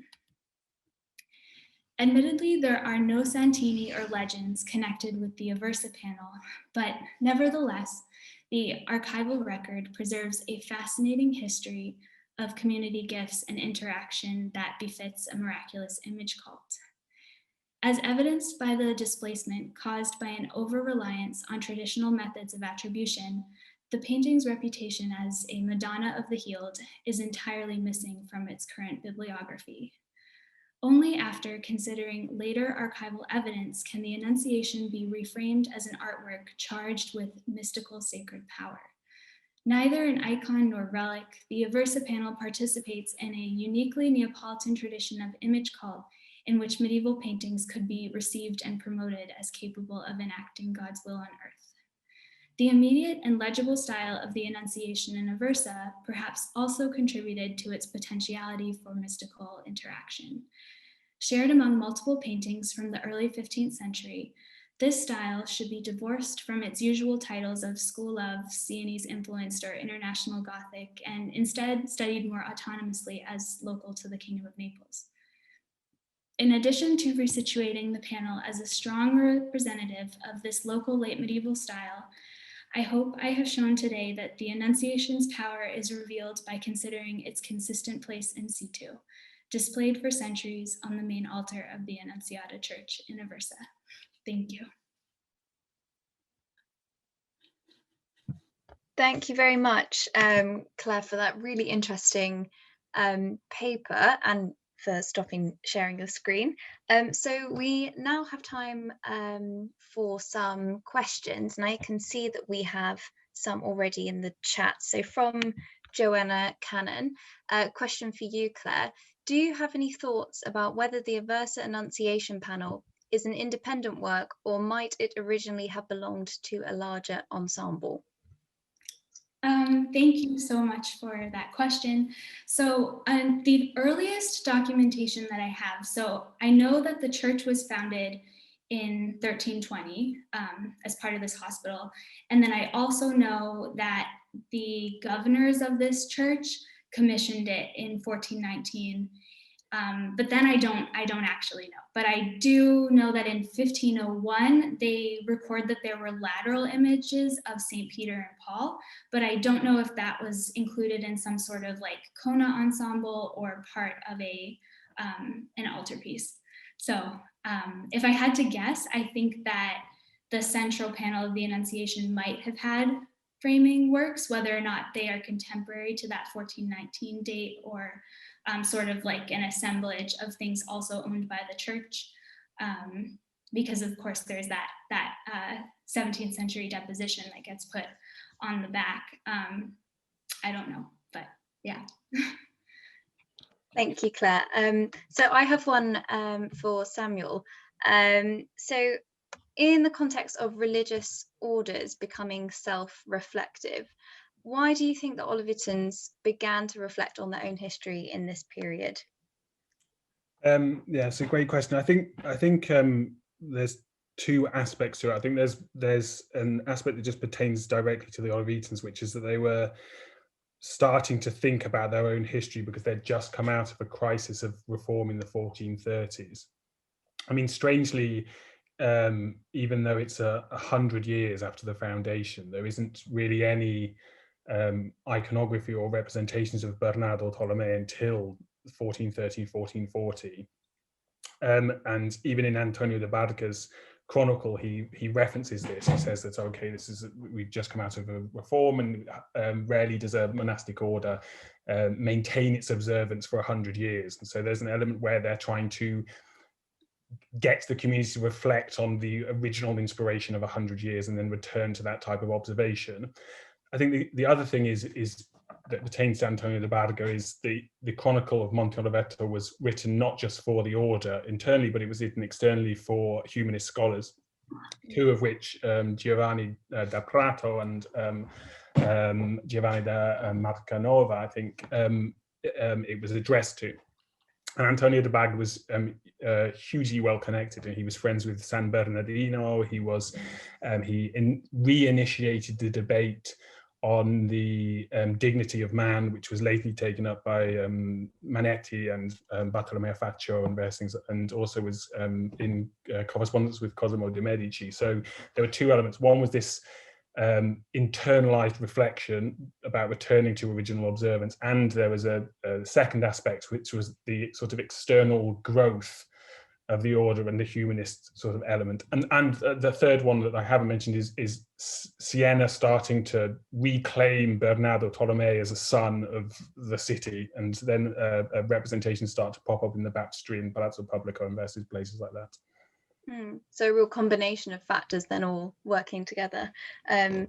Really interesting. So Claire, I have another one for you here from Maria Harvey. I was wondering, or she was wondering, if you could expand on the patronage of the Annunziata complex and panel, and perhaps say a little about its local context. Yeah, so my my entire dissertation is about this Annunziata patronage in southern Italy, specifically in another case study. But so Aversa is kind of related, but not specifically what I know about. But so the hospital complex was founded in 1321, probably by a local, 1320-ish, probably by a local confraternity, but it quickly sort of became run by the local government, or the Universitates. And an interesting part about this governing board of Annunziata hospitals is that there was always like 3 to 4 members of the local government and then 1 member of the local nobility. So I saw in your question that you mentioned that Aversa was Queen Joanna's summer residence. So I think that part of the reason why the Aversa complex, which maybe you got a sense from my presentation, is so big, was that the nobles that were in Aversa, who were related to the like governing patronage of the Annunziata, were like very close with Joanna. So the other part of your question addresses the Casa Luce Aversa Byzantine Madonna. I'm not very familiar with that one. So if you have my email address, you could send me a little more information about that. But I think it sort of all plays into this idea that local cult images, icons, sort of these like maybe second-rate panels from local to Naples, were like, it was a very popular thing to have a cult image. Like Neapolitans today are still like very devout, very spiritual, very mystical. And I think that also stretches back into the medieval history. So while I don't know if all of them were directly related, there are texts that say that they all could like talk to each other, which is very strange. Like there's the 7 Madonnas of Campania, and they think that maybe they could like talk to a Madonna in the Santa Maria del Carmine, and so there's all of this later sort of devotional hagiography that really connects them. But this is, a case study from a little bit of my dissertation. But thank you for that question. That's such an interesting idea that they can all talk to each other. So we have a question here from Chloe Kello. Could you say a bit more about the inscription at the bottom of the panel? Do we know what it says, or has it not been able to be transcribed before due to limited access? So it was transcribed in that same 19th century source that misattributed it. And that is sort of the transcription that's been used, but take that with a grain of salt at that point, because now the crack completely interrupts the date. So he read it as 1419, but so it's 14 something because the crack totally interrupts it. And the inscription essentially names that it was commissioned by the procurators or the governors, and then it names the noble governor, because I said there was one noble governor, and it's in Latin, but that's what it says, apparently. Okay, thank you. So we have a question for Sam here from Laura Jacobus. She didn't quite get why the site of the vision of the ladder should be marked by an image of St. Michael, but the fresco you showed did seem to have an image of a fleeing devil and did seem to be related to the new building, as it showed the earlier oratory in the background and an angel marking out a ground plan. Can you elaborate on these connections? So I just need to double check the fresco that you referred to. Are you referring to either Sodoma's fresco or Giovanni da Paolo's? So I seem to know. But okay, so let's just say let's ask the question. So there's two references. One is from Lombardelli's text, and the other one is in this Olivetan chronicle in the 15th century. And Lombardelli's text claims to come from this other manuscript source written in the 14th century, which has yet to be found, and that suggests that this altar was created after a miracle where St. Michael expelled the devil from Monte Oliveto, and that would be a reason why St. Michael's altar was placed in the original oratory. Now, obviously, putting aside the sort of historiographical issues with believing the miracle took place, the cult of St. Michael was widespread, and Bernardo Tolomei, in earlier known excerpts of his life, had a particular dedication to that saint. So that would be a reason why it was there originally. Why it was related to the ladder? Well, the story suggests that the altar dedicated to St. Michael was placed where Bernardo Tolomei knelt on the ground. So he knelt and then an altar dedicated to St. Michael was placed there, and then the vision itself, where the ladder forms, that's where that was meant to fall down to where the choir was, and obviously where the Olivetans went up and down the choir, because obviously their practice of the liturgy and their practice of the prayer and perfecting themselves through prayer would lead them up to heaven. So it's in the literature itself, it is related to the fact that he was meant to kneel in this place. Okay, thank you.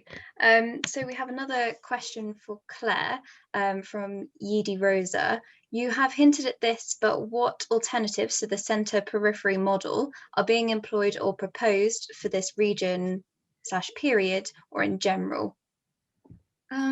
So the center periphery model is sort of a new idea for this region. I think Stephen Campbell is the one that's really been talking about the endless peripheries and Naples as a periphery, and kind of the how it's so different from somewhere like Florence, where there's all of these homegrown artists, because Naples gets its power from having artists imported or foreign artists coming in.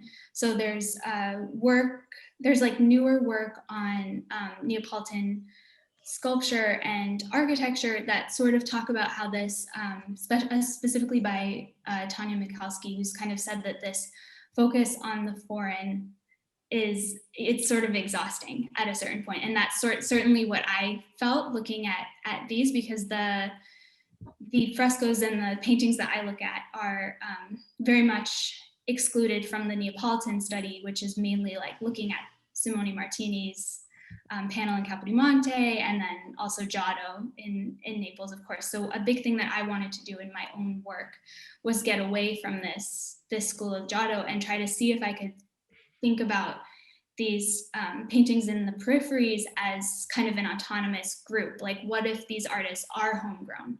And how can I talk about them where I give them full agency over what they're doing, instead of just kind of thinking about it in comparative terms all the time?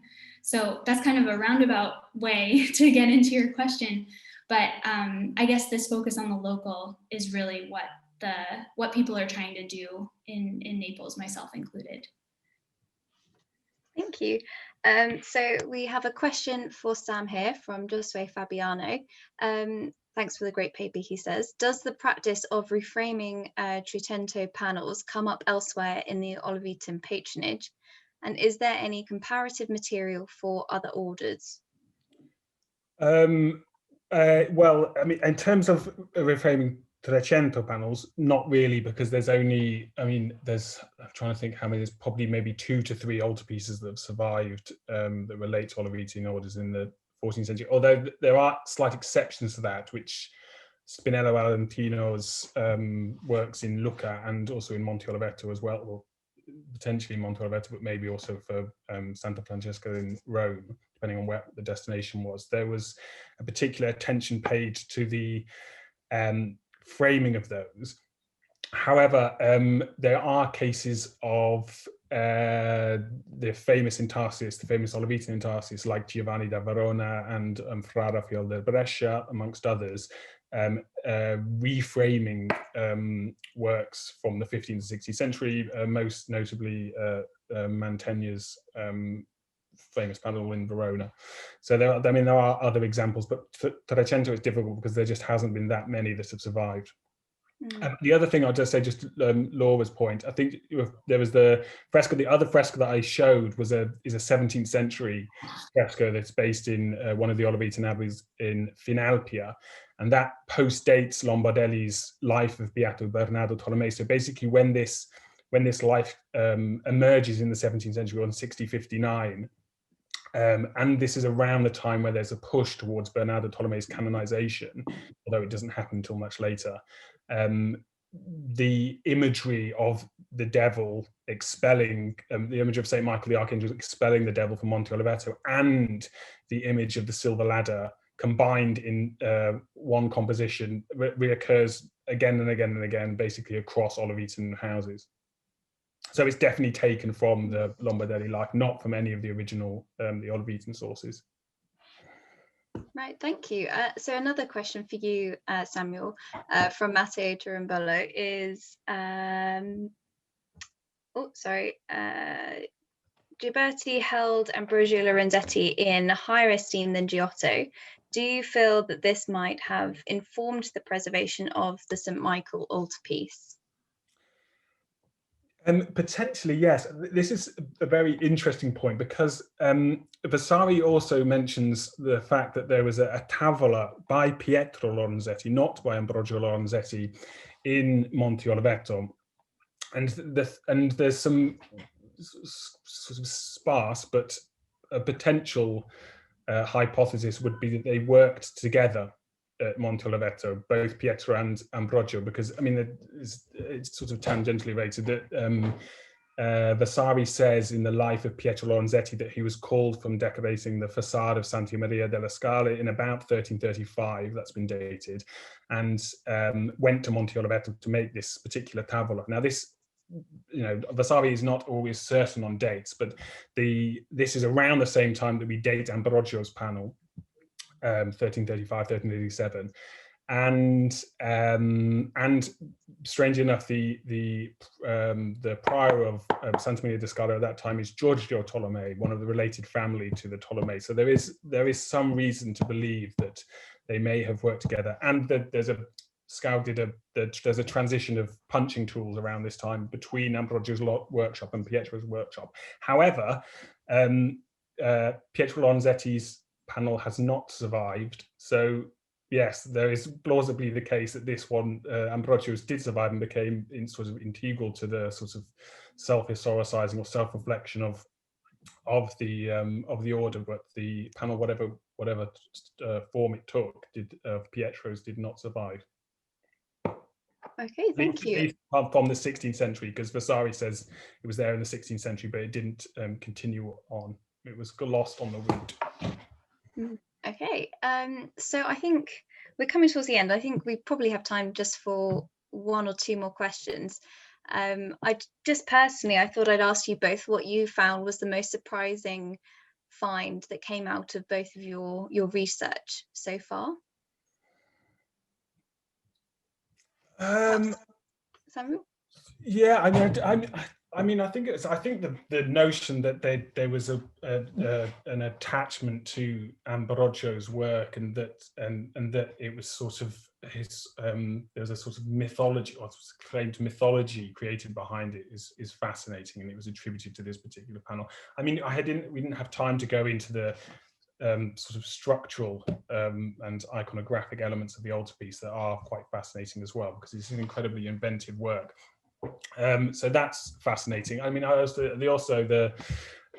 of the elements that I'm working on elsewhere in the thesis about how the houses interacted with one another across from Monte Oliveto, and how Monte Oliveto was involved in some of the organization of the other houses is something that I've been very interested in. Claire, sorry, we do have one more question for you now, from Matteo again. So in terms of the methodology, are you bridging local Italian scholarship and contemporary American research, such as Campbell's work on the geopolitics of art and on center and periphery, in the context of your work in Campania? Yeah, that is certainly what I'm hoping to do, because I happened to stumble upon the frescoes that I'm studying in my dissertation just when I was traveling, and I realized that they were totally absent from any sort of North American scholarship. So I'm trying to find productive ways to bring them in, but also do due diligence to the reception history of them. And I think that being said, to sort of slip into what I found most surprising is when I first heard of this Annunciation panel painting in Aversa, it was in connection to the frescoes I was studying, and I only had that black and white image. So this entire paper was a surprise, because I had no idea that I couldn't see it. For example, when I went to the church, I was like, okay, where is it? Where is it? And then I had to convince someone to let me go behind the altar and take pictures of it. But so all of it, and then going through the archives and seeing the gifts. And so I also try to bridge it with what Megan Holmes is doing with miraculous images, and more recently with the scratching. So just kind of, stand up for them and show that they can be included. And then through a broader picture, kind of think about it through the Southern question, of course, which is going to be further explored in my dissertation. So yes, I am doing that, Matteo. Thank you for the question. Brilliant. Well, I think that brings us to the end of our time on this session. So I'd like to just thank you both again for your papers. They were genuinely really interesting and enjoyable topics. So I'd now like to hand over to Dr. Tom Nixon from the Courtauld for some closing remarks. Well, thank you, Jasmine, and thank you to all our speakers. I've been asked to say just a few closing remarks, and I would like to say, I suppose, that the immediate relevance of this colloquium's themes are very clear as we sit displaced in our bedrooms, kitchens, and studies around the world, glued to our displays in a year of frightening disease, many of us have felt disoriented, disengaged, and even disillusioned. All have suffered disappointments, and for many, these past months have also constituted personal or financial disasters.